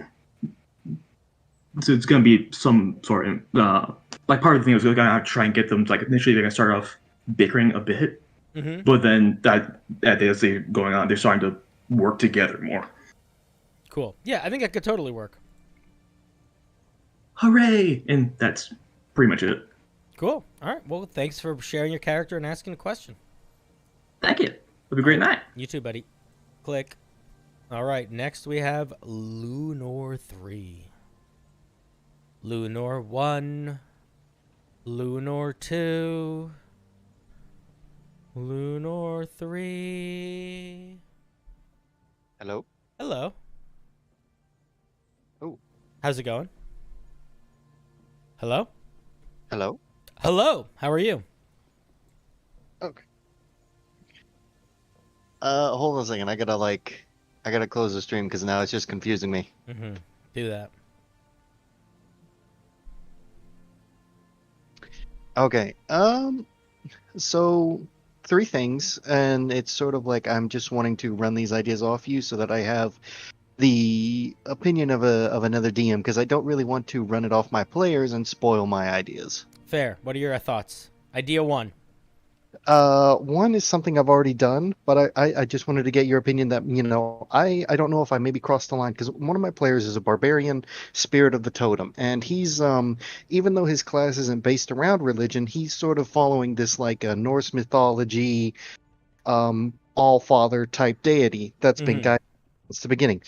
Recently, we had our little kobold sorcerer party member die at the hands of the big bad evil guy, and due in part to the barbarian rushing ahead of the party and away from the paladin's aura to benefit him for the saving throws, because the big bad evil guy had a lot of mental manipulation, which the barbarian fell to easily. And so there was a lot of misplay, but no one got mad at him. Nobody did, because that was just his character, was to rush ahead. And so the player even took it as a moment to learn to be more tactical with his comrades.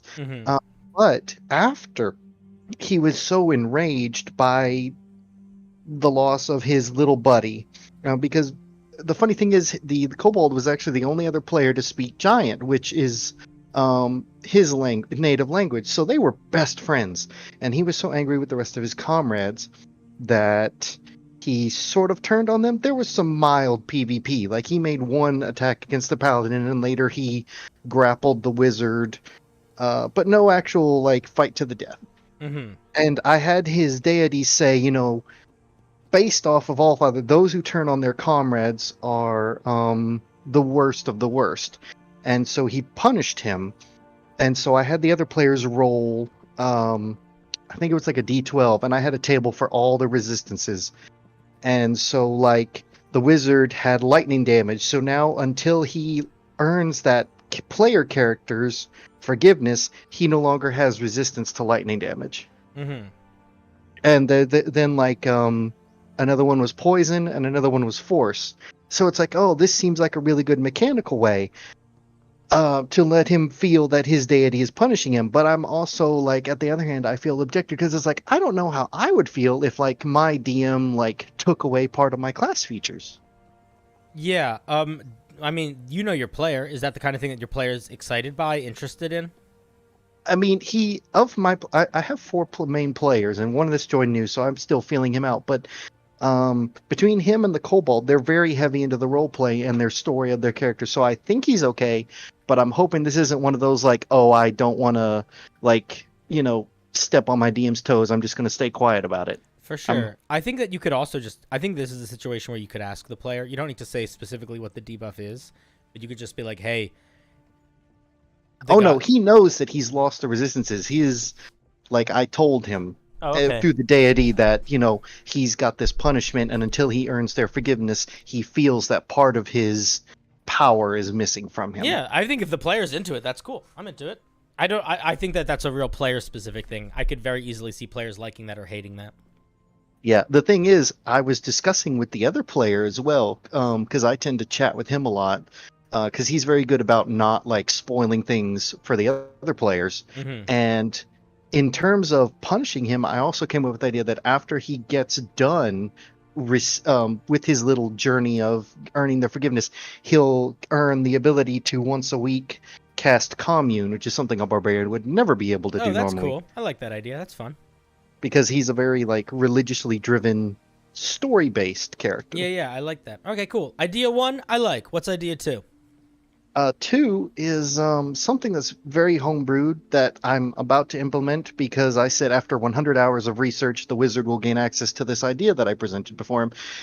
And it's that he will be able to steal spell slots. He'll make a contested attack roll. I still haven't quite figured out how I want it to work out.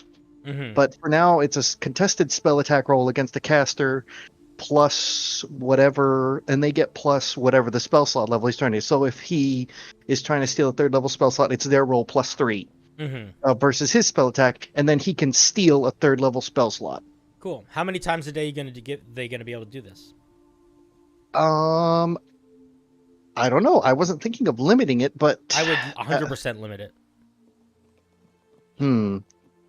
That's too powerful if it's unlimited. In my opinion.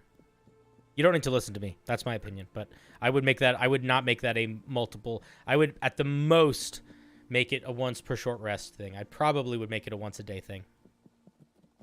Once a long rest he can or maybe make it like he can steal a spell slot level up to half. He can steal a spell slot level up to maybe half his level worth. So like he can steal level 1s over and over. Yeah. The thing is, wizards are already potentially one of their top 3 most powerful classes in D&D. So if you made that like a pretty actively usable thing, I think that would just really shit on any martial characters like a lot. And it's also just like it just changes the way that you would have to flow and like balance the day encounters and that sort of thing. If you don't care about any of that, don't worry about it. Well, the thing is, the other thing. Sorry, go ahead. No, you first.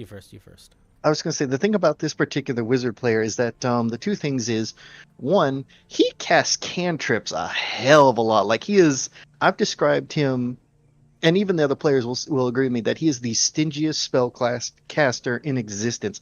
We were fighting a boss, and this man is over here casting Eldritch Blast. Yeah, I mean Eldritch Blast is pretty good. The other thing that I would say is I would suggest doing it is making it once a day, but having you get to continue to try until you succeed.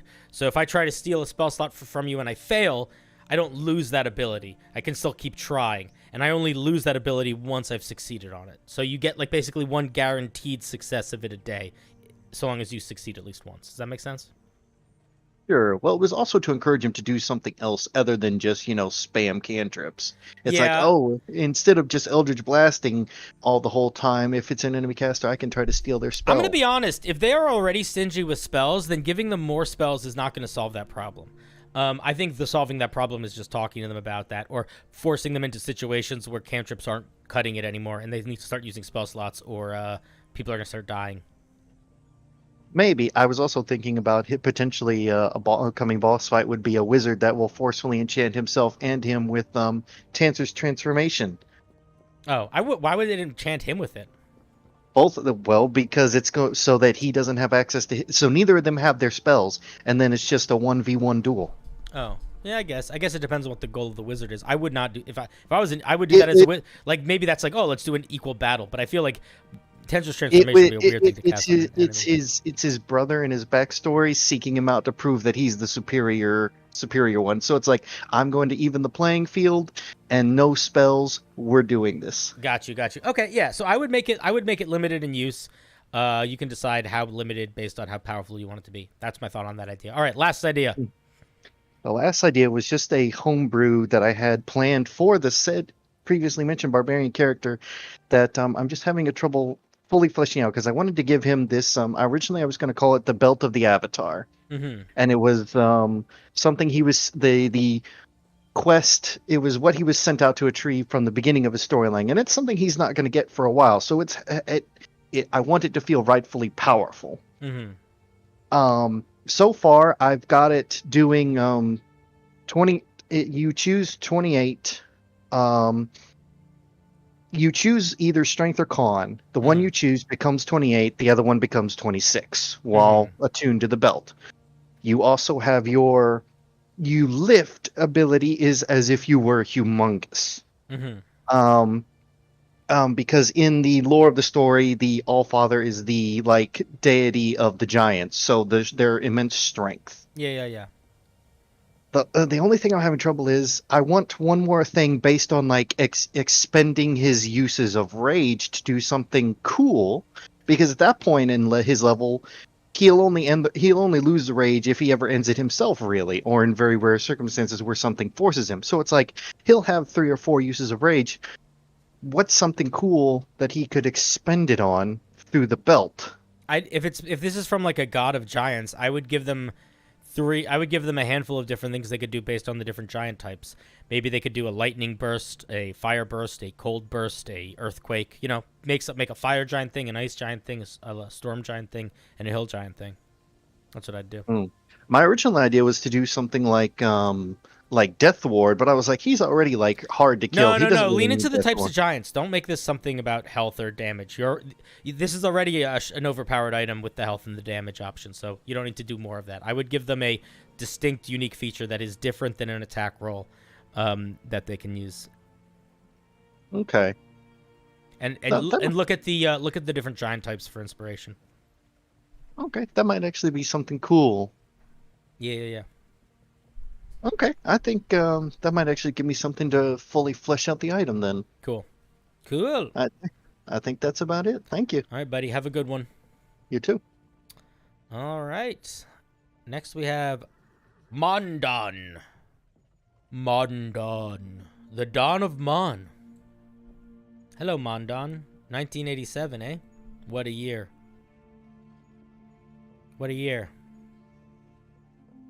Hello. Hello, what's up? I want to say thank you for having me on first. Sure. I have about 4 questions. I ramble quite a bit, so if you want to interrupt me, that's totally okay. All right, so I'm going to give you a piece of advice. Mm-hmm. Whatever explanation you think you need to give me to ask your question, you probably don't. Or you could probably use half of it. So that's the key. That's the key to not rambling, is asking the question. You'll notice that if you've been watching my stream, people will talk for 3 or 4 minutes, and then I'll say, "Okay, so what's your question?" And then my answer will sometimes be informed by the things they say, but it will often not be. Okay. So basically, I have this story about there was 3 gods: water, earth, and sky god. Mm-hmm. And basically a dragon killed the water goddess. Cool. And in order to contain its power, and basically flooded the world, took all the sky goddess's messengers, so they were weakened in power. Okay, so you got a flooded world, some dead gods. Mm-hmm. And then 10,000 years later, these gods have been very much forgotten and whatnot. And there's a bunch of factions and stuff, and there's a whole story with that. My question is, how do I lead the story of the factions into the forgotten gods without it feeling forced? Because if these gods are forgotten, how do I get the players to interact with these factions and found out hidden stuff about what happened to these gods? Why is the world gone to crap? So, are anything about the forgotten gods relevant in what are the factions doing? What do you mean factions? Okay, so there's a bunch of governments. Let me rephrase that. By factions, do you mean guilds or do you mean nations? I'm talking about nations. Okay. Specifically. So, does anyone in the nation do anyone in these nations know anything about the forgotten gods? I would say. I will say that I do. This is early planning in the campaign. Mm-hmm. I have not started it yet, so it's very much a rough draft. Yeah. Do you think I should have them know about some stuff? Well, this is what I would say. If the gods have been forgotten for 10,000 years, there needs to be a reason why this year they are going to not be forgotten anymore. So that means that either someone in the world needs to find something, or something in the world needs to happen that triggers the world. This is separate from the players. That triggers the world being different this year than it was for the last 9,999 years. So you need to figure out what that is. Okay. Are temples emerging from the ground? Is the water receding for the first time? Did some great king find some ancient book that if you speak the words, it brings the gods back? Is there a scientific, did somebody build a submarine and now people are exploring the depths of the ocean in ways that they never did before and they're finding ancient parts of civilization? There needs to be a reason for this to be the year that matters. Why is the campaign starting now and not 2 years ago? And the reason for the campaign starting now, whether or not the players know it at the beginning, should be that the forgotten world is starting to become less forgotten. And that could definitely come from the factions. Now, what that is, it could be anything, but that's what I would say. That's how you tie the factions to it. You have the factions doing things that is either shaking things up in a way that is making the past relevant again in a way that it has never been relevant before, or you have the factions doing something that is revealing information that could be used to manipulate things or alter things or find things that hasn't been done before. That's what I'd say. Dude, you're way smarter than me. I'm the dumbest man in every room I've ever been in. All right, question 2. Question. Or question 1.5.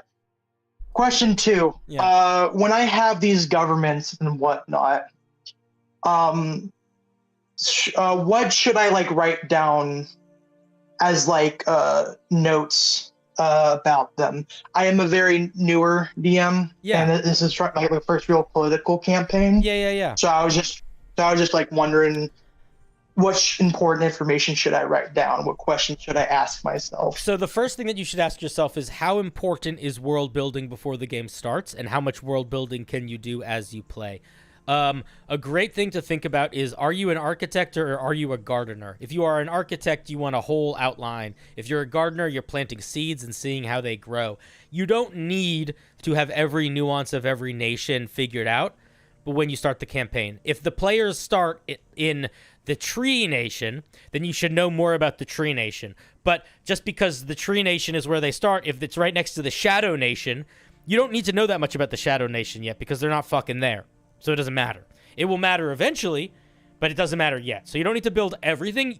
Only thing you really need to build initially is the core ideas and enough for the players to start the journey. So wherever the players are starting, wherever the adventure is starting, that's the part that you need to build out the most. Everything else you can build out as you play, as you figure out where the players are getting interested in. In terms of building societies and cultures in general, what I would say is you should come up with a couple lists for yourself, which is like, what are the morals of this society based off of? What are the laws of this society based off of? What is a ordinary day for an ordinary person like in this society? And then what are some secrets of this society? What are some pieces of information about this society that are forgotten or only known to a couple people? And I'm pretty sure, I sort of feel like once you have those 4 things, that's most of what you need to start to build a world out and to build a culture. Because at the end of the day, it's about what is the daily life for a normal person? What matters to a normal person? What beliefs does that person have? And what things does that person not know? And those 4 things, I think, are what matters. Okay. Third question. So I wanted, since it's a flooded world, I wanted there to be like pirates and ship battles and whatnot. Hell yeah. And I was thinking about doing some homebrew. Mm-hmm. But my sort of problem is, whenever I design homebrew, I feel like a lot of my players' classes or subclasses, all their like different abilities, are not like going as into it when I like design it. Like, they load a cannon, they shoot a cannon, but they don't get to cast spells or whatnot. So I was just wondering, how do I incorporate their abilities into like ship combat where it feels like natural? Well, I think that for a lot of them, you shouldn't. There's a lot of abilities that don't make sense for a ship to be able to do, but do make sense for a character to be able to do. Like a rogue being very good at hiding, that doesn't translate, in my opinion, from a logical standpoint, to a rogue being very good at hiding a ship. Do you see what I mean? Like, you know what I mean? If your main thought is spells, you could definitely make it so the ship has like, you can make a cannon have like arcane sigils, and you can cast spells into it to shoot those spells out like cannons. If you haven't run much D&D before, I would not stress too much about making a complicated ship-to-ship combat system, and I would build it. I would focus on learning how regular combat works and how regular characters work, and I would make ship combat less like ships shooting at ships and more like battle maps that have ships on them, and maybe there are things that happen where ships are shooting cannons back and forth, but the players aren't really interacting with it, or certainly aren't required to interact with it. They're mostly just controlling their characters on ships. Or like, trying to get boarding other ships, or preventing their ship from being boarded. If you do want to go into like ship combat stuff, I'm of the opinion that I don't think your class abilities and ship abilities I don't think they need to be synergized. I don't think that matters. I feel like you could synergize it by picking what stats you're using for what sort of roles you're making, but I think that if you want ships to have unique combat actions, the more important thing to think about is the action economy. So a player is sacrificing using their action to do one of their things to do an action to do a ship thing. And I think that is a reasonable trade-off. Mm-hmm. Okay. Next question. And then the final question is how do I make progression feel... I don't want to make progression feel too fast, but I also don't want to have the players be sit with nothing cool or new to do. So I was wondering how often should I level them up? How often should I give them a magic item here and there? Players have a lot that they can do all the time. You do not need to worry about giving them more stuff to do. D&D, in my opinion, is not Skyrim. It is not MMORPGs. It is not Borderlands, where you're constantly needing a new shiny thing. In my opinion, D&D is about slowly progressing and figuring out how to use the things that you have in a vast diversity of ways. I think that I'm a big fan of giving magic items. I love magic items. I love giving magic items. I also generally am a big fan of slow character progression. I usually will do level 1 to level 3. Maybe they'll level up every third or fourth session to get to maybe every third session they'll level up between 1 and 3. But then after that, it'll usually become more plot based. So if there's a certain, I keep it sort of systematic until level 3, because then that's when they get your subclasses. And by the time you get your subclass, you have a lot of things at your disposal. Then once we get to level 3, the level up becomes way more story based, like after a big arc or something like that. In terms of magic items, I think that you can give them a lot of magic items. The most important thing is to just make sure the magic items you're giving them aren't overpowered, because for every time you give them a magic item, you're sort of setting a bar of a power level of magic item, and if you raise that bar too quickly, it can get annoying, and magic items can lose the impact. If your players go through a big crazy cave and a dungeon and all this stuff to get a magical sword, and that magical sword is just a +1 sword that gives you a couple little things you can do, but you make it a big deal to get that sword, and there aren't any other magic items they've encountered at all, that'll feel like an awesome item. If everyone and their grandma has magic items, then in order for you to make getting a magic item feel big, you need to make it really powerful. And the more powerful you give players items more quickly, the harder the game is to run from your perspective as a dungeon master, not necessarily even from a balance perspective, but from a planning, pacing perspective. I'm a big fan of having characters start with a common magic item. Common magic items are okay. They usually do want something very flavorful, or something decently, something that's fine, but not big in any way. And then I usually will not give them rare items until they get to level 5. And then I usually will not give them very rare items until after level 8. That's sort of my in-head progression. But it really depends on the group and the campaign also. Right. Actually, one more final question I forgot about this one. When I'm describing a scene or whatnot, sure. I'm always worried that I maybe going too in detail and stuff, and I feel maybe I'm detailing it too much. Should I be worried about making sure describing where they are detailedly is quick and concise, or should I not worry about that? Are you using battle maps when you do combat? I use Theater of the Mind. I do not have a PC for Roll20. I would say if you are not in combat, then you do not need to spend that much time thinking about where they are at all on the battle map, because it doesn't matter. So you don't need to describe their exact positioning in a room if you are not in initiative.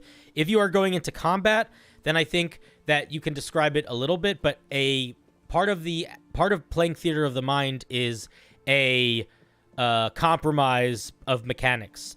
It's hard. You can't play nearly as tactically when you're playing D&D when you're using Theater of the Mind. So, like, if you're using Theater of the Mind and there's 4 bad guys and I want to cast Fireball, as the Dungeon Master, you just need to decide, yeah, that's going to hit 3 of them, or it's going to hit 4 of them, or it's only going to hit 2 of them.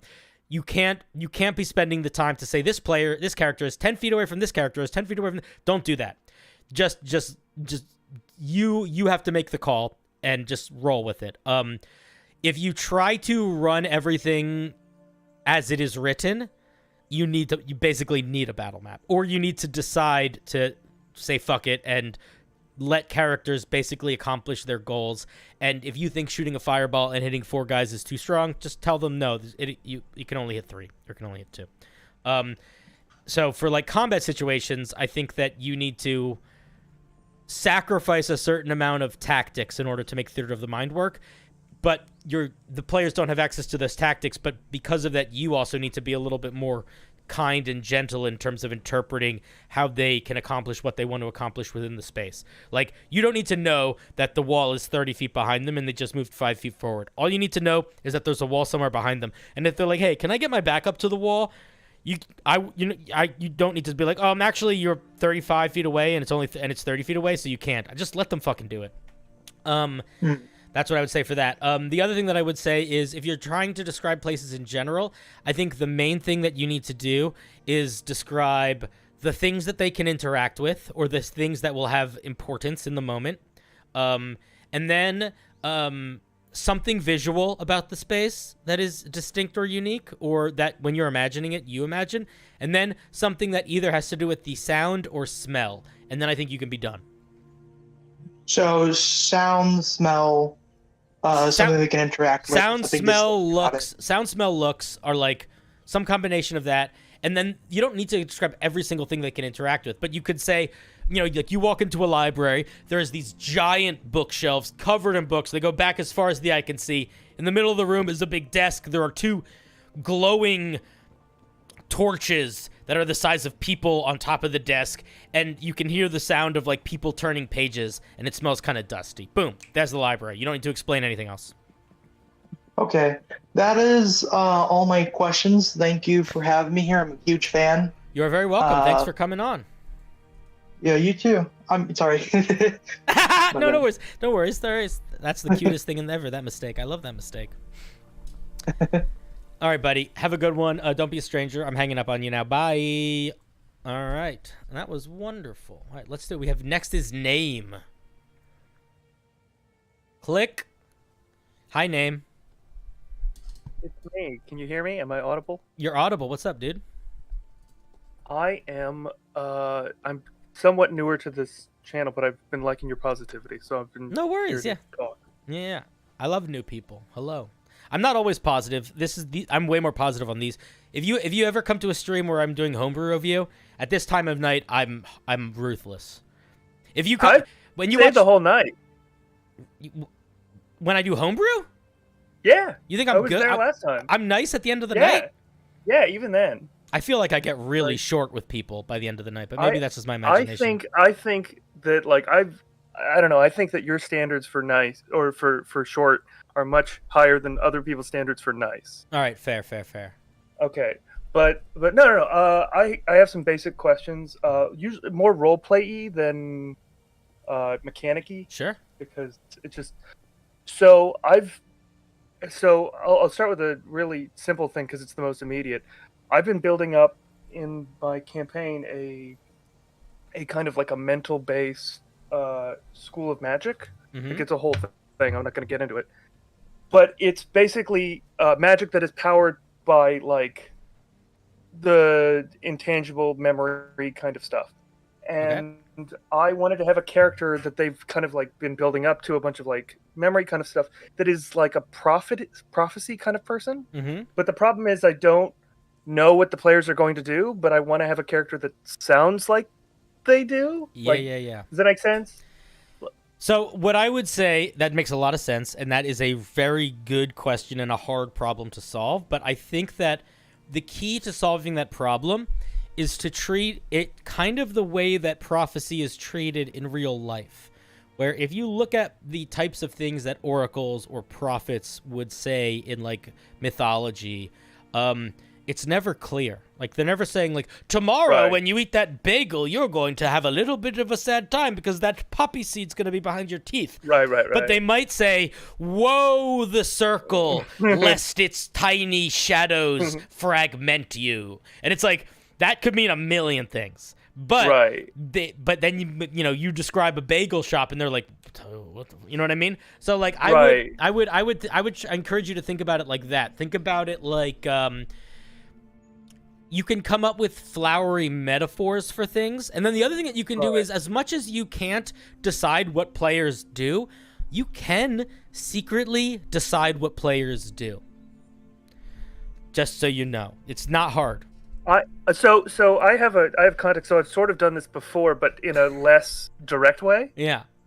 So I had a character who had a vision that was like the desert as like kind of the next location, because I thought that was going to be the next location for the campaign. Mm-hmm.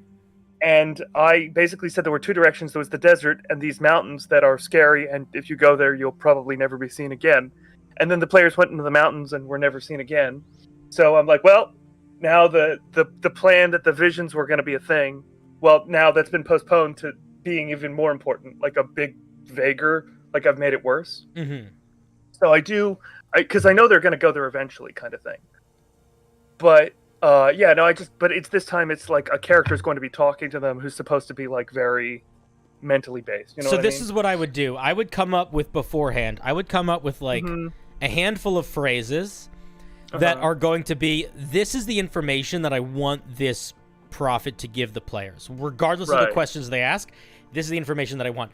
If I want the players to know that there is if I want to wink and nod to the fact that they're going to be fighting a giant snake in the mountain, then I'm going to make sure that this prophet is going to mention the sleeping serpent below the slopes or something like that. And what you can do is you can weave those phrases into other things that they say. So it's like if a player says like, hey, what's going to happen to me on my birthday next year? And then you could be like, if you survive the trial of the serpent below the slopes, I see a sun shining down on you on that day or something. You know what I mean? So it's like you can tie the prophecies and they're going to be like, wait a minute, the serpent with the slopes, like that sort of thing. And then the other thing is like, I would strongly encourage you to, even if you don't take deep notes, take shorthand notes of the question type things the players ask, because whether or not you had planned on making those things happen, you can make those things happen. Let me give you an example. If somehow you find yourself in a situation where a player, you something weird comes out of your mouth and you're like, fuck, I can't use that. Where you're like, oh, you're going to get killed by a strawberry. God damn it. Here's what you do. If you want to scare the shit out of that player and you want to have that matter, the next time there's a big bad that they meet or a random scary knight, you put a strawberry on that knight's shield. Yeah. You know what I mean? Like you can make those things tie in. And then what can end up happening is you create situations where the players can defy prophecy, or they are always questioning, was that it? Was that the strawberry, or was that just a coincidence? Do you know what I mean? Yeah. Yeah, like I've not explicitly stated it was the strawberry, and the character's not there to tell them. Exactly. Yeah. Okay. So, this is kind of the whole thing.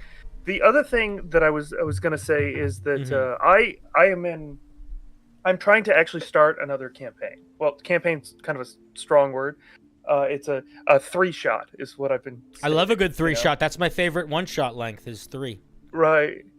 What I'm trying to get my brother to play for context. Like he's always busy, so he can't do a full campaign. Dude, I've been trying to get my brother to play D&D for so long. Yeah, but I'm not trying to get him to play D&D. I'm just trying to get him to play something. And I'm a Call of Cthulhu baby. Ooh. So, right. And so I was like, okay, listen, I'll get you pick any genre you want, and because I know Call of Cthulhu better than D&D. Yeah. And I'll do whatever. So he picked Space Pirates. Mm-hmm. And I have no idea how to run a Space Pirates. Like, I have no idea what the hook is for a Space Pirates. Like, it can be horror themed because that's like the neighborhood I'm in. I would lean into. Hook. Okay, here's what I would do. If I was doing Space Pirates, could you? I don't know Call of Cthulhu, but could you run a Call of Cthulhu campaign, but reflavor things as like you are people working in like a space station? Yeah. Oh, it's super flexible. It's basically you have a job. There's a bazillion stats. You roll the stats. Dude, let's go. I mean, you could go classic Aliens. You know. Yeah. You are all worker. You're all like. You know, you are all workers on a frigate, and you come across a distress signal, and you're exploring an abandoned space station. That's like I was doing like the abandoned space station kind of thing. I also thought of like just doing the Thing because I like the Thing. I love the Thing. The Thing is tricky, but maybe not as tricky in Call of Cthulhu. It's because you have a bunch of like crew members. If they all die, who cares, right? Yeah. And I'm doing it in Pulp Cthulhu, which is like beefier and less scary. So Space Pirates, but yeah, no, I've been just trying to see if there's like some other like angle I'm not doing because.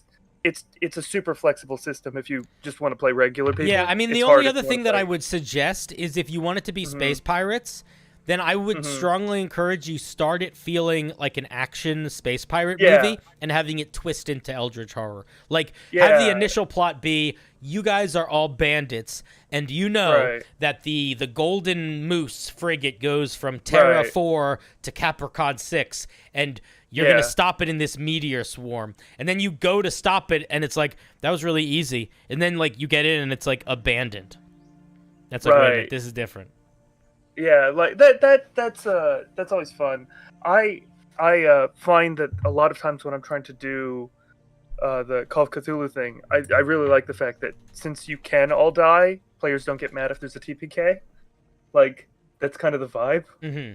Yeah. But and then last but not least is that I'm trying to find a way to make all of my combats in D&D feel incredibly scary, because like I've kept saying like everything is lethal, and all of my stuff is like positive, negative effects. Like everything is a buff, debuff. Like everything is a cursed item basically. Mm-hmm. Like I want it to be good, but it's like, oh, you have cool magic, but it takes your health away or whatever.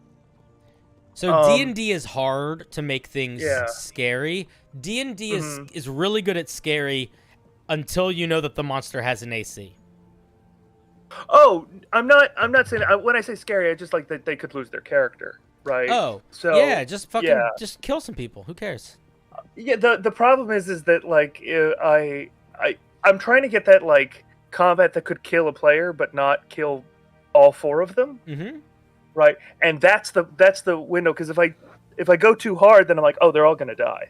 And then that's not fun. Okay, so two thoughts. One, glass cannon monsters work really well for that. Monsters that hit really hard but are go down pretty easy.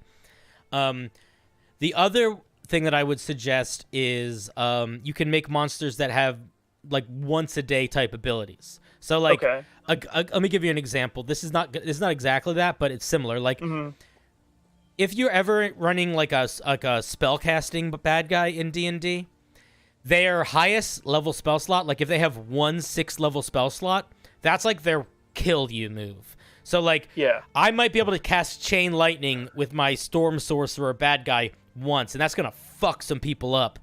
But once I've done that, now it's more of a balanced fight. Like you get one move that's an imbalanced move, and you do that move the first round of combat to scare the shit out of them. And what you could even do, and this is a little bit tricksy, but it doesn't matter, you could create the illusion that they're going to get that move back if you don't kill them fast enough, even if you don't plan on it. Like, for example, like I have a blue dagger, and when I stab the first guy with it the first round, and it does like 6d6 ice damage, and everyone's like, the fuck?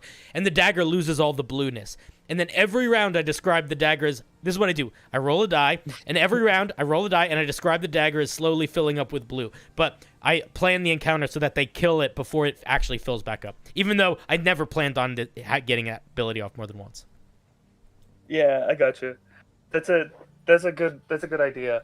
I do like the idea of like having like a bunch of like fatal sounding adventures rather than fatal adventures, because like then I have to redo the man, can I tell you characters. something kind of fucked up? I don't want to share this though because it's one of my favorite tricks, and I don't think any of my players are watching, but I'll share it.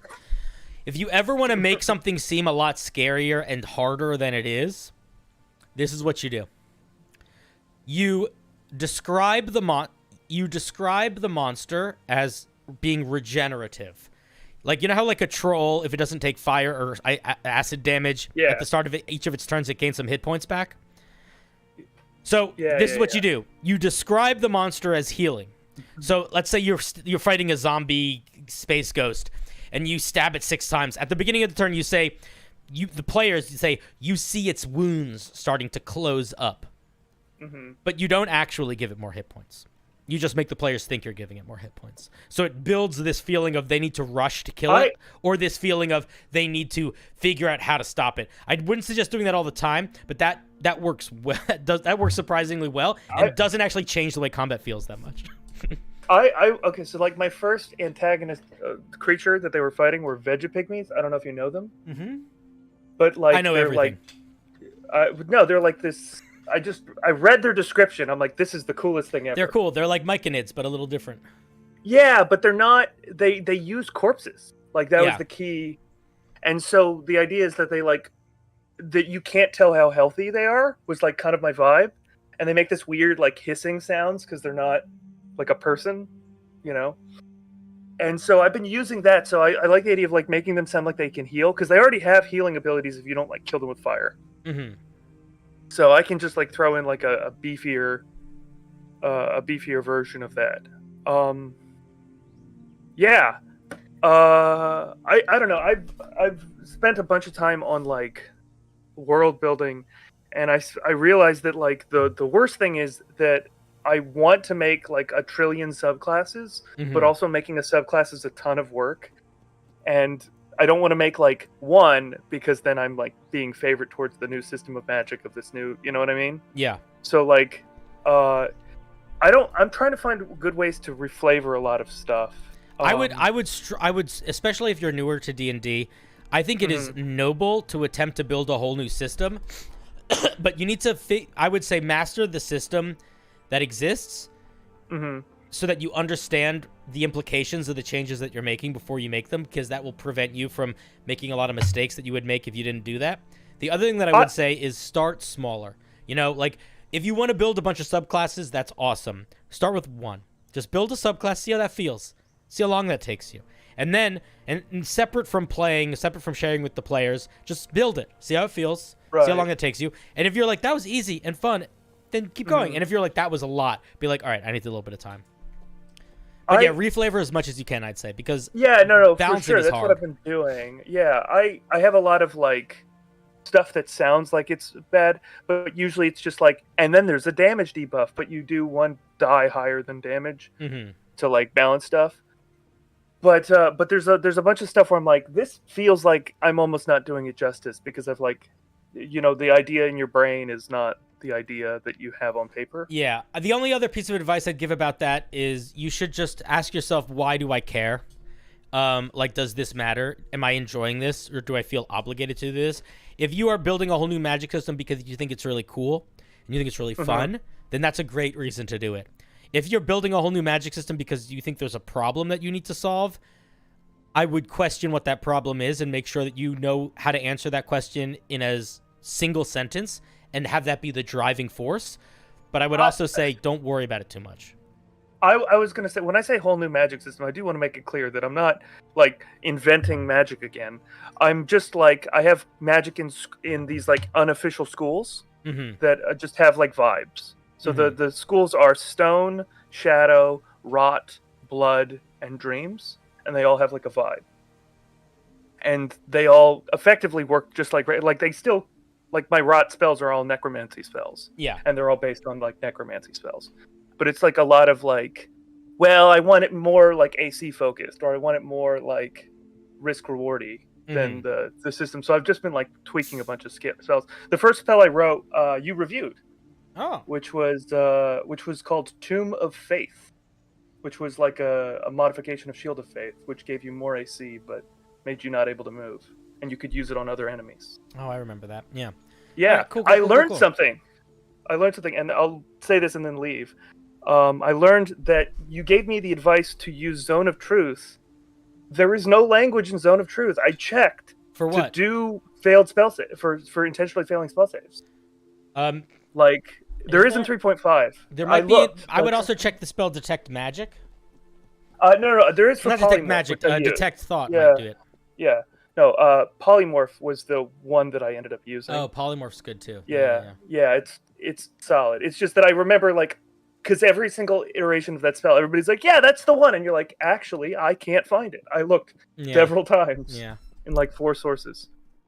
Thank you so much. Yeah, man, no problem. You've been great. I really like your stuff. Good, cool. Yeah, I'm gonna be doing more of these kinds of streams. This has been hella fun. Yeah, so yeah, we're gonna yeah. keep doing this. All right, I'm kicking you out now. You're cool. Bye. That's fine. Kicking Bye. you out. I love you. All right. I told him I loved him. Sheesh. All right, let's get Sin in here. Hey, Sin. Sin bayo ha ba de. Hi. Howdy. How's it going? Can you hear me? I can. Awesome. Let's see. I have a few questions. Sure. It's regarding some villains that I have lined up for my 5e game. So if any of my players are listening, please pause or mute or whatever. But that aside, I have a twist villain, Illithid, and I am running a Spelljammer game. So I'm trying to pace out the reveals of all of the little things, because right now he's basically the vibe of the game is Planet Express but a little bit horror, Cool. and That he's sounds fun. our character. So he's been having the party doing several sorts of fetch quests to go and grab things that he needs to essentially get his body back. The long and short of it is someone used the wrong type of spell to bring someone back from getting turned into an Illithid, and they didn't realize that the brain is not intact. They thought that body was fully intact, and the spell actually went through, and so instead they ended up with a body that was completely functionally human, but it had an Illithid brain in it, so it was feeling pretty sick for a while, and then eventually it conned all of its all of the would-be helpers in its former party into trusting it, and then killed them in their sleep, and then switched off to arcane focus, so has become a wizard since. And so they're gathering all sorts of things in order to essentially get a pool going, get a tadpole, get their consciousness put into that tadpole, and then to implant that tadpole behind their eye, at which point it's actually going to trigger an Ulitharid transformation instead, because I don't have them with any access to any sort of hive mind. They're a stranded Illithid. Yeah. Well, so sounds cool so far. Yeah, so far I've had them get alchemical supplies. I've had them go to not Australia on in gray space on Orth, and they got some brewing equipment, which is essentially going to be used to make the nutrient mix that you need in the spawning pool. And then they have been encouraged to pillage from wrecked nautiloids if they find any. Generally the idea was, oh hey, these are vastly dangerous things. If you see a working one of their ships, run. But if you see a wrecked one, by all means, that is like a gold mine of arcane knowledge and occult knowledge. So please, if you find a wreck of one, if you find any of their spelljamming helms, I'm using Jordan's alternate helms that bring back a bunch of the 2e stuff, because 5e is pretty bare bones on spelljammer.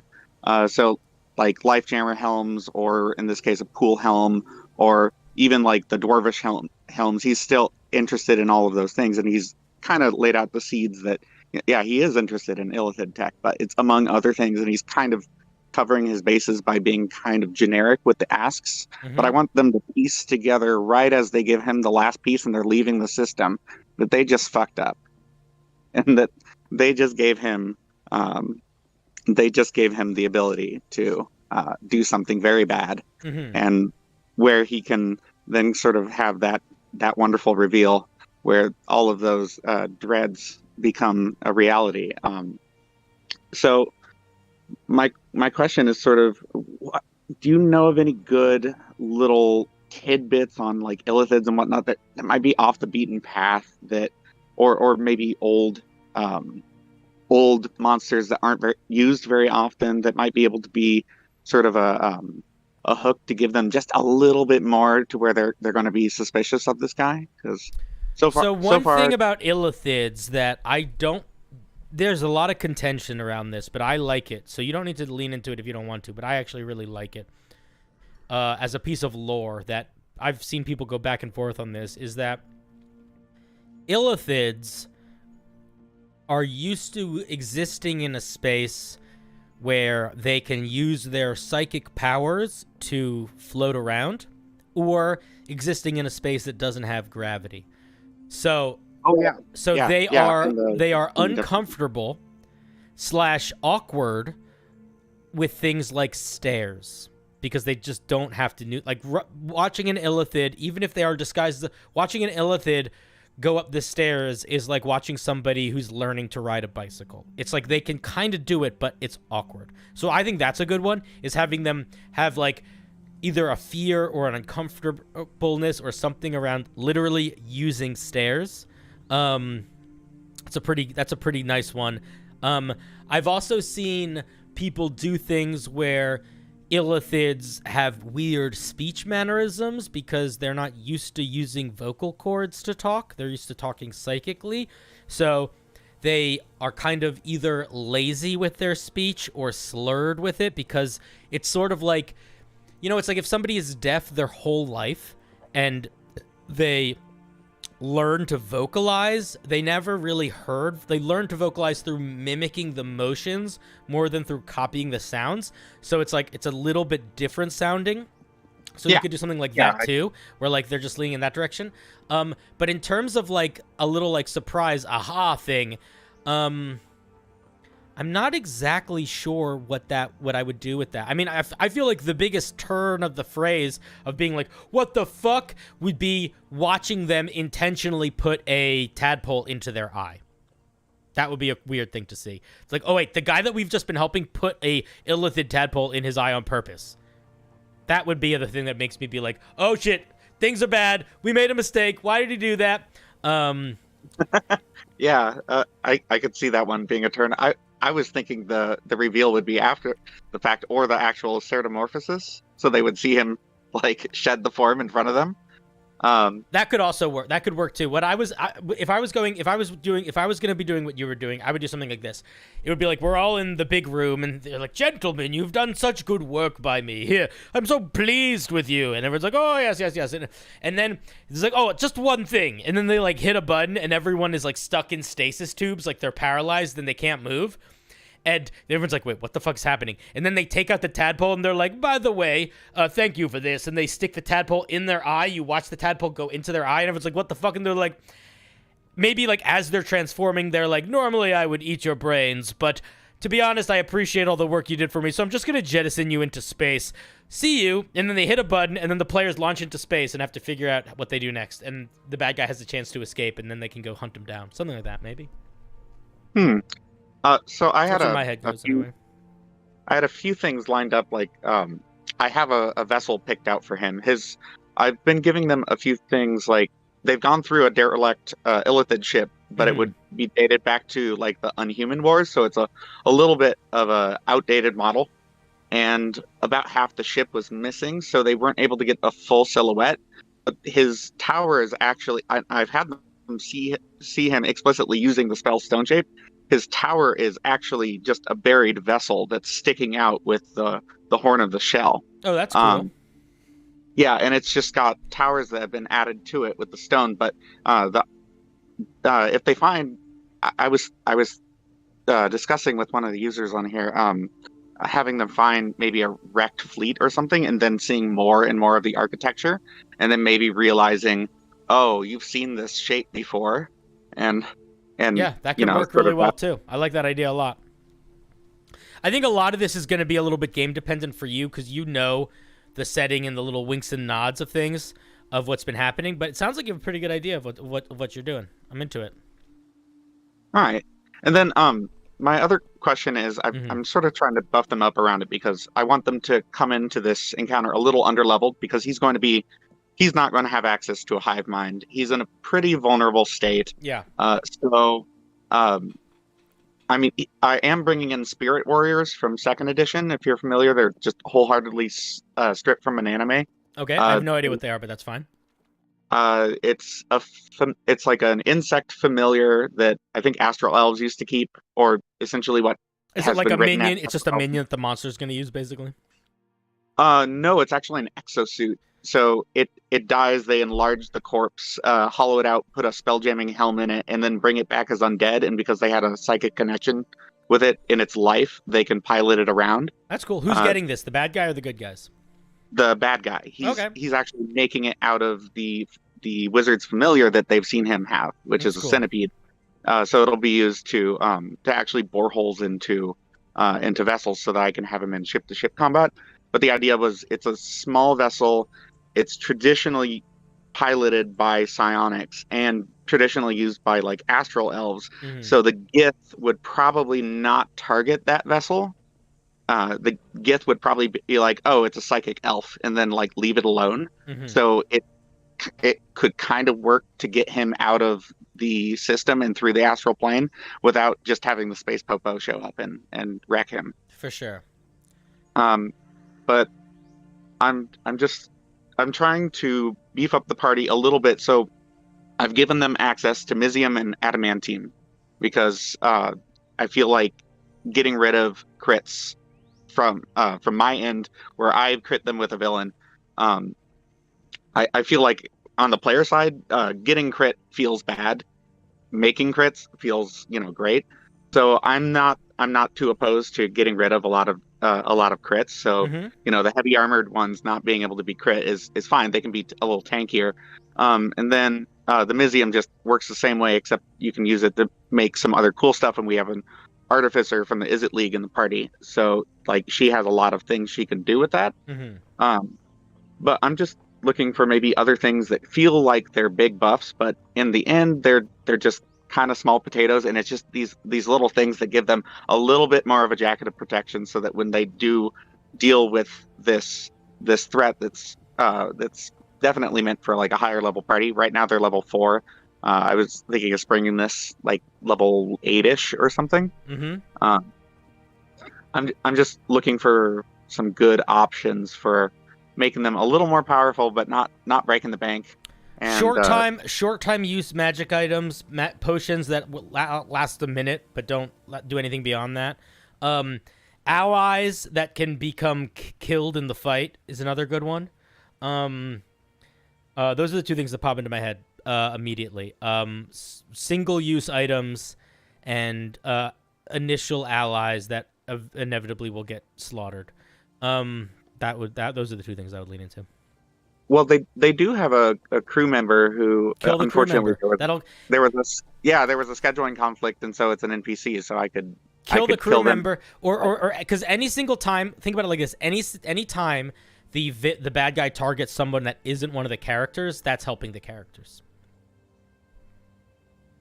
There, yeah, because that trims the fat. It makes it easier to deal with things. I don't have to have a GM PC running with them doing some piloting roles. It was mostly to conserve like their spellcasters' spell slots, because we're going back to the sort of 2E way of being able to spell surge to move the ship. Yeah, I would say that give them an ally that can be cannon fodder to help buff things. Give them maybe one or two powerful magic items that are one-time use. There are some spells that are magic. There's a potion. I forget what it's. There are potions that like affect one casting of one spell that could be interesting to use. I would lean in those directions. Awesome. Well, thank you so much. You're welcome. It's been great. Yeah, man. Thanks for hopping in, and I'm going to hang up on you now, and you're wonderful. Goodbye. All right. Friends, I see there are 5 people left on the list. We are going to end with Kelf. So if anyone else joins after this, too bad. Next is Sovereign. Hello, Sovereign. Sovereign. Sovereign. Hello. Hello. Just give me a second. I gotta get my script. Yeah, no problem. Mute stream. It'll make life easier for you.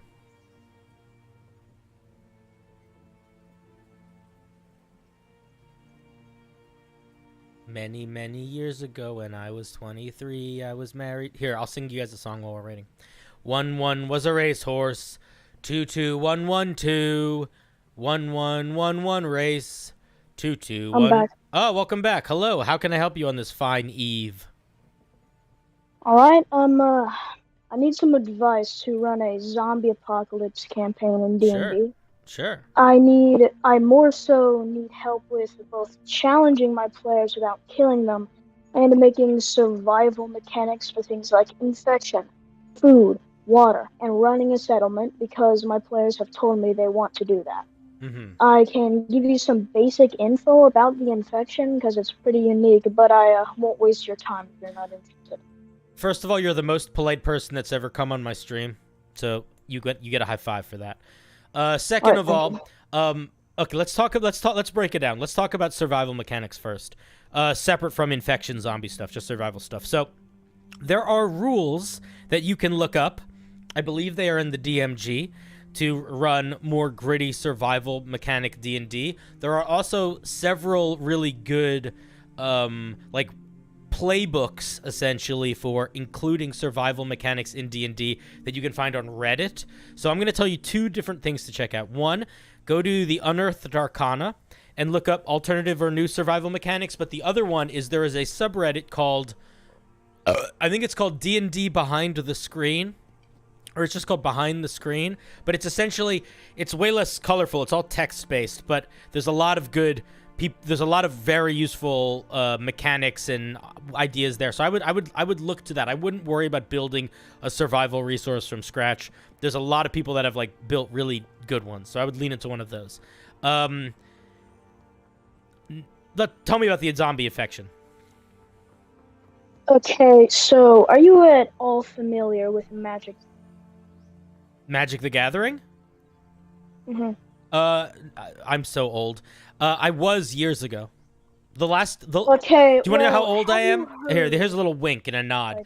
The last time I bought Magic cards was the very first edition, where the little icon was different colors depending on the rarity of the card. Wow. Yeah, like Tempest was the edition that I played the most. Well, I'm not really at all familiar with Magic the Gathering, but I heard about this one thing from it called the Phyrexia. Okay. I can try to send a picture of the image that gave me the inspiration. No, don't worry about sending a picture. Just explain in a sentence or 2. Anyways, it's like this. It's like a hive mind of biomechanical flesh monsters controlled by an evil god. Cool. Basically. I'm into that. However, it's less biomechanical and more biology with mechanical stuff. Anyways, It doesn't matter. Anyways, the plot of it is that this evil god or whatever, god of the Phyrexian, has invaded the celestial plane, and the gods had to sit down this absolutely massive force field. Inside this force field is the demigod, and the zombie infection can't really spread outside of it. Cool. The players are people stuck inside of the force field who died, and when they woke up in the celestial plane, the afterlife, they might as well have just gone to hell. Basically, I'm basing this off of the Dying Light infection. I'm not sure if you're at all familiar with that. Medium familiar. That's a really cool campaign setting, by the way. That sounds awesome. Thank you. You should be. Anyways, I don't want to make you feel. Listen, we all are going through different stages of the universe, and you don't want to ever become so confident you're obnoxious. But you should be confident with that. That's a really, really cool setting for a campaign. All right, sorry. Continue. no worries. Anyways, basically the zombie infection is kind of like a lycanthropy. Mm-hmm. Well, kind of not, because it's half virus, half magic curse stuff. Because you could just get it the normal way by being infected, or there's some of these things that can cast magic and can curse you with the disease. However, there is how it works is, in my setting, anti-magic is radiation.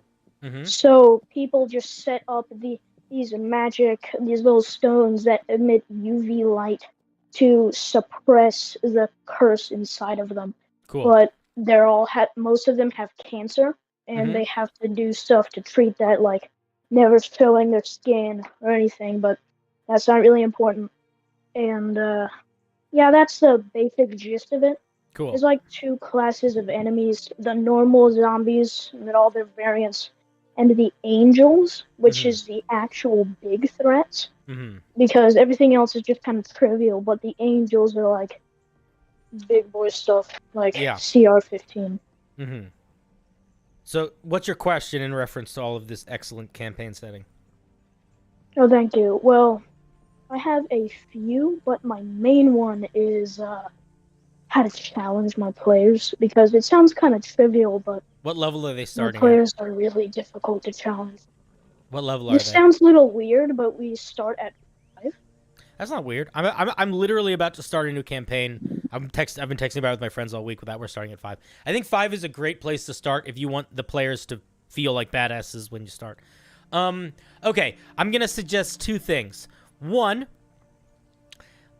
you can create.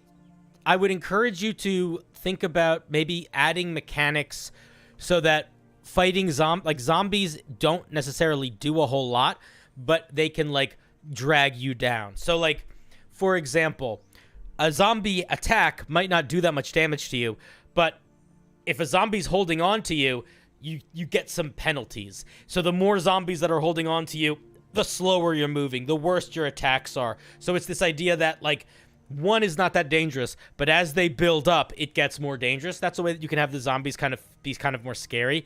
The other thing that I would encourage you to do is to play around with like how these zombies exist. Like, there can be ordinary cannon fodder zombies, but there could also be like weird twisted mutation ones, or ones that are a little bit beefier.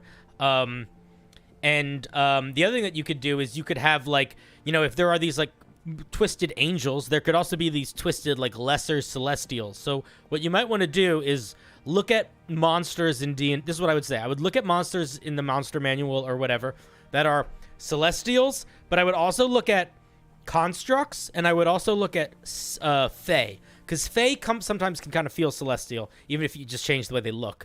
And then pick a couple lower CR ones, but like reasonably tough, like CR 3, 4, and figure out how to turn those into like lesser angels. So they're not as big as the big fucking scary ones, but you can essentially have like aberrant celestials, or take some of the constructs and make them a little bit more celestial. Like, there are some constructs that are like Bronze Scout is one of my favorite constructs. They're like these little burrowing worm things that electrocute people. But you could take that and make it so instead of it just being like a snake thing, maybe make it so it kind of looks like a person with like bits of silver and like gold and stuff that has like crushed into the shape of a snake with metal, even though technically you're just literally just using the same stat block. That's what I would say for that. Play around with creature variety and monster type a little bit. Don't just have super little and super big. Have some middle stuff. I also need some ways to punish my players, kind of. I don't mean for this to sound like cruel, but my players, they're very famous pushing the limits. Do you and mean even when they in what get way? to the point, Pushing a limit in terms of like trying to bend the mechanics, or pushing the limits like being assholes? bending mechanics. I wouldn't say they're that, or else I wouldn't be playing with them. Fair.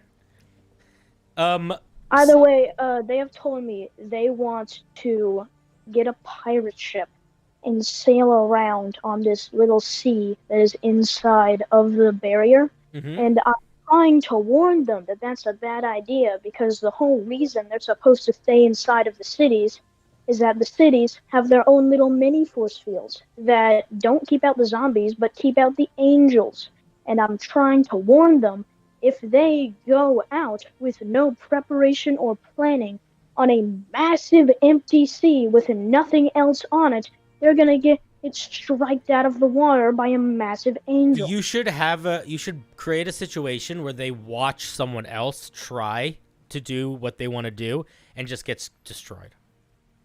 I did have this plan to try to establish some stakes where they start off at this big, prospering city. It's the biggest settlement still alive. And they have like 1 or 2 sessions in it until something happens and the force field goes down.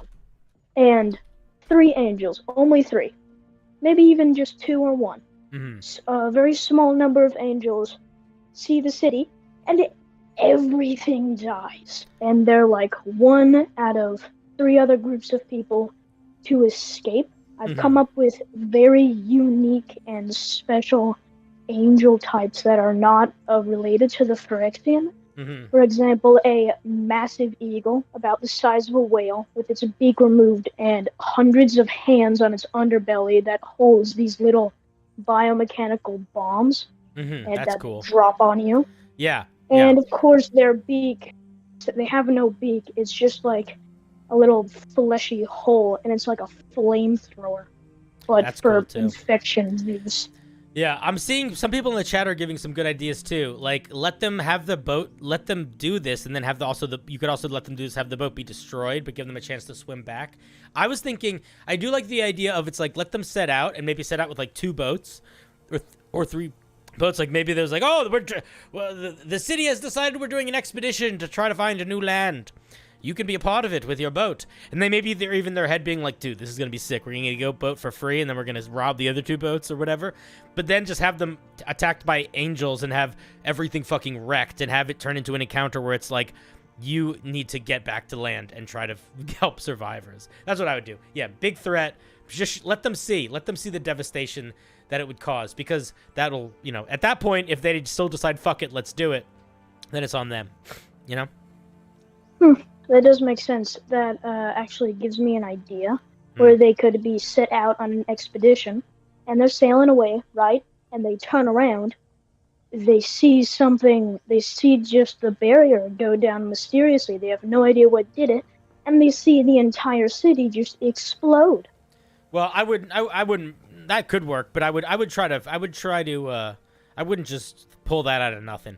I also think you can show how devastating something is by not having it be giant. Like, I would actually argue that I think it will be more impactful for them if they see an angel destroy a ship really easily than a whole city get destroyed. Because there is this weird thing that happens where if something gets too big, it sort of becomes dissonant at a certain point. But like, if they are like working really hard to get this ship, and then either before they get the ship or maybe as they get the ship or whatever, they see how easy it is for one of these angels to just destroy it, like it's nothing. That'll make them feel something, and it'll also tie it personally to them, because they'll be like, oh, we're on a ship. All right, last question. Or did you say another question? Did I imagine that? Did you say you had 3? I'm sorry, I might be Nope. mixing This it is up. my last thing, actually. This is my last thing. I'm the last one of the night, right? No, there's like 3 more. Oh, okay. Anyways, last question.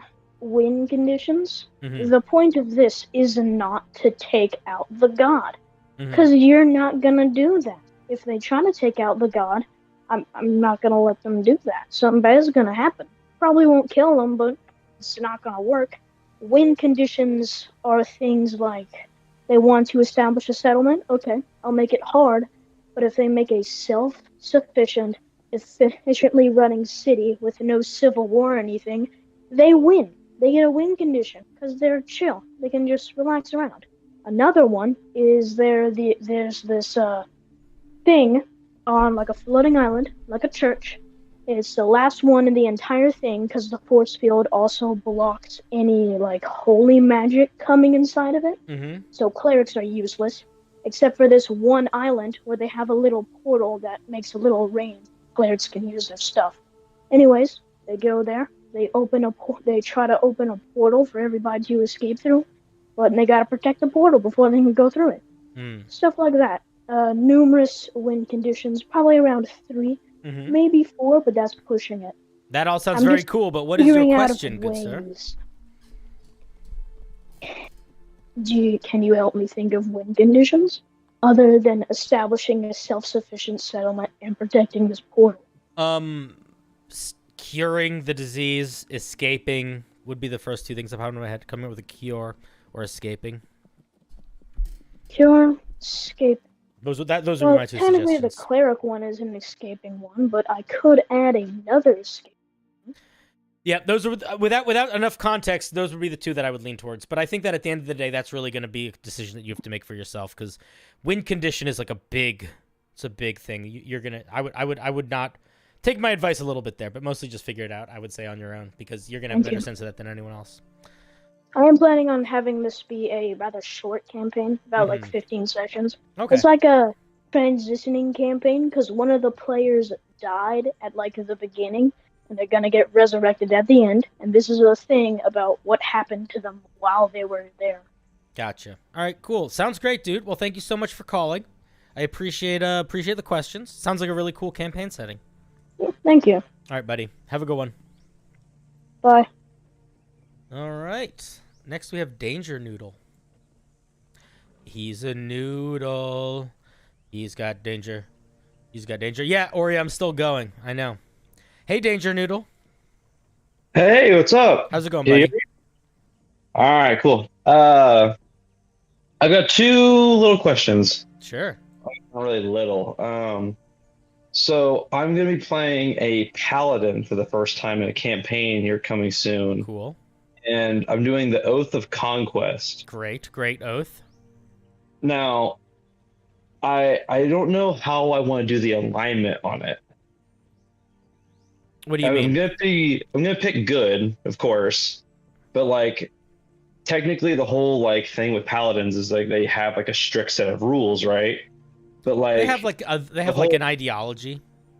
Right, which kind of makes me think of like them being like stuck to kind of like a set of like lawful like nature, right? But like at the same time, Oath of Conquest has a very like emotional power to it, where they have more agency. I mean, they also like doesn't each oath each paladin comes with tenets. So you have the list of conquest tenets, right? Yes? No? Not on hand. I can pull it up. I got quick, it. So you have but douse the flame of hope, rule with an iron fist, and strength above all. Those are the 3.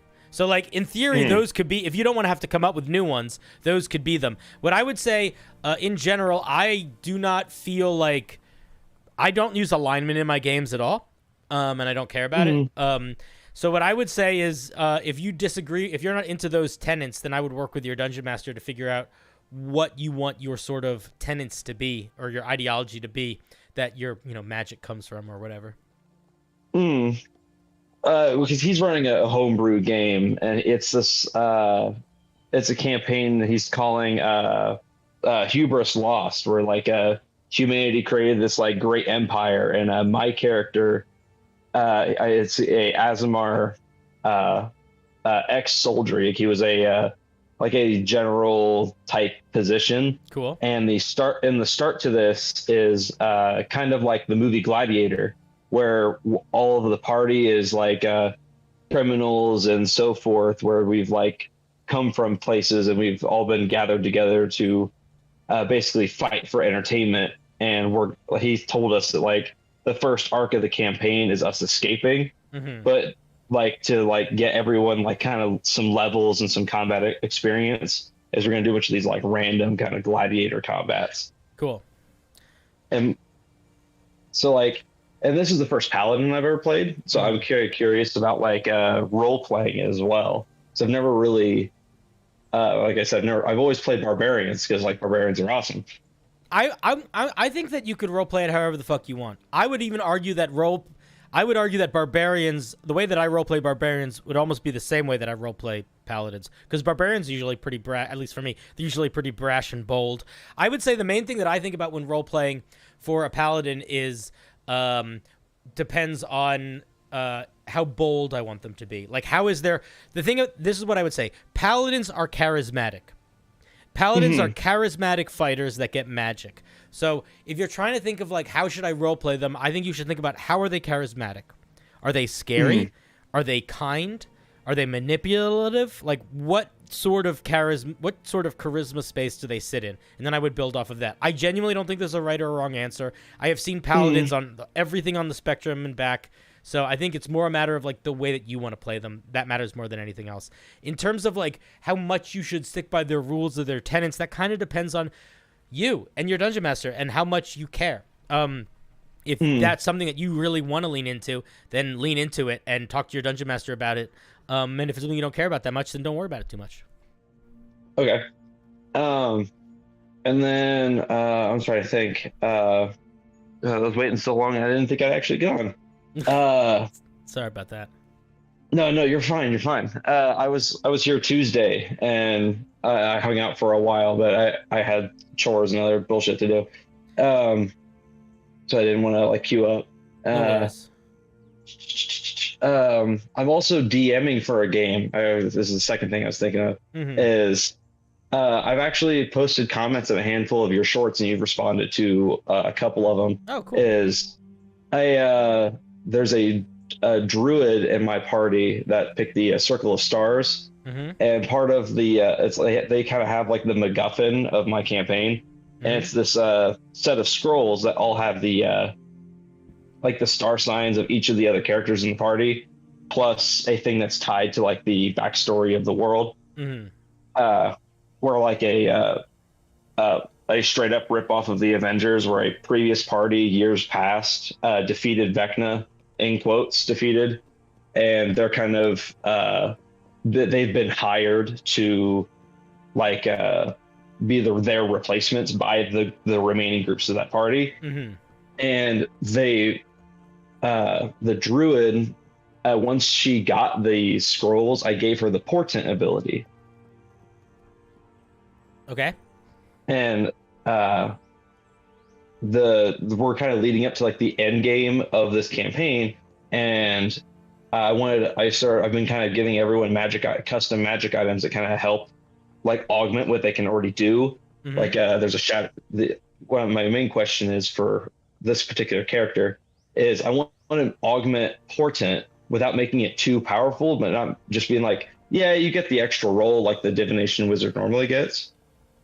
Because that's kind of like, it's not that unique. Do you have a divination wizard in your party?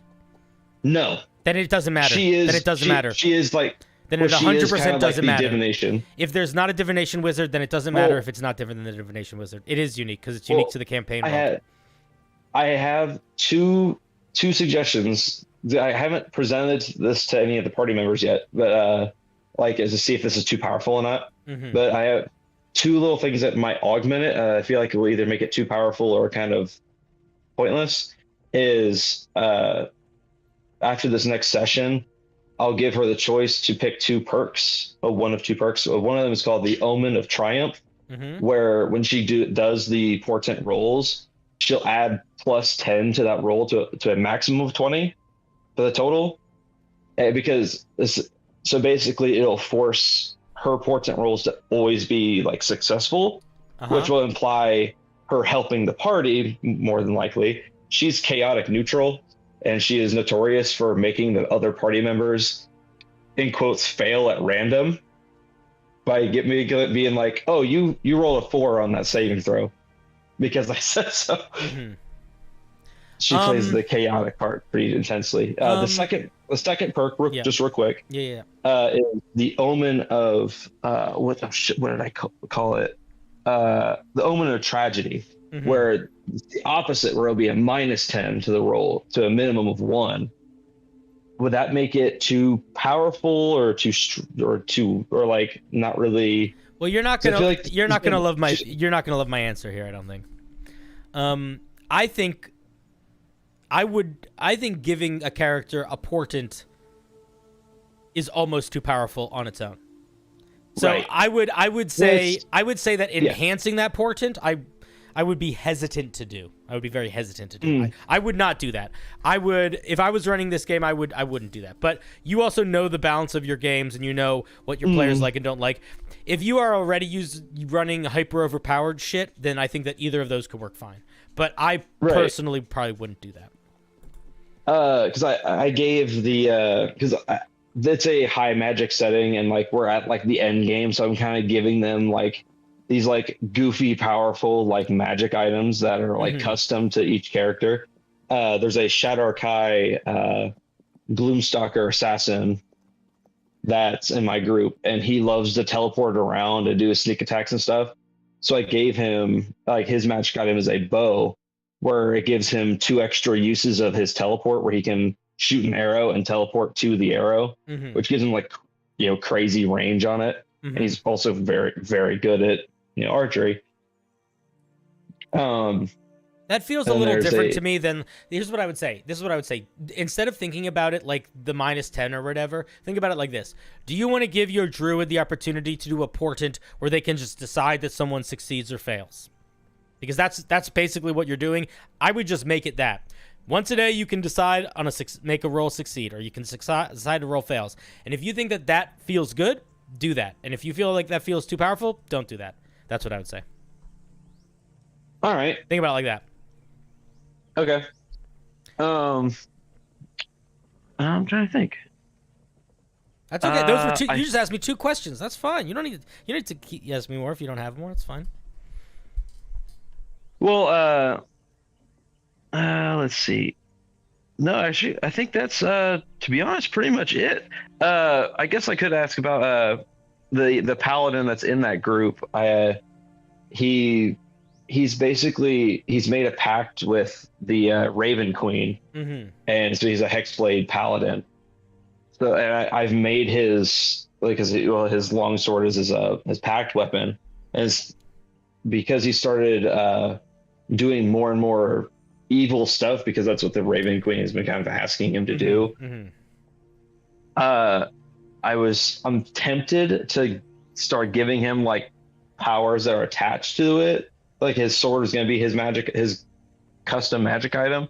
But if, like the stuff that I've made for him is kind of like comparative in power to the other players. It's not as good, but he's already very powerful, being a Hexblade paladin, in like his own right, being like front line and everything. What's the question?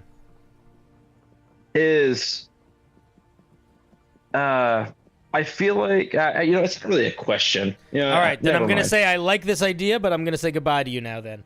Yeah. But I appreciate your questions. I'm kind of droning on. I'm like, you know what? I'm kind of droning on. Never mind. It's all right. I appreciate you. Thank you very much for calling in. Yep. All right, Danger Noodle. Big fan. Me too. Big fan. We can be fans of each other forever. And been a big fan of listening to Rally. I listen to it at work and on the way to work and whatnot. It's a good time. I'm glad you like it. Yeah, Rally is like the passion project. Rally's great. Rally's the thing that I'm the most proud of that I'm working on right now. All right, buddy. Yeah. Have a good night. Don't be a stranger. Yep, you too. See ya. Yep. Oh, I hung up in you mid-sentence. I'm sorry. All right, next we have 2 fingers pointing at each other. We have somebody doing this. You have this. You don't have a name. Your name is 2 emojis. Your name is this. Yes, sir. That's me. Hello, welcome. How can I help you on this fine eve? Okay, so big fan. Excited for more SCP content. Let me just say that out the gate. Okay, first of all, I love making the SCP content. It takes me a while to do, because if I don't thoroughly think about it, it's just people yelling at me. And what I love is it's people yelling at me in both directions. It's either 100 people being like, actually, it doesn't work that way. And then it's another people being like, actually, it works that way a lot. And it doesn't matter what I say. There's no way to win, because everybody that likes the SCP Foundation is either awesome or a fucking idiot. I both love and hate Okay, I love the SCP content so much. It's so much fun to make, but it does bring out the worst type of people. People that are like adamantly arguing over fantasy bullshit. I hate the comments on those videos, but I do like making them, so I will make more. But I fucking hate them. I'm definitely one of those people, and I love arguing with you. I enjoy it so much. All right, well that's fine. I don't mind it a little bit, but when it becomes an onslaught, I have to like ignore it because it becomes too much. Hey, the other thing that happens is I end up because everyone's having the same fucking argument. Okay, but that's fine. Listen. I'll make more of it. How can I help you tonight? I'm so excited for it. So I don't actually have direct questions. I just have some concepts that I want to throw at you and pick your brain on them a little bit. Sure. To expand my thought process on them. Sure. So two different worlds, and we'll start with the big one. It's basically Karsus's Folly, and a redesign of Karsus's Folly. You gotta. I have no idea what the fuck that is. You gotta explain it in without the context of something. It's the story in D&D where Karsus tried to create a 12th level spell and enchant a god. Okay, yeah, and then the gods got pissed. Okay. Yeah, and he turned into a giant fucking boulder and crashed his city and all that. So it's the same concept of that magic spell, except 4 wizards try and do it, and instead of turning into a giant boulder, they suck the entire universe into a blender and then spit it out onto a canvas. Cool. And those 4 wizards basically become false gods, and the rest of the gods all get tied up into an Ouroboros yin-yang kind of god, pass through each other, and now you have dark earth god, light earth god, yada, yada, yada. Sounds good. And so these elemental gods basically reach out and select champions, and when they reach out and touch them, a piece of their god power falls into them. Those are my player characters. Cool. I like that. Good setup. So this is in Pathfinder 2e, so I'm not going to ask you any direct rules questions or anything like that. Mm-hmm. But at level 6, since we're using the multi-type variant, they most of the party has to kind of go out and search for a creature that becomes part of their thing. So like the champion has to find a dinosaur to become the thing he rides on. The gunslinger has to find a dragon to make a dragon rifle. But I have one character who's not going to reach that point until closer to level 10. So I want his little bit of the story to kind of be the more plot driving aspect, where he's going to get caught in the middle of this turf war between colonialist humans and the native leshies of the planet, and they're fighting over water because there's not enough water for the humans, and the leshies are mad that they're being slaughtered just for existing and consuming water. And I want to go about it in this idea of like a flashback kind of concept. So he'll be caught in the middle of this turf war, and as they all end up meeting together, they'll flashback through their, hunts for their creatures while they catch up with how the summoners got in the middle of this turf war and stuff. Okay. So I'm struggling to structure how to do this flashback concept. Mm-hmm. And also something to keep in mind is I'm not worried about my characters dying, since they're this kind of demigod concept. If they die, they come back with curses. So what do you worry? What worries you about? What are you unsure of about the flashback concept? I'm not sure.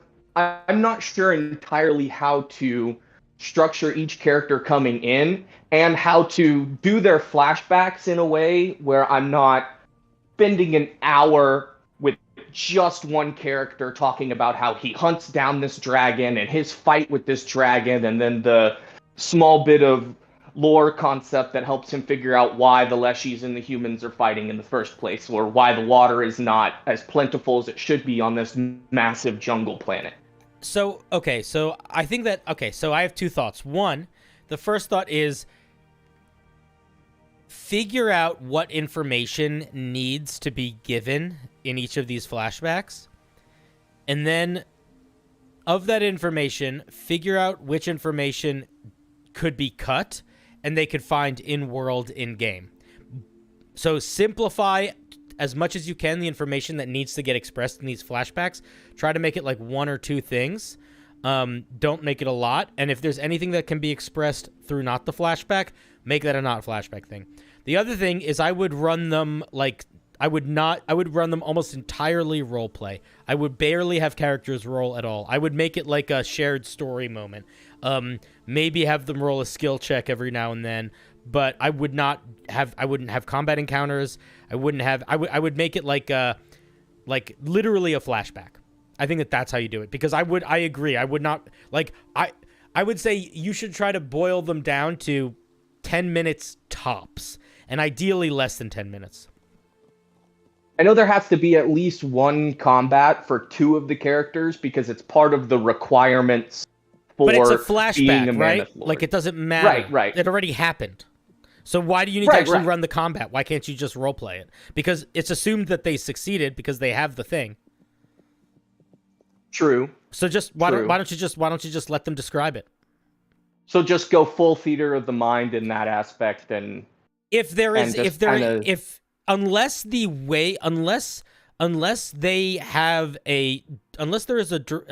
a reason for them to be able to fail, and that has an impact that matters, I would just make it a story. Okay, that's totally makes sense. Yeah, because they basically can't fail. Yeah, so I would just make it a story. Yeah, I'm with that.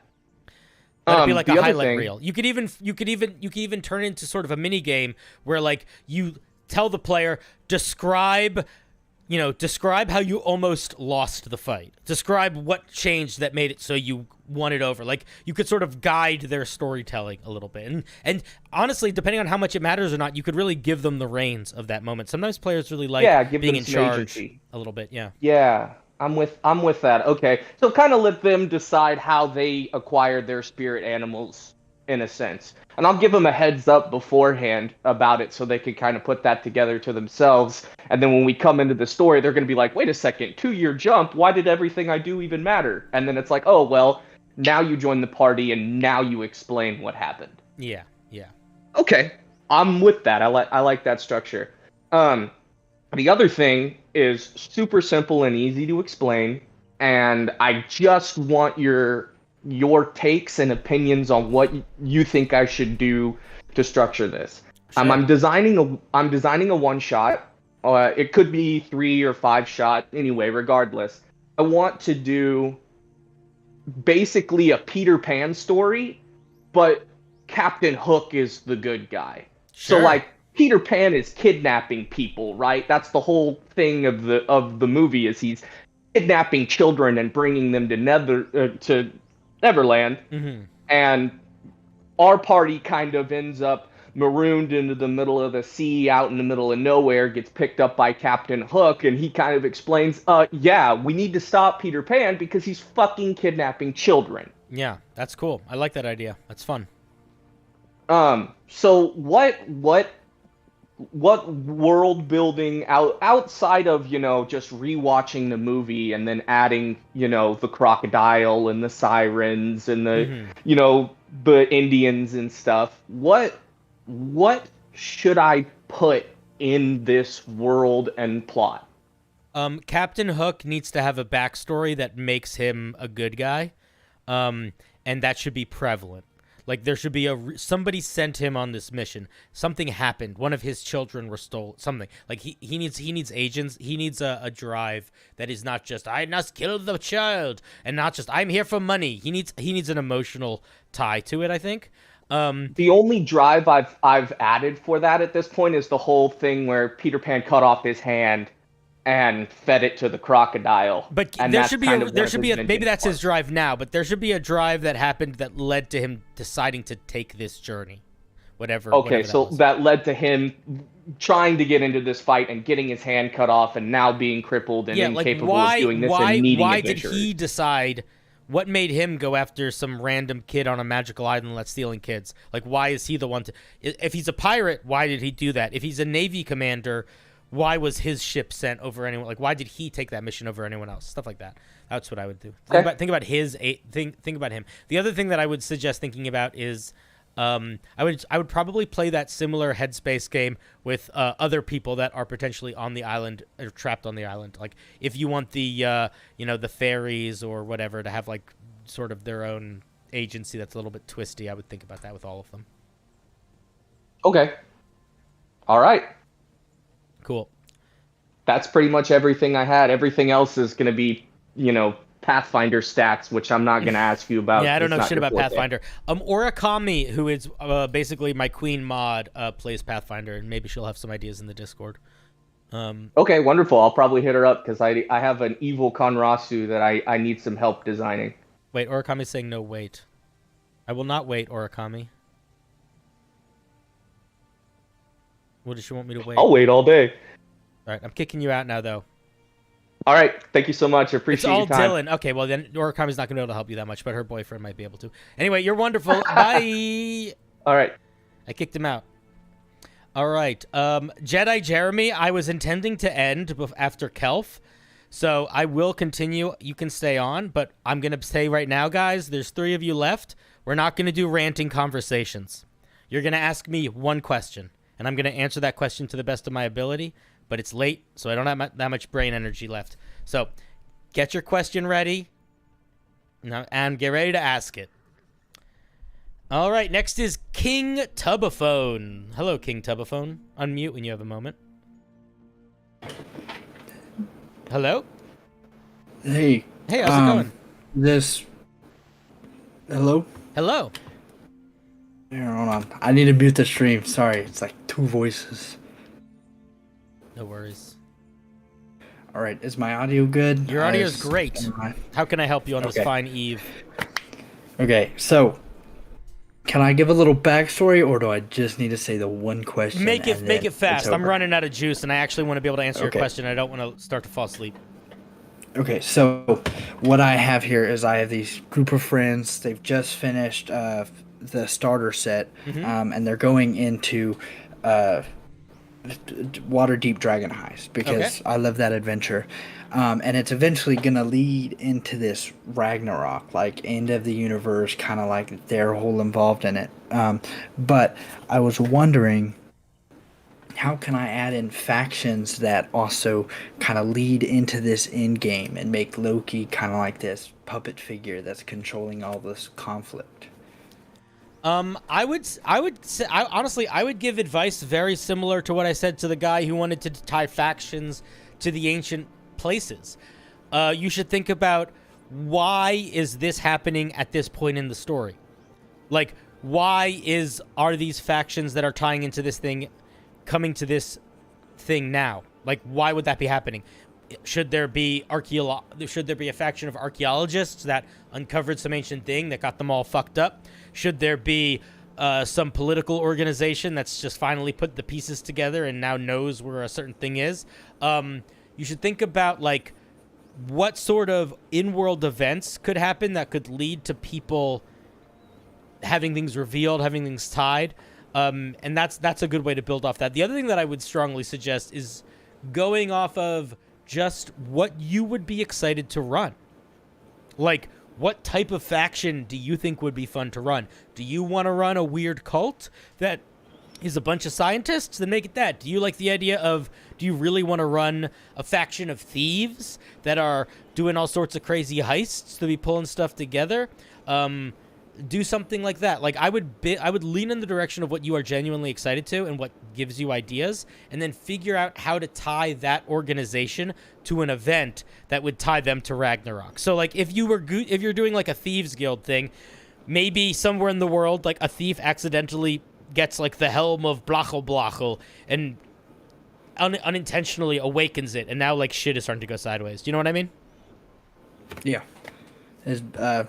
Thank you for having me on here, even though it's so late. That's okay. And Did I it's answer your question? Yes. Okay, Thank you good. so much. I've been kind of stressing about this. Yeah, so don't stress about. Okay, first thing is, don't stress too much. Take a deep breath in, take a deep breath out. Make sure the faction because the faction should not singularly be focused on the Ragnarok. It should be a faction that existed for a little while. So make it a faction you like. Don't stress about it. Just make it a faction you like, and then be like, all right, I fucking like this faction. This is cool.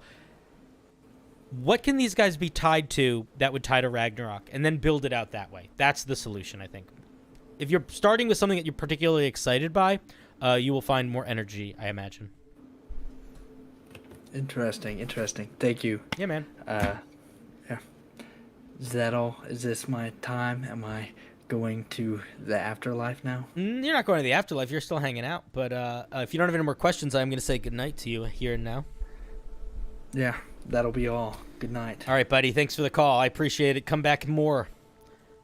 Jedi says, we nearly TPK'd last night. Hopefully we can survive the next session. I was going to ask a general how not to die stuff. It's all good. I can give you advice on how not to die. Coordinate with your team. Have a healer. Good positioning. All of those things. Positioning and understanding what your teammates' characters can do, and making sure that everyone is paying attention to what is happening. If you have a druid that is half paying attention or is too focused on one thing, they might not notice another thing. But a lot of that is just like, depends on the game you're playing. Urakami says, learn your enemy. Learn your enemy is also a big one. All right, we have one more. We have Kelf. Let's pull Kelf in. Hello, Kelf. You're the final piece of the puzzle tonight, friend. You're the last one. Oh man, I had to unmute. Welcome. Thank you. So yeah, medium time listener, first time caller. Thanks for having me on. No problem. Welcome. First, I want to say congrats on doing this kind of stream. I love that you're doing this because you're kind of living my dream. Because I answer questions at the DM Academy on my Twitch stream. So having a live audience is kind of the one thing. DM Academy is so good. That's another great resource. It's the best. I love it. So I was going to have a long arbitrary question, but you know, as the night has come by, I understand your case. So my question is, what is your opinion on creating an entire campaign based around your players' backstories and the potentially inevitable case that a PC dies or that like a player drops out, and that entire channel of backstory and or motivation goes with them? Okay, I have two thoughts. I think building a campaign around players' backstories is great, but it only works if your players are willing to put in the extra work. Because if your players are not invested in their own backstory, and if they're not actively sharing their backstory with the other players, then it doesn't matter. So you have to make sure that your players are not only invested in the backstory, and I would say you should build that backstory with them. It shouldn't be like send me 10 pages. It should be like, no, we are constructing this together. And then I would also say that it is that player needs to understand that it is not only their job to be conscientious of their backstory, it is their job to share that backstory in character and take actions based on that backstory to push that plot forward. Because doesn't matter what is written in your backstory. If you have a backstory about your character having 30 brothers and sisters and being of the people, if you play them as someone that sucks at sharing and never mentions their siblings, their backstory is irrelevant. So you have to have players that are like down to lean into their backstory, and are down to share and make that backstory present for the other players. And that solves that other problem, because if I make my backstory matter to you, genuinely matter to you, if I die, you still care about my backstory. In fact, you might even care about it more. Right, to carry on in your honor. Exactly. So if my noble quest was to bring the shoe of Gilgamesh to the great shoe store of the Leviathan, then and like that, and you know that like it's because of my sister and she needs her shoe polished, and my cousin is going to be at this wedding, and if he doesn't get, like, there's all these things that you know, and you know they matter to me. If I die, they still might matter to you, and they might matter to you even more. It might be like, oh shit, who is going to get the shoe? Yeah. It's us. We are the only ones that can carry that burden. And again, that requires a lot of player buy-in and a lot of players actively deciding to take those steps. But that's what I would say. I would say the best way to make that work is to make sure the players are all eager to care about each other's backstories and eager to share about their own backstory. Okay. Yeah, I think I'm very lucky with the particular group that I'm running for, because we've been playing now for about 8 months, and 3 of my players, whenever they made their backstories, all had something to do with shadows, like shadow assassins and shadow monsters. 2 of them had stuff to do with knights and nobles, and the one is literally just a dragonborn barbarian that wants to kill a dragon. So we started out with Dragon of Icespire Peak, and I've kind of rolled into this shadow cult thing that everyone is tied into. And I've been laying those pieces of like revealing how different people's backstories are attaching into this grand arc. I just definitely get that, like, there's that hesitation at times where it's like, you know, oh man, if one of these players drops out, is is that particular, you know, drive, like is that particular part of this gone? But no, I get that if they're all tied together and they all actually actively care about each other's backstories, they can each carry it on with them. Yeah, the double-edged sword of basing things on player backstories is, on one side, it is often how you can create some of the most memorable stories that also, I think, lean into the genuine strengths of D&D, which is, or any TTRPG, which is its customization. You can really make a story fit a player and a table in a way that you just can't with a video game. But the other side of it is it just requires a lot more work from the player. Like, it's one of the few situations where the dungeon master doing more work actually, I think, makes it less impactful than the player doing that more work. Because if you as a dungeon master keep saying, like, remember, oh, it's your cousin that you didn't see for 30 years, and the player's like, I don't know who that is, like, then it sucks, and it doesn't, there's no weight to it, you know? Yeah, that's one of the things that I try and do with my players, especially with this group, is I have reached out to each one of them and was like, hey, let's flesh out some pieces of your backstory a little bit more. Let's talk about this, and let's get some details going so that, you know, this way, you know, we have some structure, we have something to work on, and, you know, we can develop this further. So yeah, awesome, cool, awesome. I appreciate your insight, my friend. Man, and I'll be doing more of these call-in streams, so you don't have to be the last person every time. You can guarantee, is if it's on Thursdays, I do a stream at 9:30. If you do it before that, I will be in here. All right, I'll do that. I'm playing around with scheduling a little bit, but I do think that there's going to be some moving arounds of days and stuff. Thursday is also going to be a day that I do reviewing member homebrew. So what I was thinking I might do is I might combine it. I might do like a call-in leading into homebrew review, or homebrew review leading into call-in. I don't know. We're gonna play it by ear. We're gonna play it by ear. Yeah. Well, I'll be submitting. I'll be submitting for that for sure. Hell yeah. All right, dude. Have a good one. Thank you so much. Appreciate it, man. All right, have a good one. All right, we have what? Okay, we're truly the last person now. This is the last one. Give me the sauce. Welcome. Hey. How's it going, buddy? Going good. How can I help you on this fine eve? All right, so I got a few things on my plate. Don't really know where to get started on it. Okay. So, well, here's what I'm gonna say. I've been streaming for about 8 hours, so I would say pick one of those things. All right. Because I don't have the energy as much in my brain anymore. So which one of those things would you like me to would you like to talk about? All right. What I'm having a problem with is I'm playing a evil PC, and basically I don't know what I'm doing. I'm still fairly new to Dungeons and Dragons as a whole, and it's a mixture of, I think I have too many inspirations for this character that I'm trying to fit into like this character concept, and I am too afraid to like step on other people's toes or take too much of the spotlight for like me to do what I want to do with the character. How many sessions have you played so far with this character? Let's see. So far, like it more has than been 5? a while. Definitely, although a lot of delays at the same time. But you played them for issues. Yeah, but you've been playing for a little while. A little bit, yeah. All right. I think that the balance of not stepping on players' toes and not taking up too much space at the table is one that you kind of have to feel out group by group. I will say that when you play an evil character, you do have to think about it more.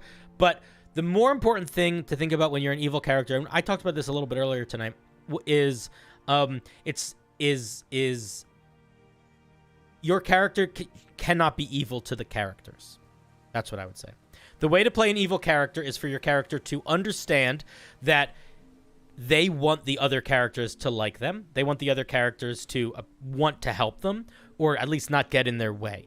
A rule of thumb that I usually have for evil characters is the more evil you want your character to be, the more generous and kind and understanding and helpful a party member they need to be.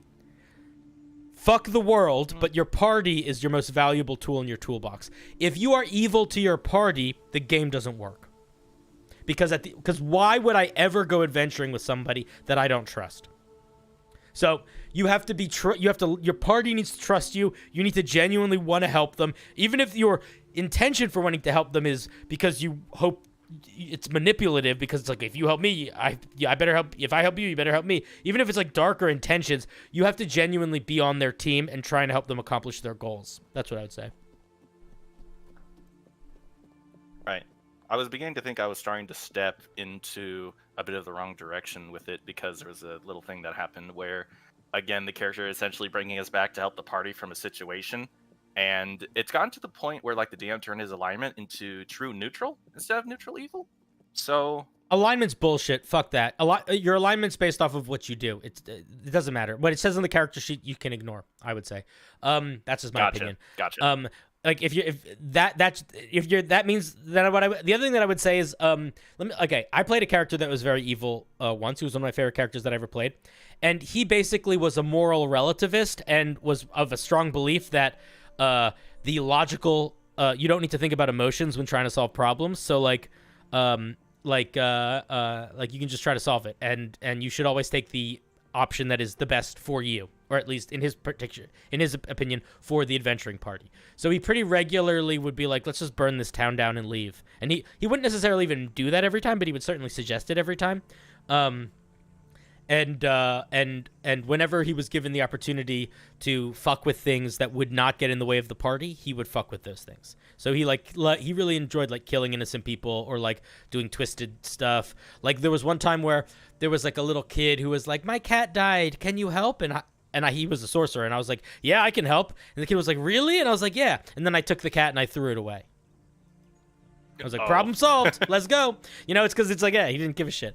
But like, that's what I would say. Like, I wouldn't stress too much about like, or maybe just talk to your dungeon master about this. Like, say like, hey, I want to be able to still play an evil character. Can we like create situations where my character can like do some like kill some innocent people, or we can solve a problem in a way that's like morally gray or that sort of thing? Because what matters a lot more than the alignment of your character is like your character. Because in real life there isn't like good or evil characters, right? It's just a matter of like, how do you solve problems? What is the moral boundary for you? That sort of thing. Gotcha.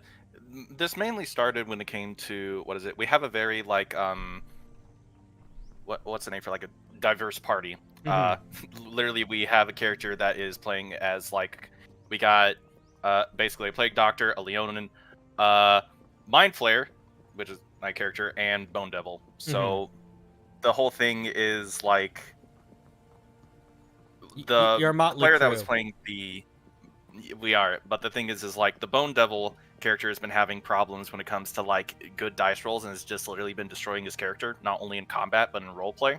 And so there were many moments where he was like, doing his thing, and then just he would get like one of those dice rolls where it was like a 2, and it would always be like too low to do it, but it was like, it's a good dice roll, but it's too low to actually meet like the criteria for like stuff that he wants to do. And there were so many situations where, again, I could have helped, but I didn't want to take the spotlight because, playing a Mind Flayer, just, look into the guy's mind, get the information. There were 2 situations throughout like that single session where my character like could have helped in that thing, and it felt like I was just kind of like in the background, just kind of staring at him during this whole thing. So the other thing that you could also do, and I think that this is something that even veteran players sometimes forget, is you can always, as a person, ask the other person if they want your help. You could say, hey, Tony, my character might be able to help with this. Would you want them to? And then they'll just say yes or no. And they could be like, nah, I'm going to let this be a failure. Or they might be like, oh, really? They could? That would be sweet. Like, you just talk to them about it. You can just be people, All right. I'm a big believer of people talking as people when they're playing D&D to help facilitate the D&D being fun. You know, you should never stay in character to the detriment of fun or the detriment of like understanding. Oh, definitely. Yeah. Like that should never be a case. Yeah, but I love evil characters. The evil characters are really fun. The key is just having them not be evil to a stupid extent and not having them not be evil in a way that it hinders the party too much. Yeah, that's also a thing that I've been trying. With me being like so new to D&D, I have looked at some stuff when it comes to evil characters and like how to do them and how not to do them, and I figure I've been doing okay. But again, like the whole thing with not trying to step on people's toes is kind of yeah, the not trying to step on people's toes is a tricky thing in any D&D game because it's like you want everyone to have a chance to shine. But again, that just comes down to just communicate with your other players. Just talk to the other players, people you're playing with. If there's ever an opportunity where you're like, when you think, oh, I might be able to help here, but I feel like that might be stepping on their toes, just ask. Just ask. All right. I also feel like it could become a problem in the future due to the character's like backstory and potential story for him. Yeah, well, at the end of the day, my response to that would be like your character's backstory and your character's nature should never get in the way of how you play the game because you are not limited by your character's backstory or nature. You chose those. You are playing your character. Like if you're like, oh, this could be an issue later, then make it not an issue. Like, just decide that your character is more well-adjusted. Decide that that's not an issue for them. There's nothing demanding that you do anything. You know what I mean? Like, you don't need to, I wouldn't, because the whole realm of like, well, it's what my character would do. The solution to that is then make your character different. Yeah, because that could be a slippery slope. You know, it's like who made your fucking character? You made your character, so it's what my character would do. Right? Well, it's what you would make your character do. So just change it. That's what I would say to any of that sort of stuff. You can always change your character to make them fit better into the dynamic of the group and the game. And like that's everything in D&D is about compromise to a certain extent. Because at the end of the day, it's not about your fun; it is about everyone's fun, and that can be a hard transition for people. It doesn't sound like it is for you, but it can be a hard transition for people that are new to the game, especially if they're coming from like a video game, one-player game headspace. Yeah, I'm getting flashbacks to like the very first D&D session I played with some friends, and one of them was basically a kleptomaniac rogue, and his character concept, he just wanted it to be stepped in stone with being a kleptomaniac rogue, and it just completely destroyed the session, among other issues. He wasn't the main one. He was a part of it, but like it wasn't the whole thing. Yeah, I mean, if you wanted to run it something like that, you have to either decide to not steal from the other party members, talk to them about it. Like, there's a lot of it's like you can be a real twisted, messed up character so long as everybody's down and that you set boundaries that are making everybody comfortable and happy. Yeah, I feel like if I joined the call earlier, that first D&D session could be an entire like thing on its own that I could have talked to you about. Another time. Yep. All right, buddy. I'm gonna hang up on you now, unless you have another thing to say. Let's see. I don't know. I guess just like helping when it comes to character build, if that's a thing. Helping with? Just like suggestions. Aberrant Mind Sorcerer. Suggestions for what? For like what this character should be? Yeah, because I've had like some problems when it comes to the build because I've been going from. I thought you said you said you were playing with them already. Yeah, it's just kind of been a thing when it comes to like really going along in the future because it's like, oh. What class are you right now? Aberrant Mind Sorcerer, and then it's like a homebrew thing, and that's kind of what troubles me, is the homebrew stuff that we are... What troubles you about the homebrew stuff? Elaborate, and it has the potential to be a bit too ridiculous, depending on how I build the character. Yeah, I mean, I unless I was looking at what it was, I wouldn't be able to give it that many suggestions. If that's a talk to the dungeon. That's how talk to your dungeon master thing. If it's elaborate in a way that you like and your dungeon master's cool with it, then don't worry about it. Is what I would say. Right. If it's elaborate in a way that you find overwhelming or you think is annoying and you don't want to deal with, then I would ask your dungeon master if there's other ways you could do it. It's mostly in the part of annoying for the dungeon master dealing with on top of like other things, because it's one of those like characters where it's just you can't do anything. sort of thing. It just unlocks monsters, So- especially in the later levels where there's a feature. If there's there's racial features that unlock monsters. Mostly like the class feature. All I have to say is like certain spell types, it increases the DC of the spell, and you also have disadvantage on the roll. Oh, yeah, I don't know. I mean, if I was a dungeon master, I'd probably be like, I wouldn't do that. I would just drop those features. But if you like them, then don't worry about it.